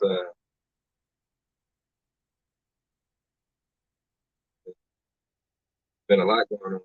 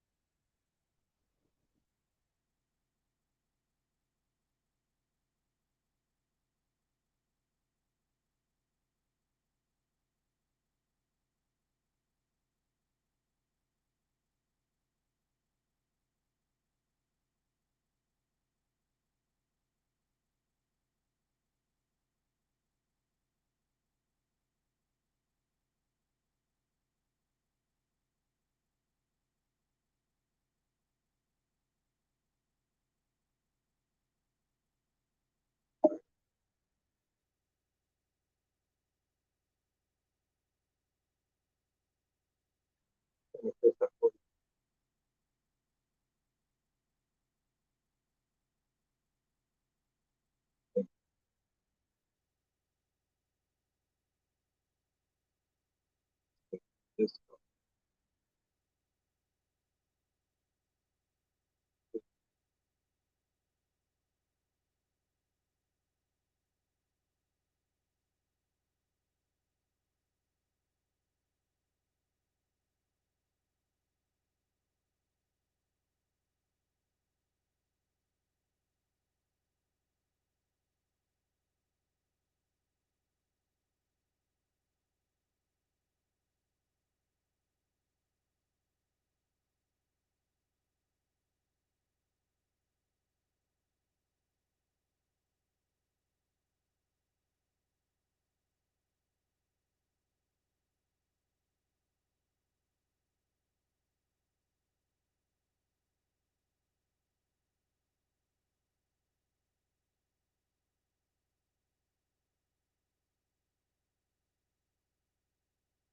So when I get that,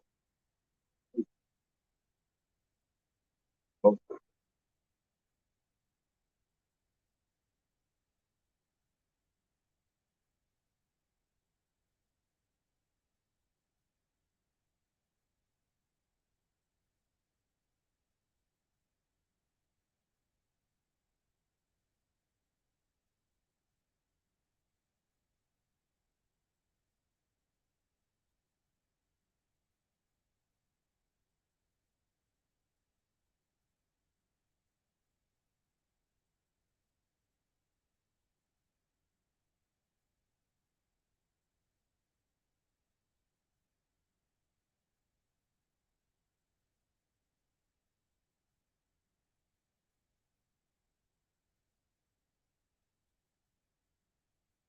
if this dries up, it starts to get really tight. A lot tighter.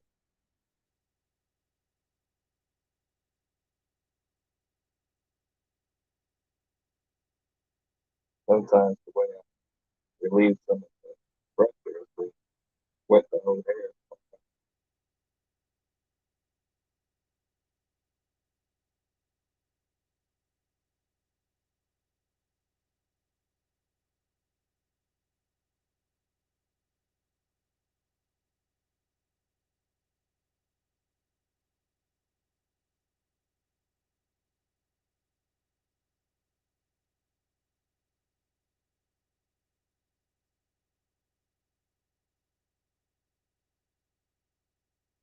Another thing I like about this hairstyle is that I can get it wet and it doesn't really change the style. I can go on over to the ocean, go to the beach, get in the ocean, come out with the same hairstyle.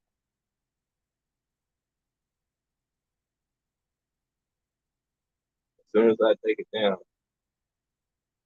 uh, the more the more I get it wet, the more the curls will fall, curls will fall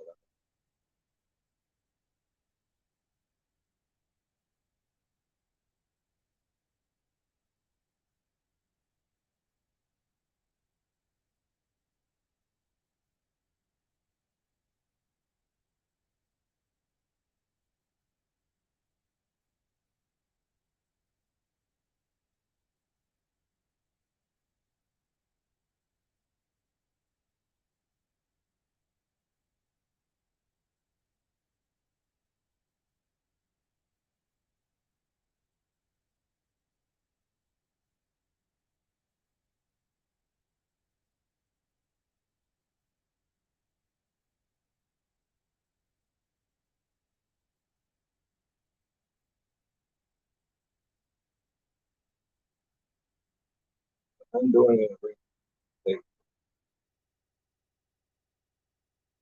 for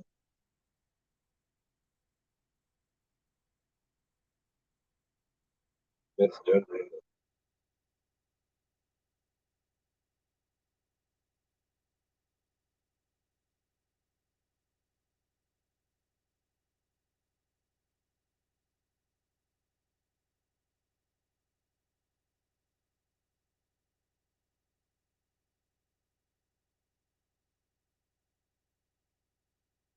Starting to get full out,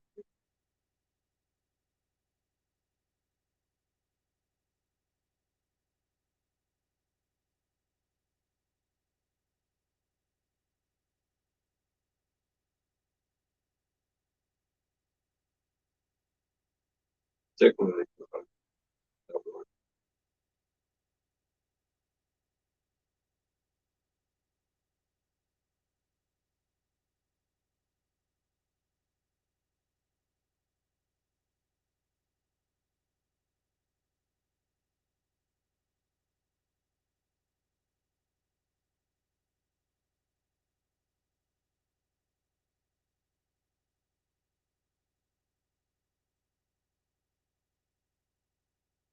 Four,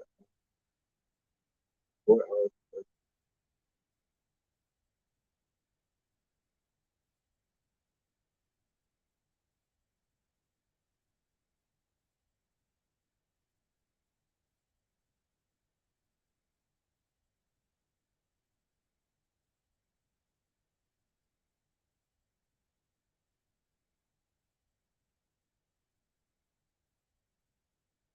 Most of my videos aren't going to be 4 8 hour videos.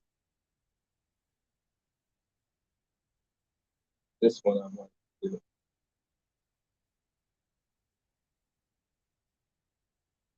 the whole process.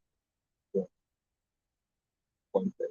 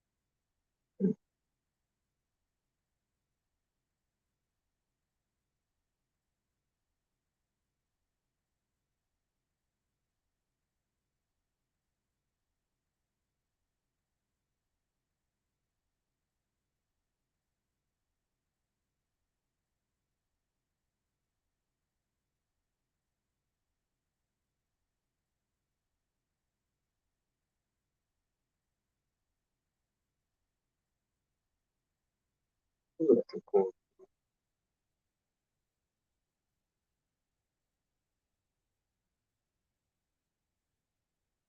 That's motivational. So fast.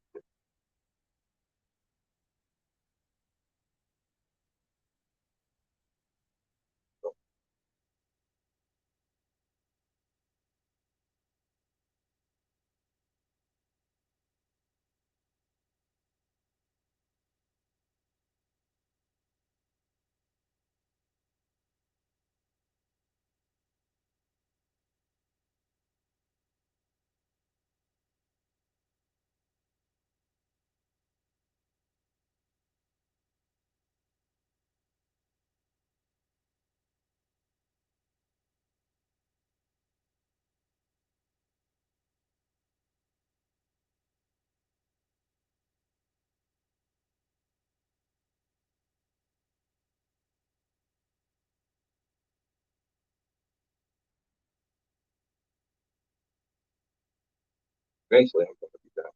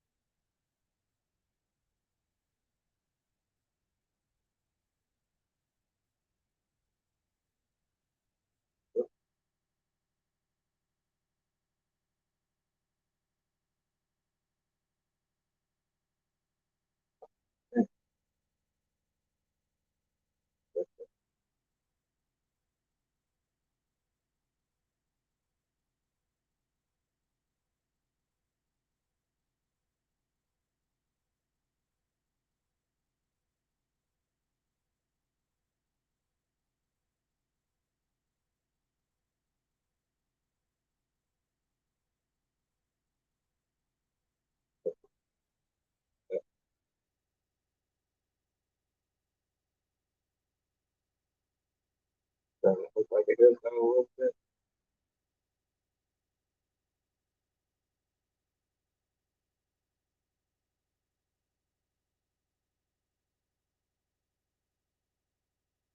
My hair was shorter. It just looked like a mini afro. It would all stick up uniformly.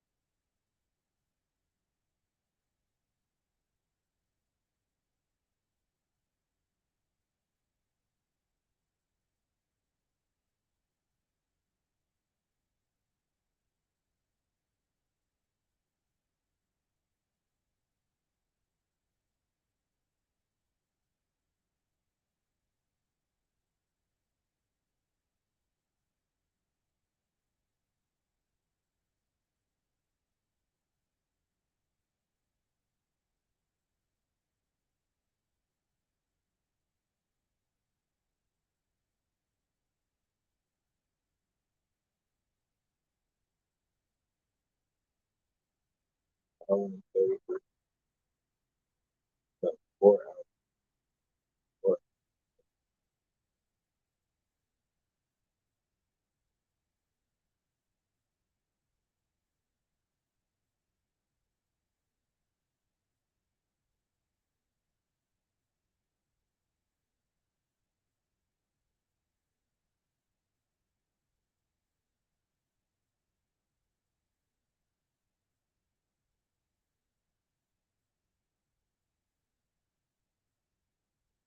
the bonus is wet.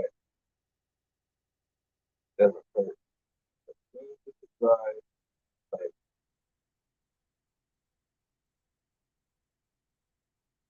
they wet stuff right. Yeah, not wet. Several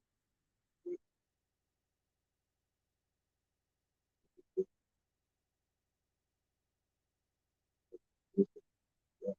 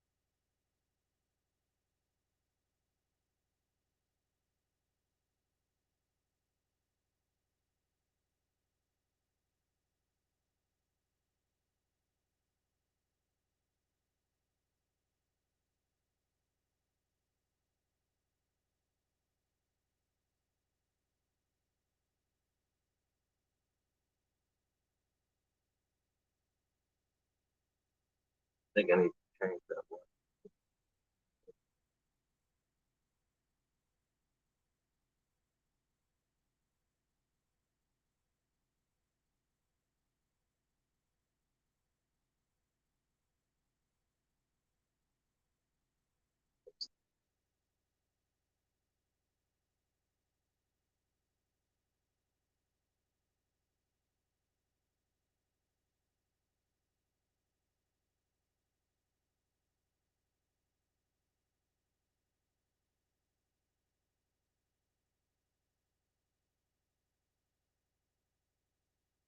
Sometimes I like to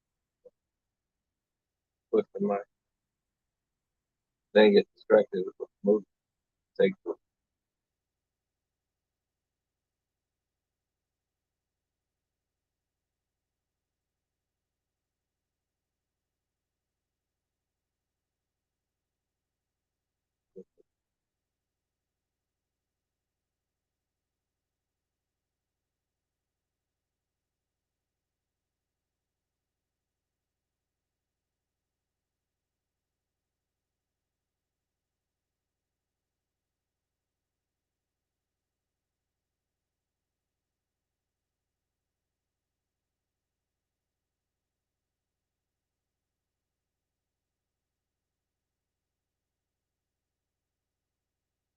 week, 4 hours. Four,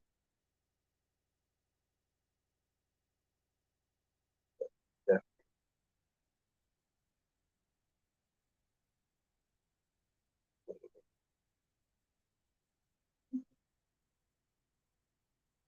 I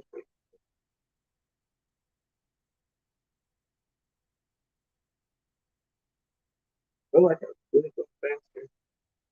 I just don't know how.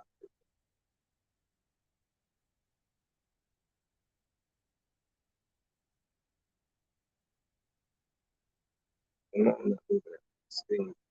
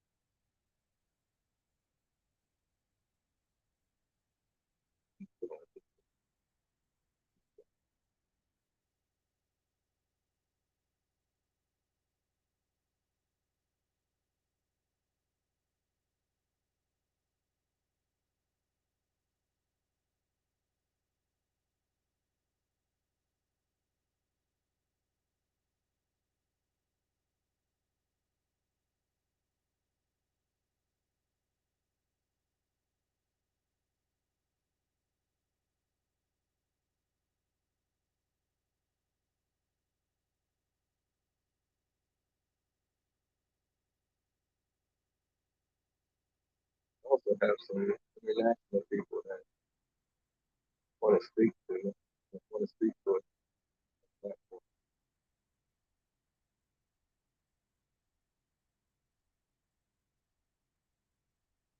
want to speak from Ghana in particular, but also other countries.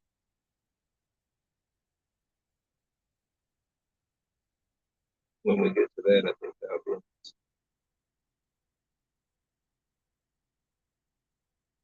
international discussion.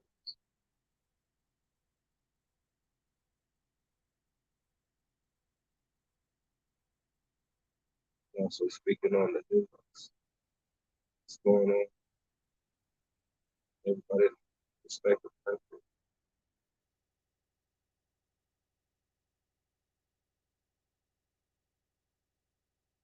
I don't know what people think about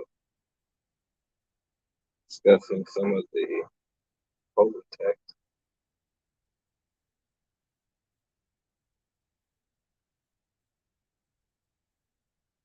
My time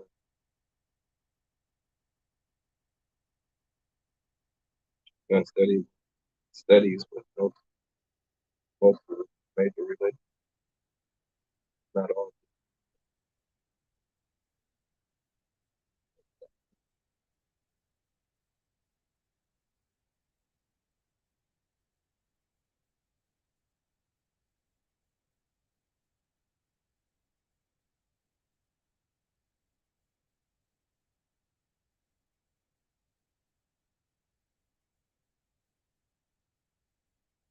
we'll see. Maybe we'll go in that direction.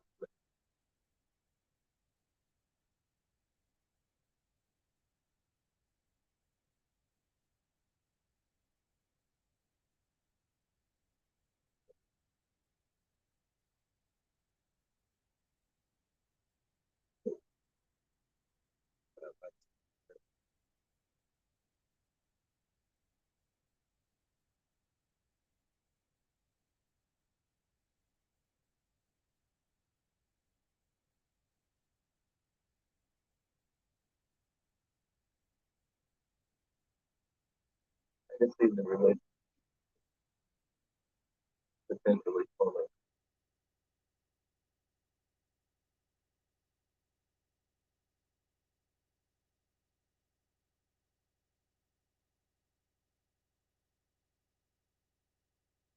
I also see it potentially very into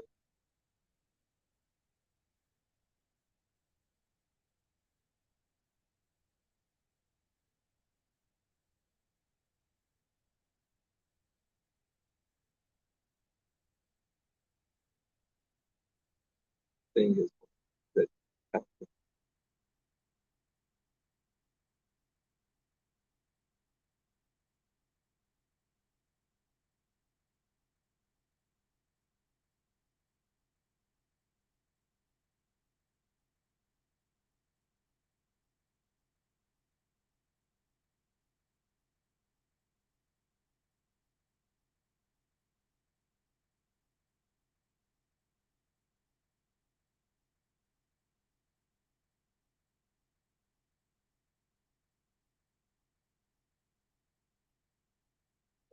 I appreciate everybody that's tuning in, what I'm doing, what I'm talking about.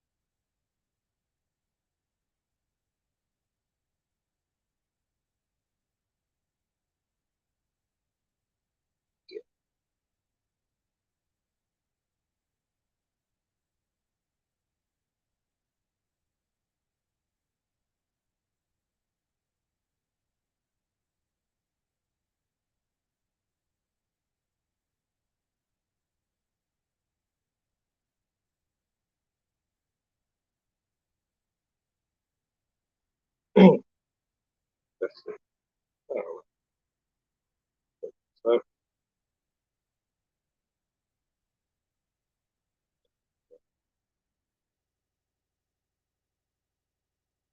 we,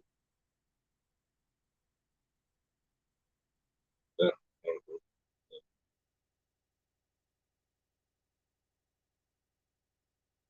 a break,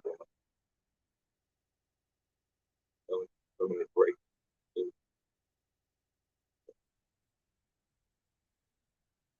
And then,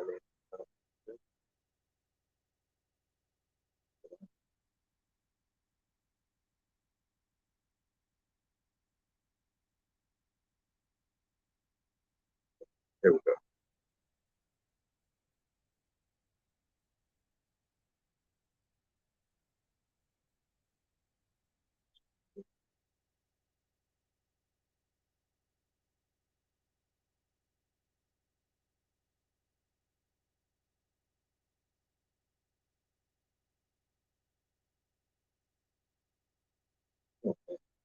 Sure.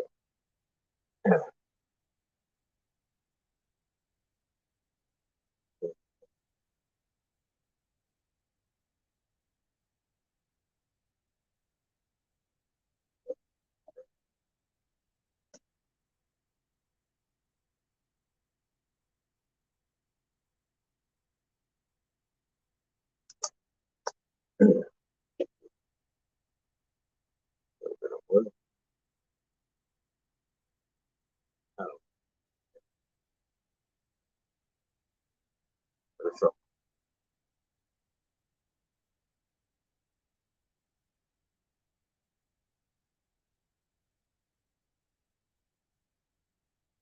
definitely.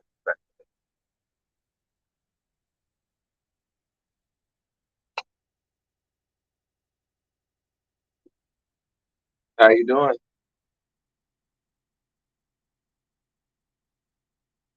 Been twisting my hair for almost 5 hours now.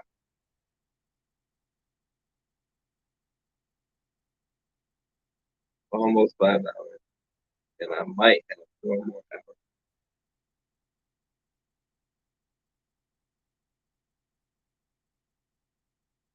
hours. So that's good to see.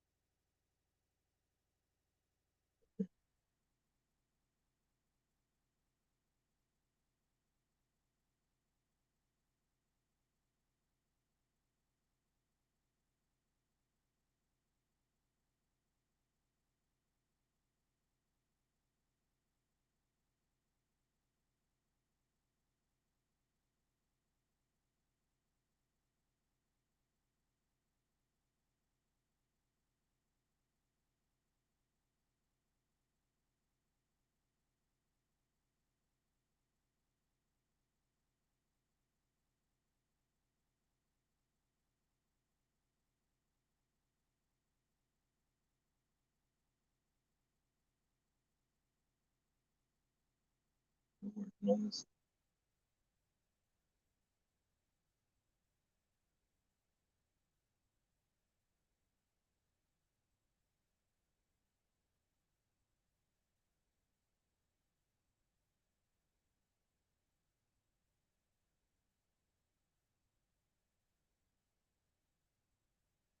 One more hour.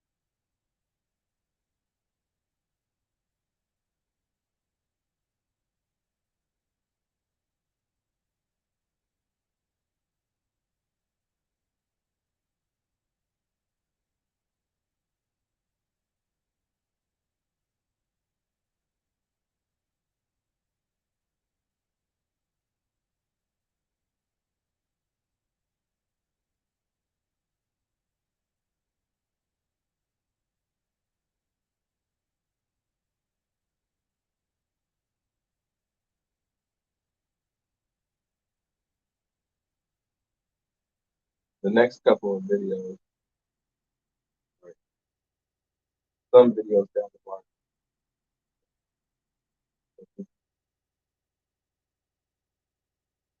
people come in, talk, video chat.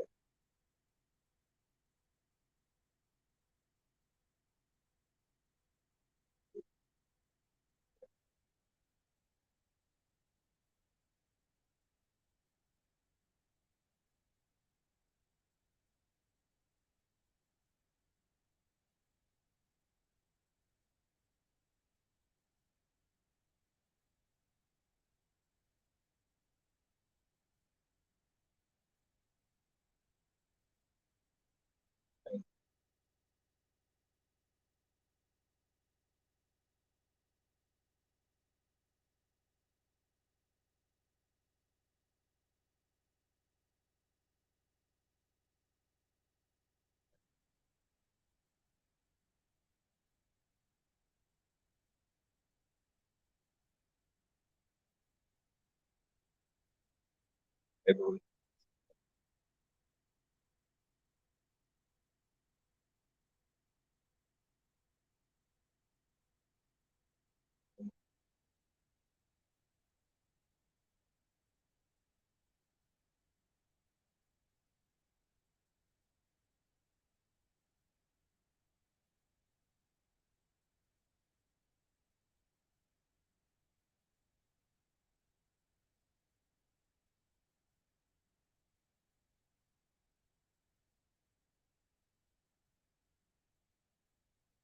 the breeze that keeps coming in, it'll wake you up.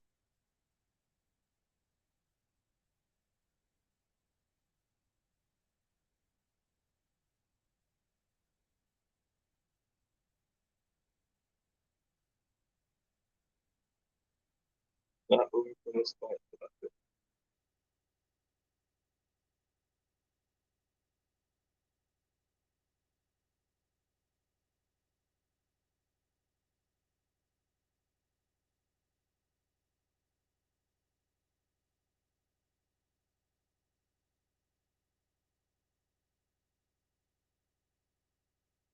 I don't know if you can hear all that break.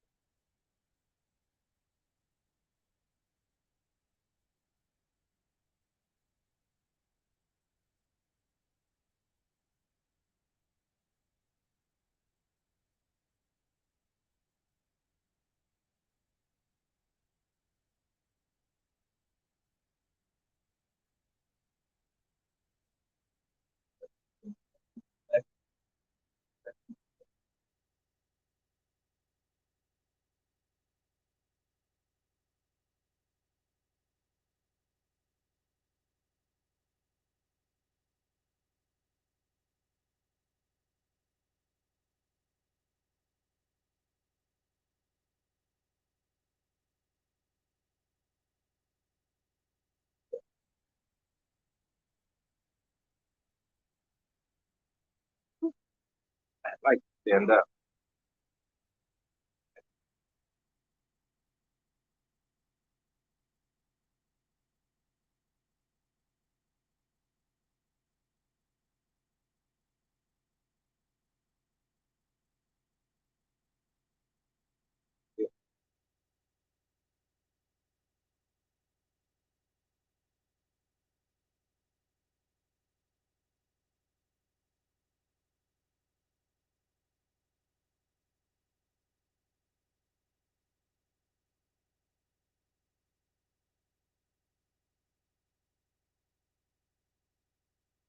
Yeah, yeah.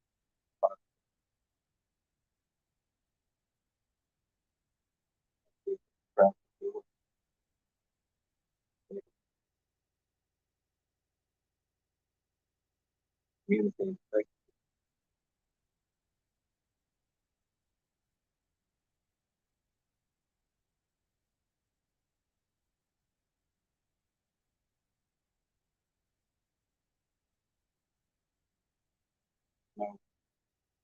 I've always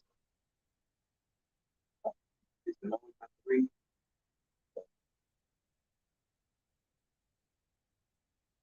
One thing is I would be sounding out. I would sound out the word. Like I thought that's what everybody did. I thought everybody was sounding out the word. So I read a book that said that most people are reading words by memory. They just see the figure and remember what the figure said instead of reading the different letters. I think the perspective factor reader. Oh, that's what people are doing.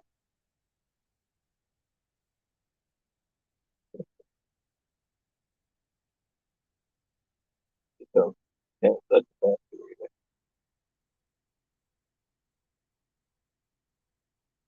reading a book about how to read.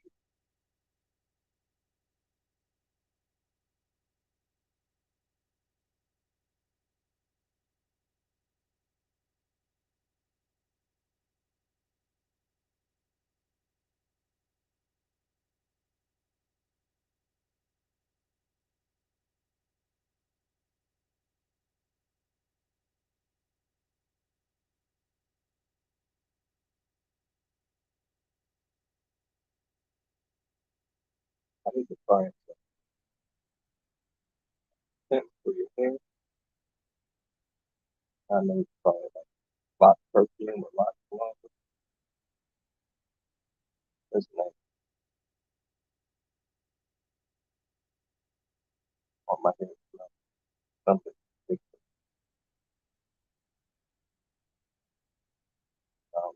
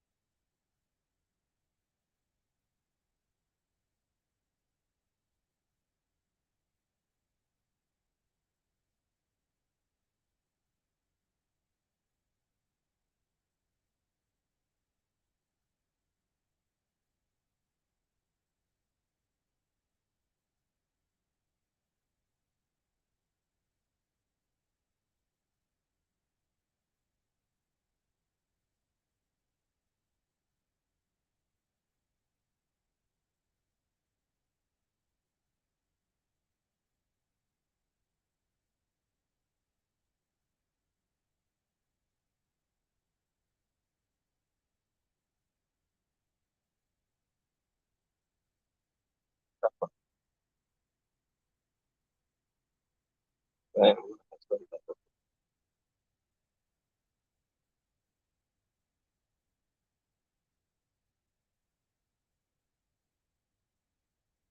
did get any watery fruit when I was grape, mango, cherry,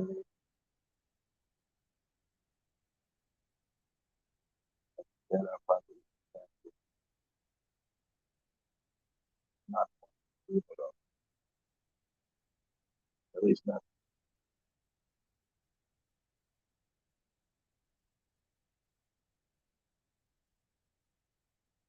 So also traveling out of the country, seeing what a cashew looks like. Not just a nut. There's a fruit to it, or even what chocolate, like this green.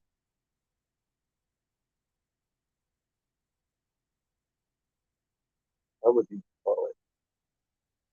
Can't think of what to describe it. It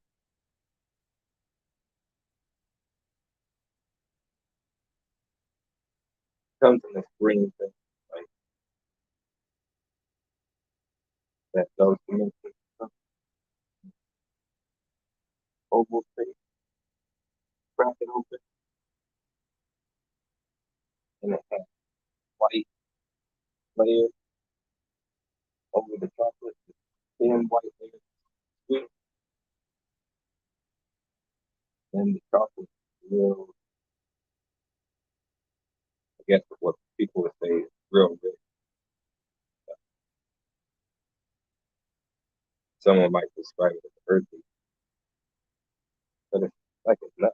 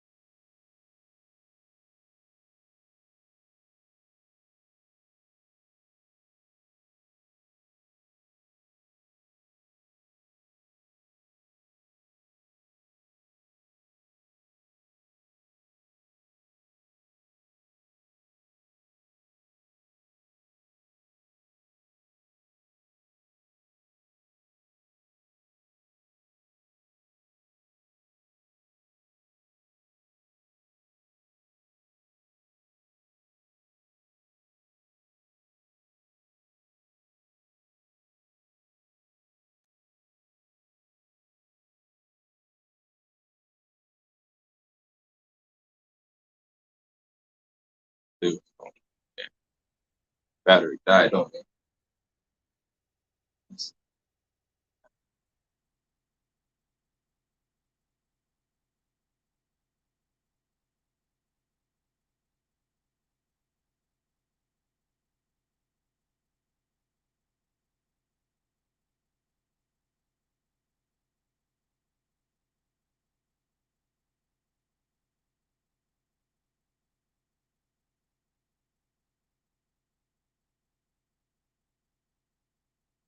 All right, it looks like I'm still live. I'm flat.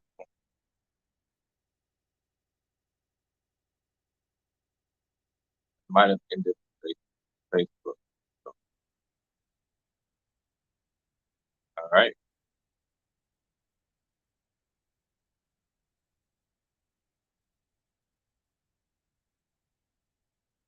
I'm still here. Still here. Phone died on me.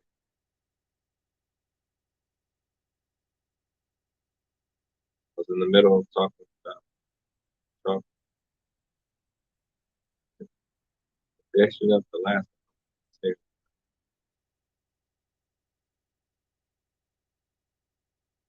It looked like it ended on Facebook, but let's continue.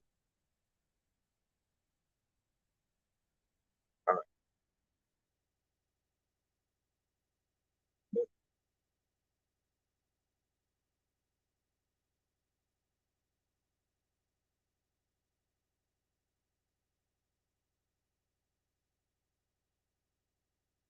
maybe.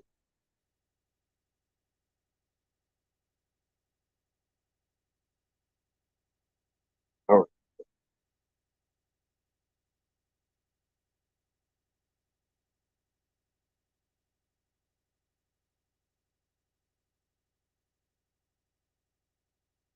talking, talking.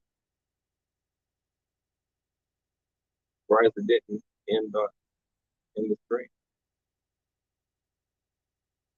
on that part. But anyway, talking about my phone, got to finally see. Never saw where chocolate came from.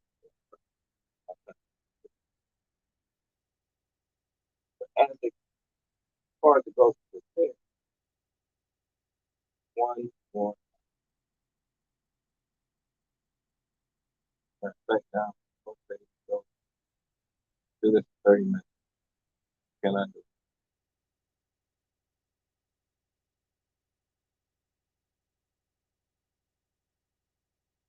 Finish this up? Let's see what.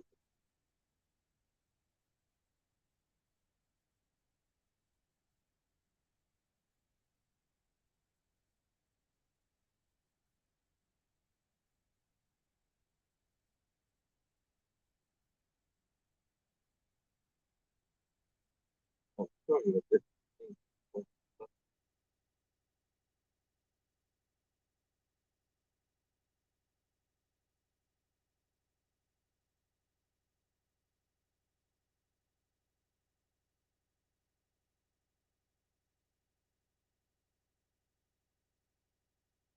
Hmm, yeah, yeah,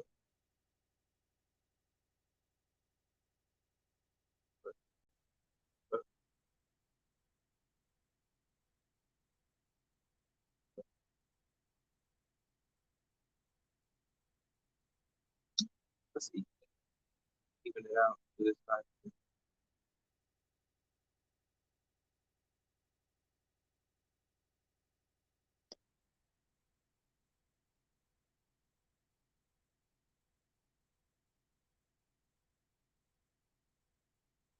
Even it out to this.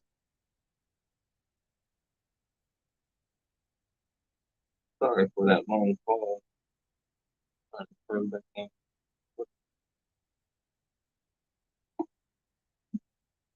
If only I could flip that out. I don't think so.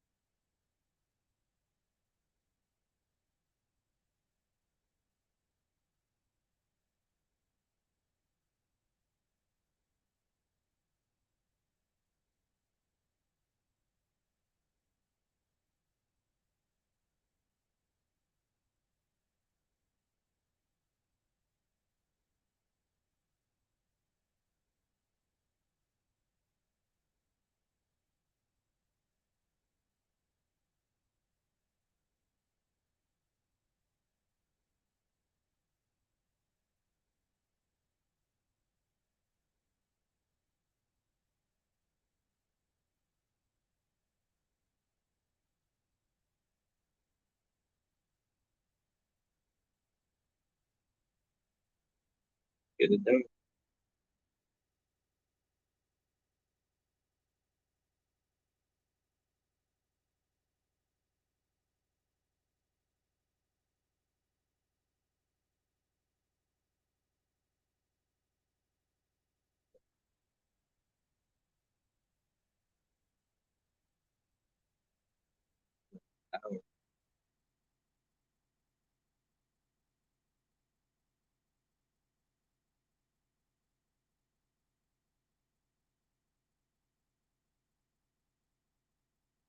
I don't know if I was away for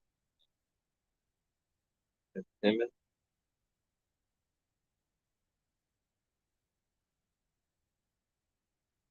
maybe 15 minutes. Recharge the phone.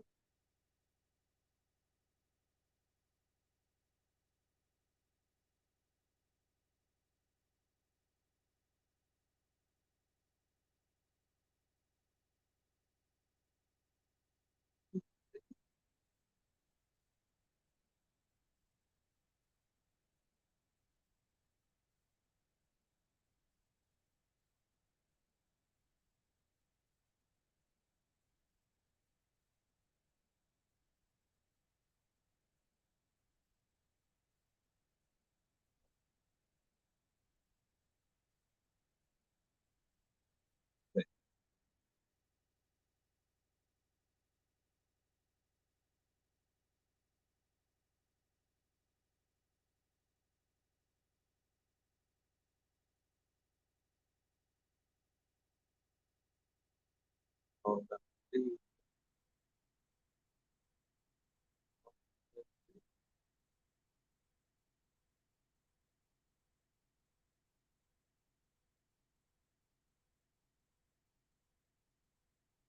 almost 6 hours in. Almost 6 hours in.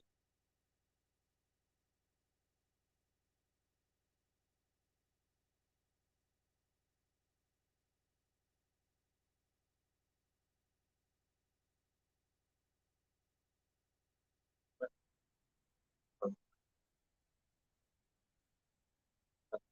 different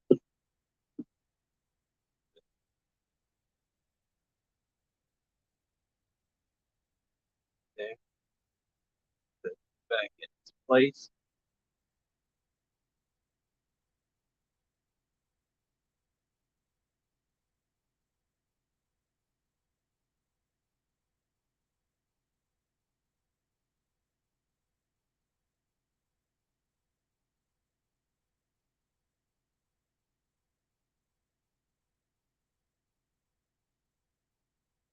So,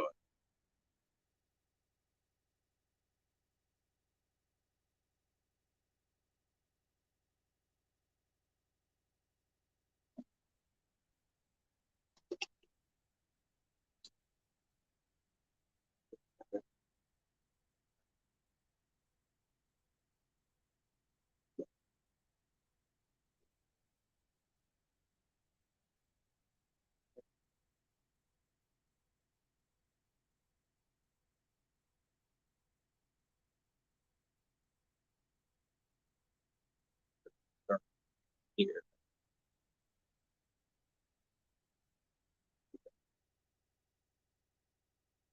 Hey, welcome back. My camera went dark for a while. Powered down. Might have been gone for a good 15 minutes, but we are on the last stretch. Don't worry, we're going to finish. Me and you.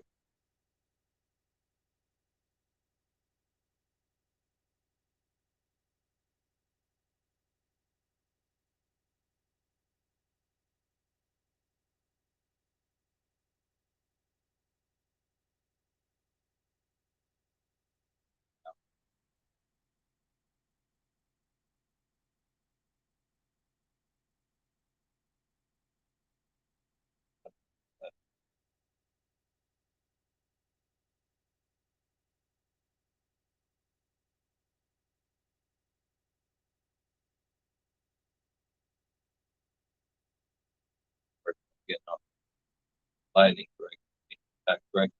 Corrected again.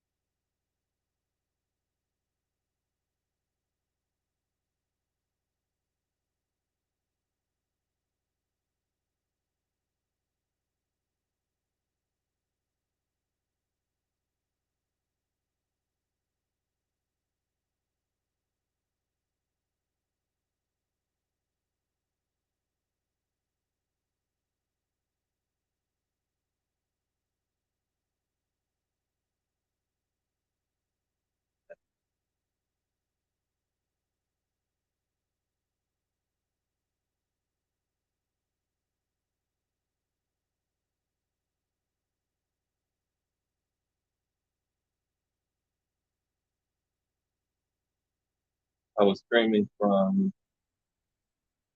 YouTube, Facebook, Twitch. Twitch. Now Facebook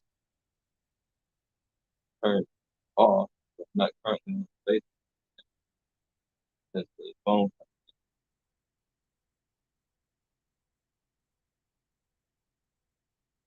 So now I'm on YouTube. And Twitch.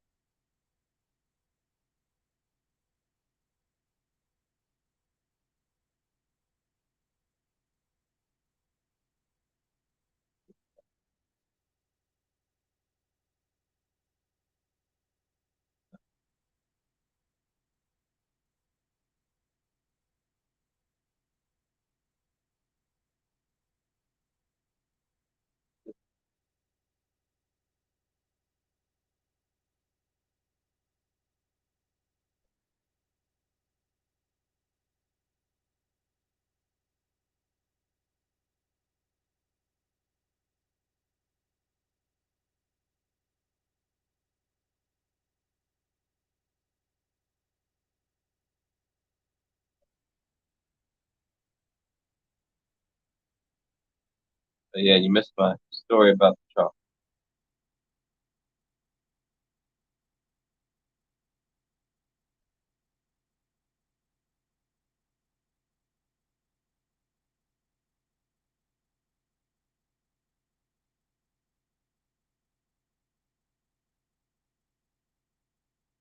Never tasted chocolate so rich. Why I ate it straight from the farm. Never even ate fish so fresh. So I got it close to China. I even ate shark by accident. I didn't know what it was. They just caught a whole bunch of fish from the ocean, brought it in and put it in the stew. And after I was eating the you eat with your hands out there. I ate all the flesh of all these different fish that was in my stew. Pulled up a shark head. Oh, not know that was in there.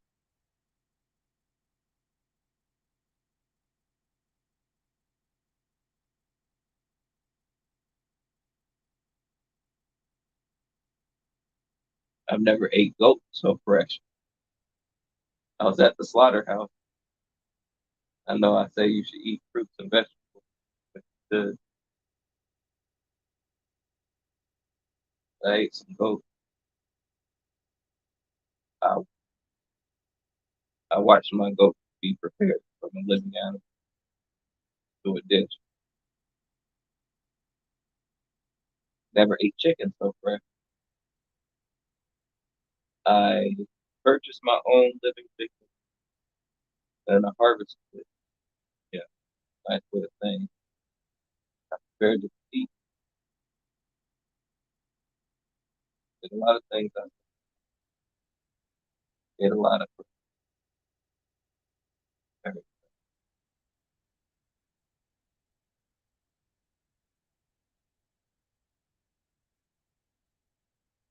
That chicken tastes nothing like what you get from the actually not very tasty at all.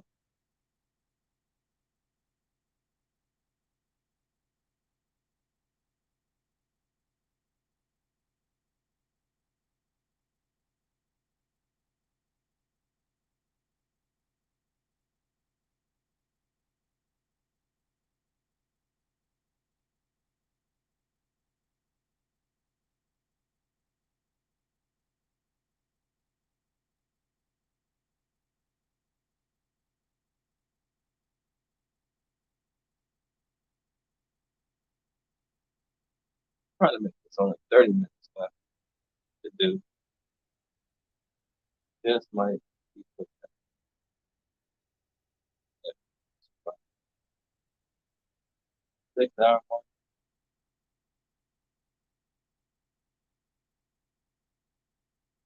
6 hours and 20 minutes for time.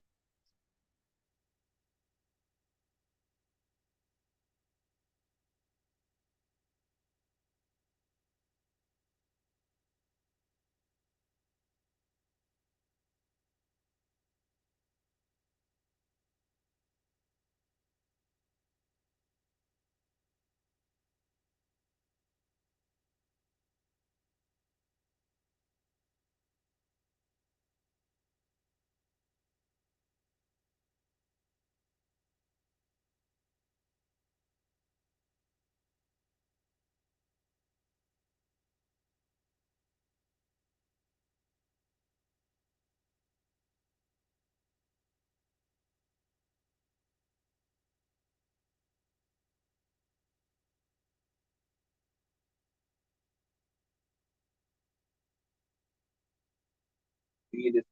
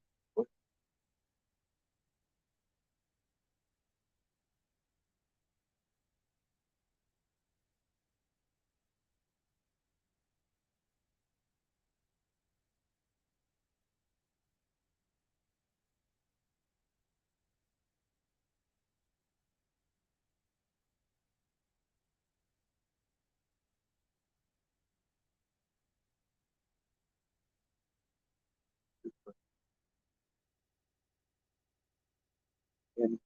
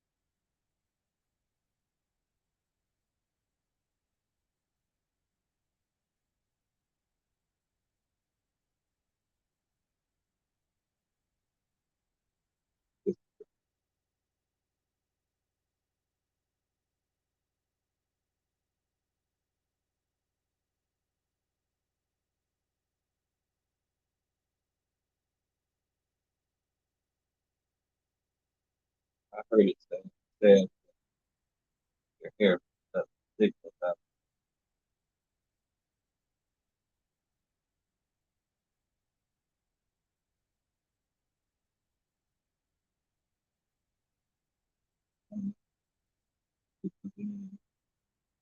yeah.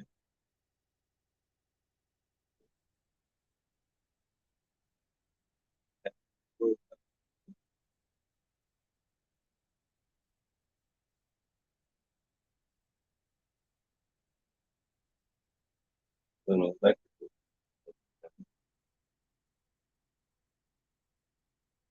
if your hair are too.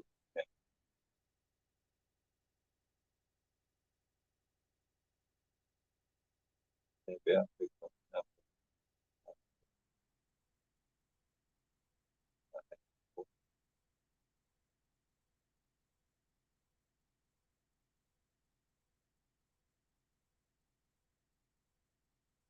Maybe people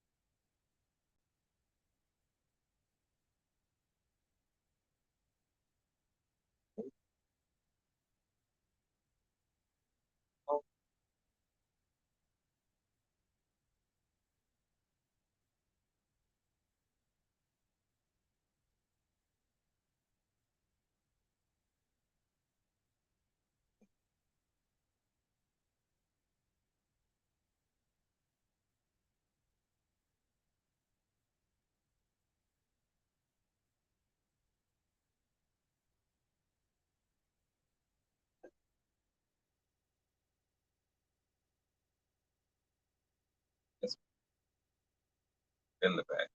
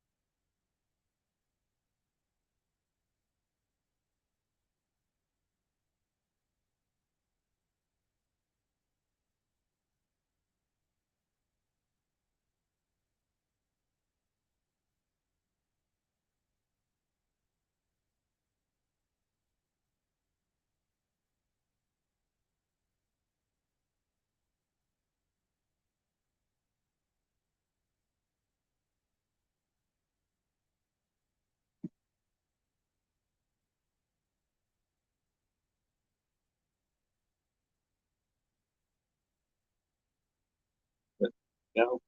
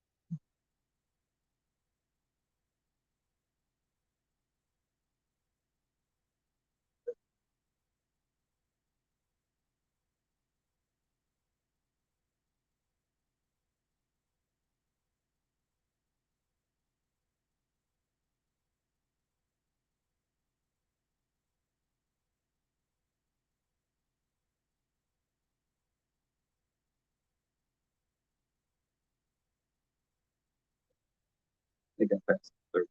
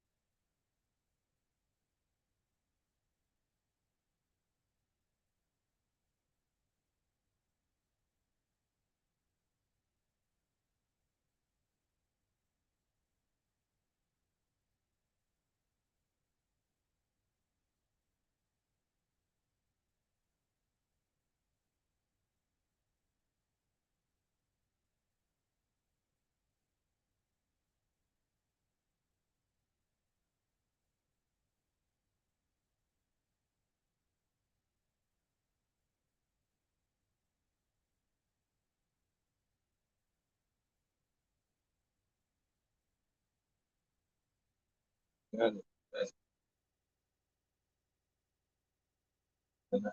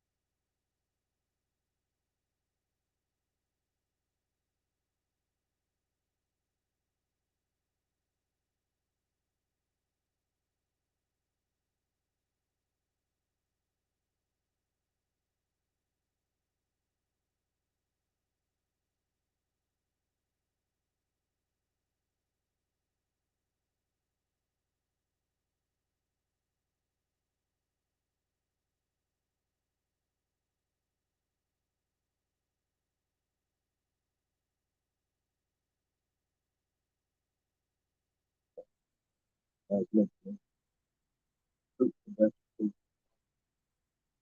sunlight, taking care of fruit, vegetables, so watery fruit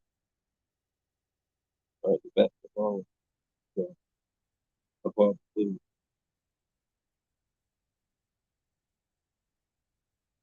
Watery, digest through your system faster, carries less poison.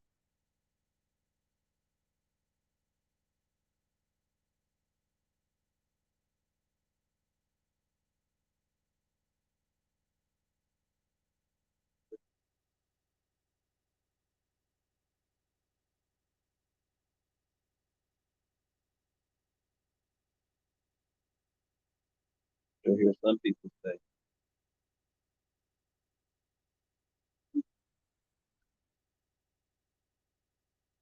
only thing that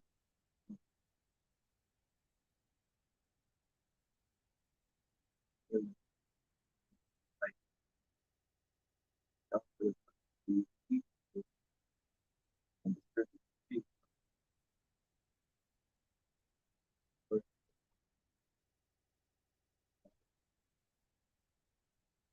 even friends, but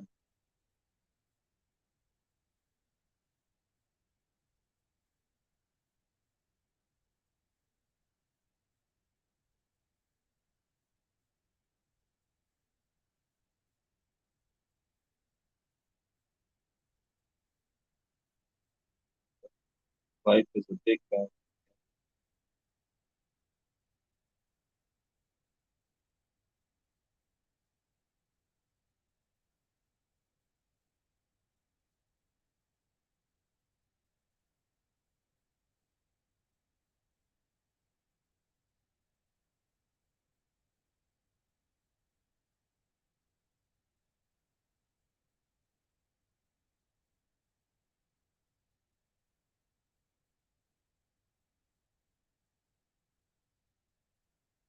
But most plants, if not all plants,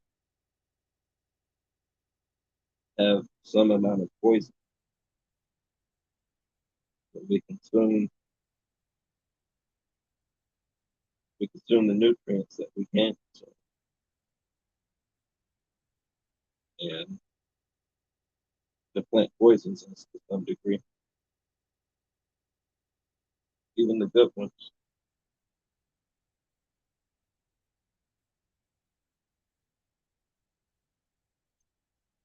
At least that's where I would.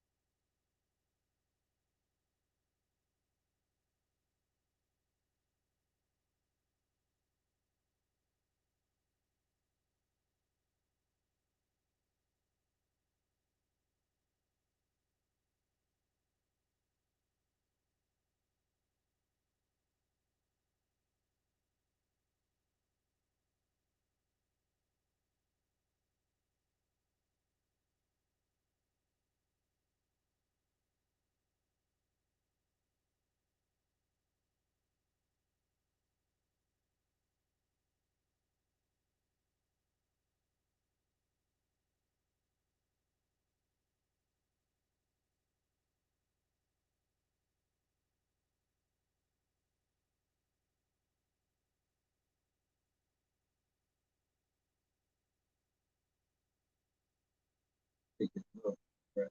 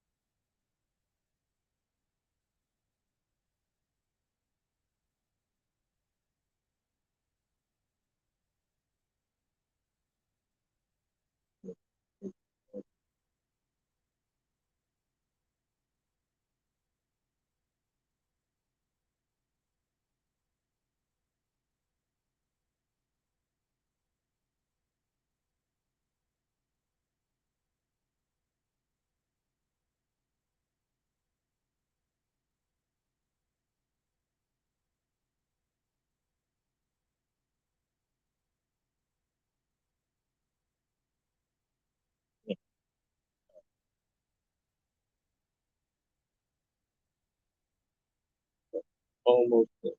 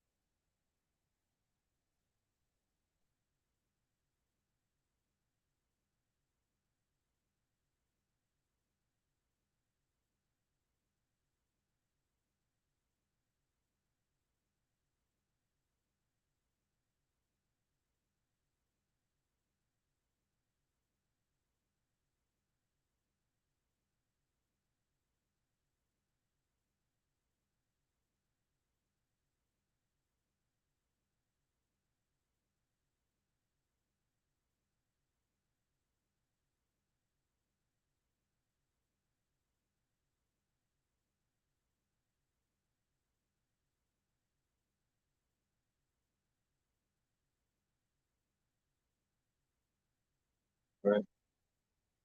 Last stretch. Last stretch.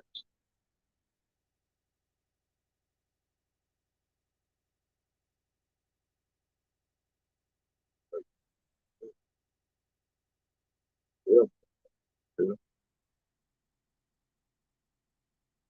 Yeah.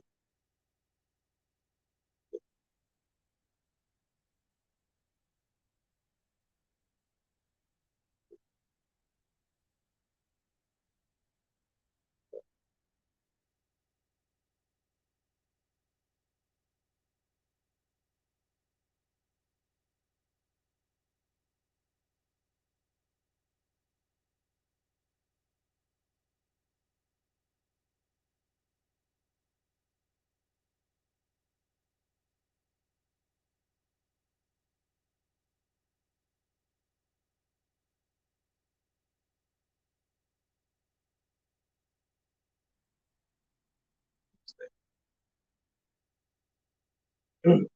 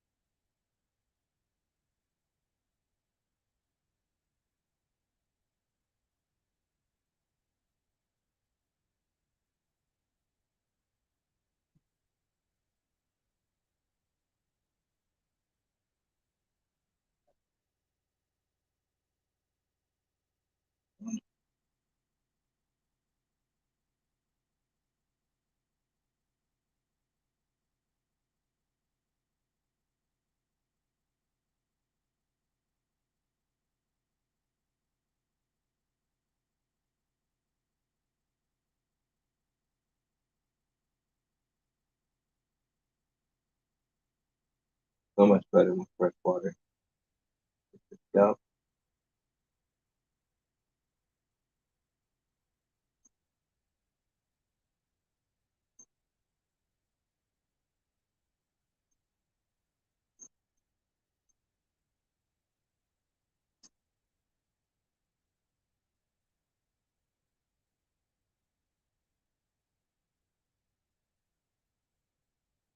okay, take that water.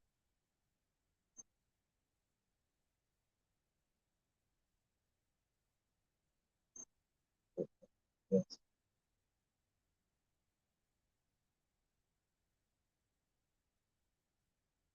Okay.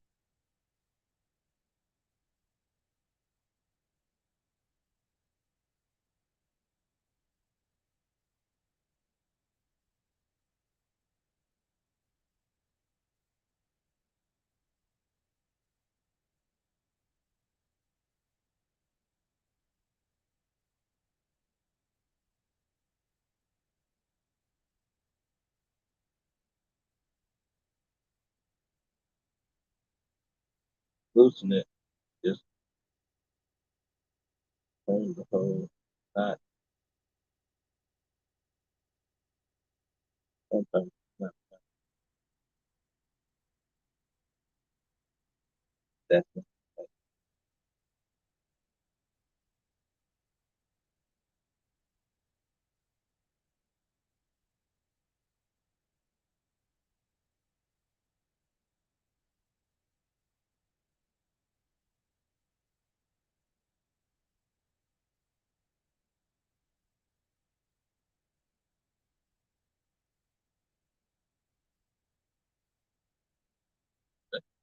that.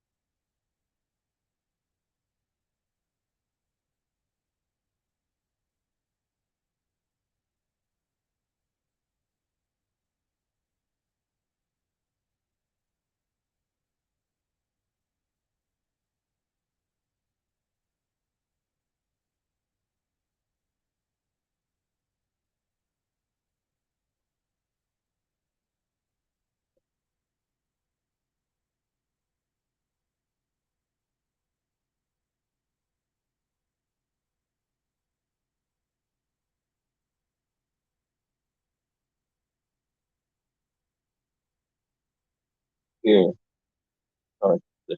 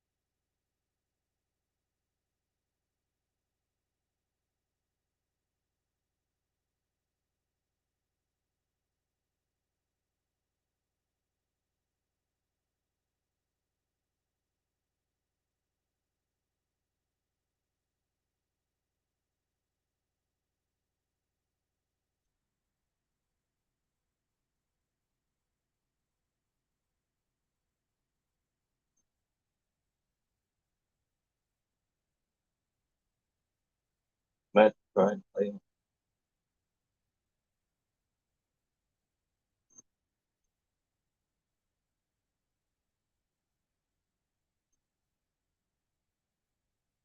basically England. Not the first day, maybe not the second day. Certainly not the first day.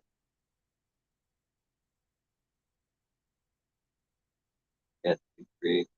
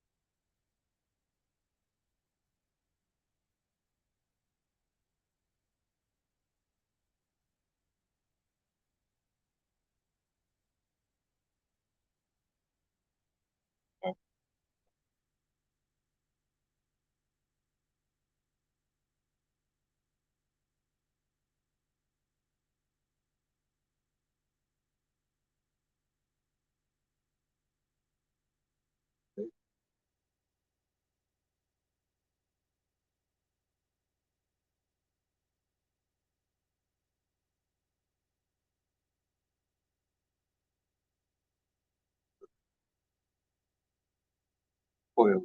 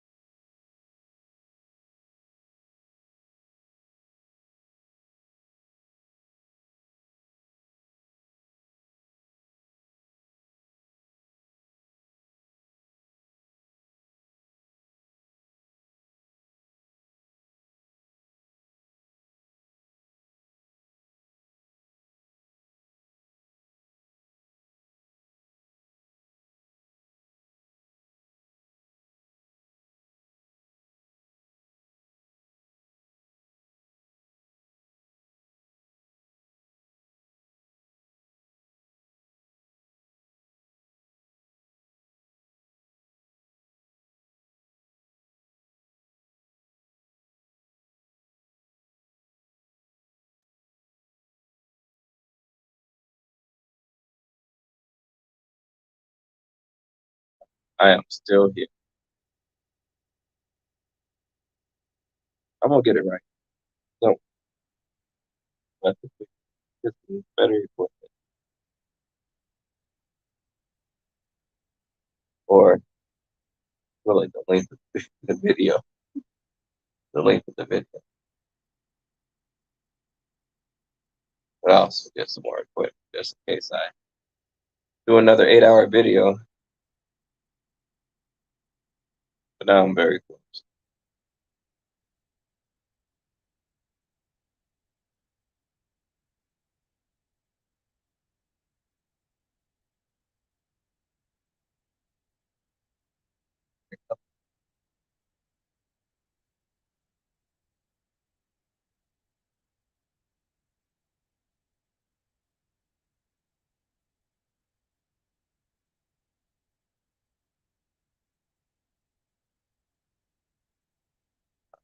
Minute, minute.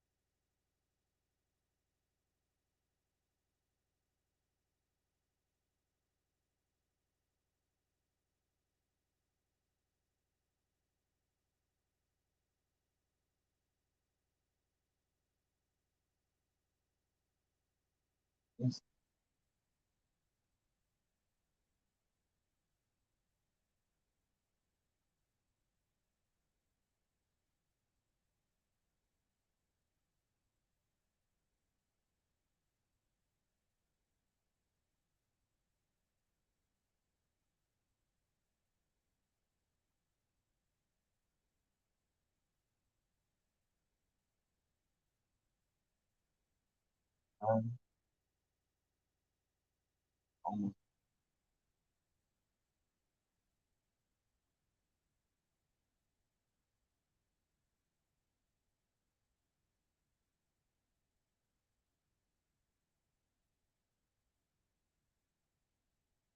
this time the battery's not.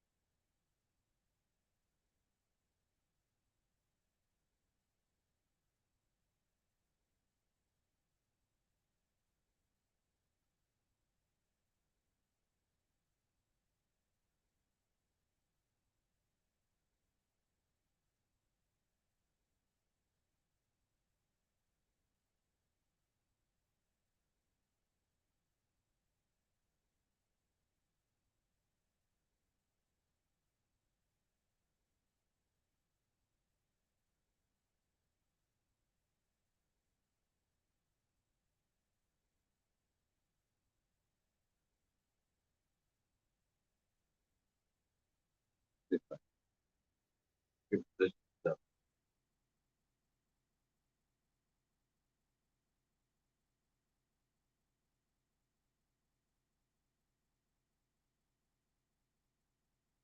So it's gonna be 6 hour and 20 minute mark. Where we are at. All right. We're at 6 hours and 36.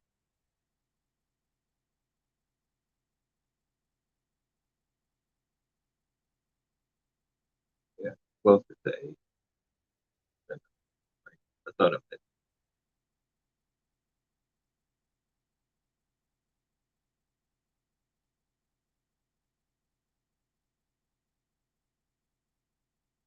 So 7 hours.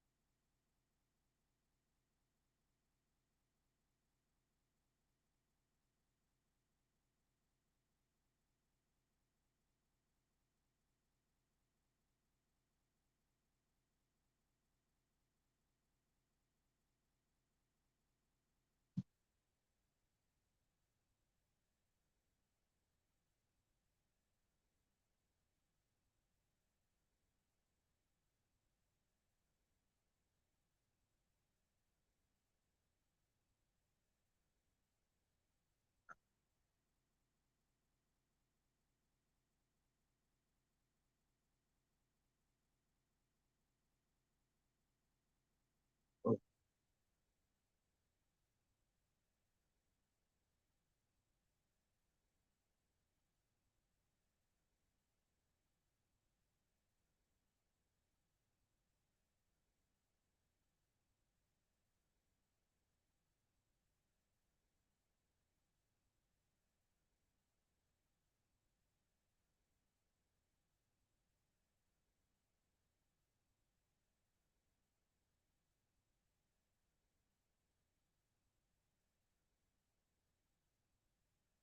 yeah, close.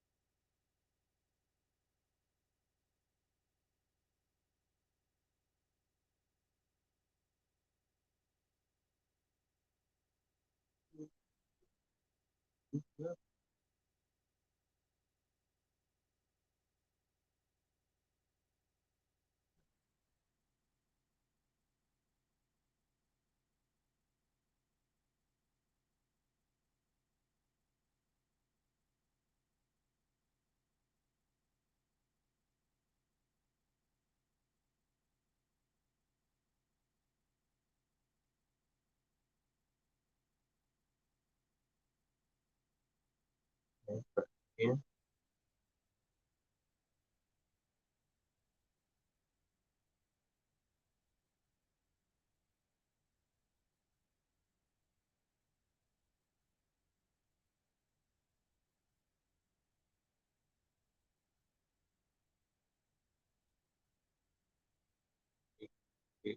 Yeah.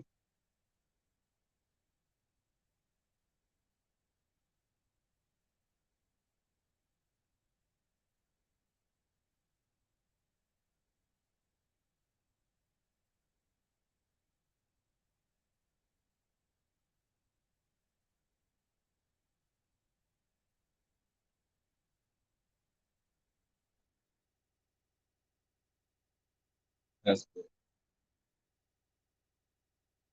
Right. Good transparent.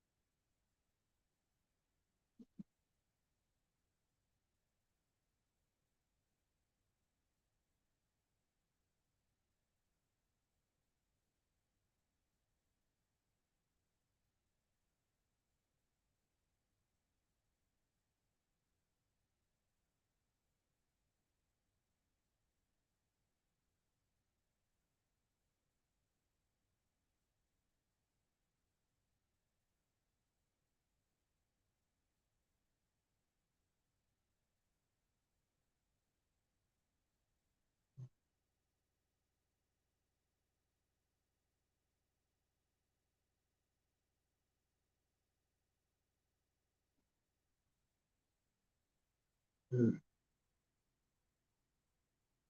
One of the hard.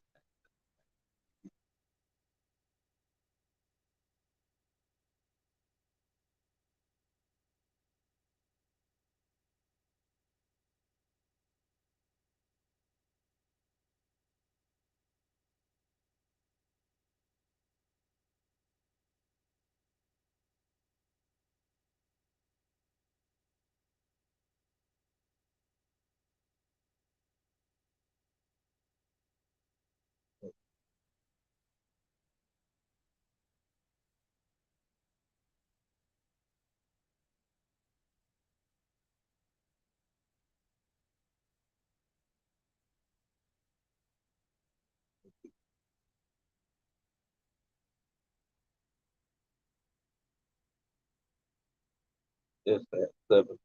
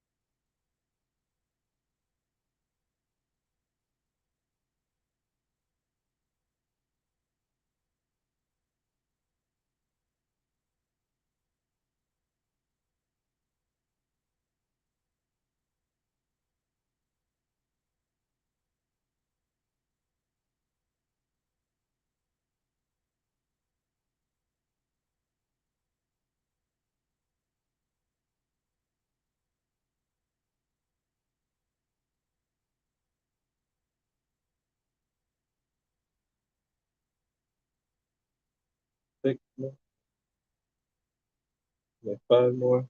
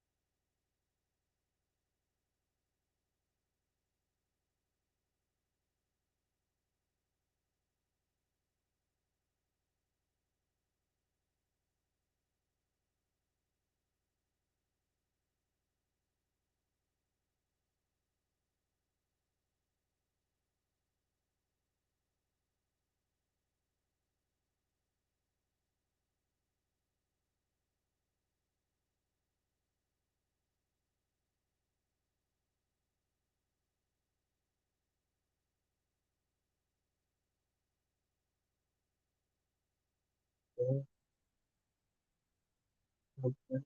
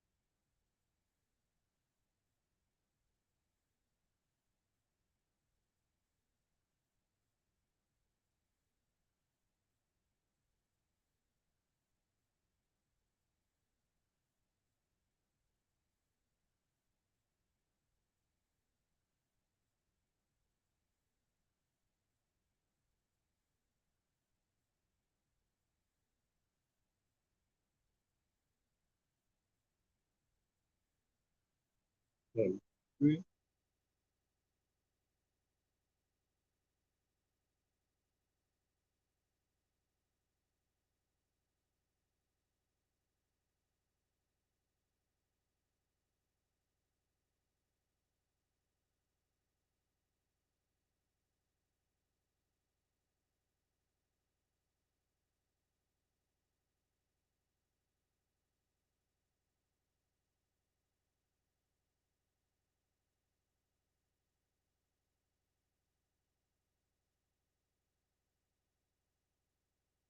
Three.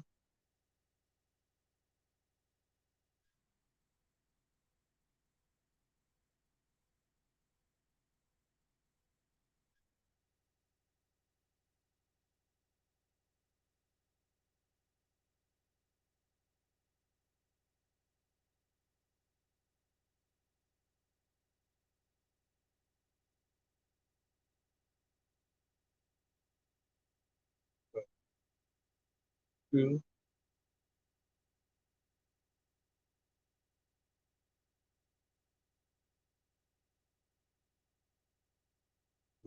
That is true.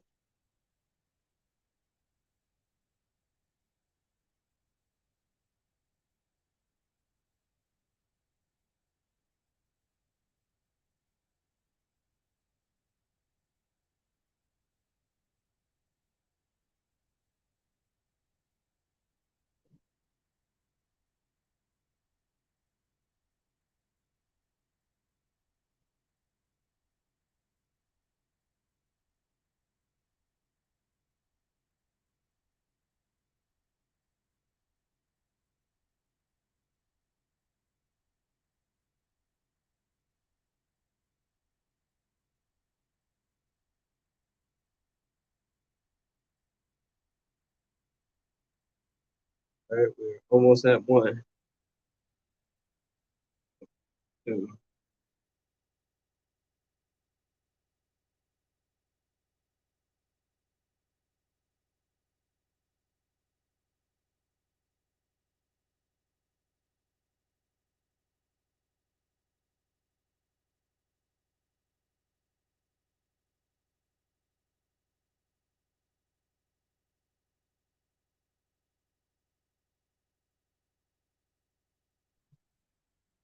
Number one. That's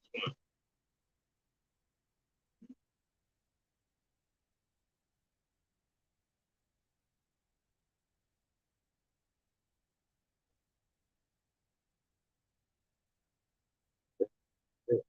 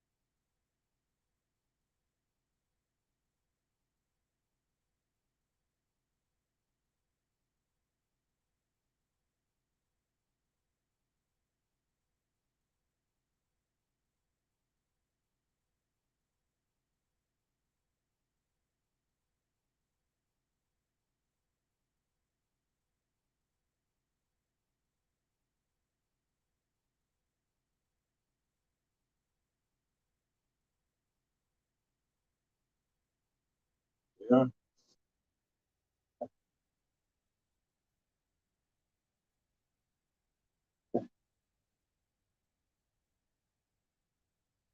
And that is it.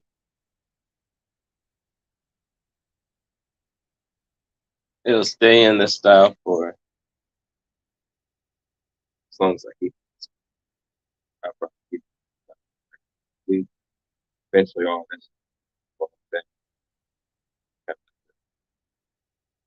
look like small. Right. I appreciate everybody who stayed this long and everybody who's been checking me out. All right. I am about to go get me something to eat. So, love you all. All right. Peace.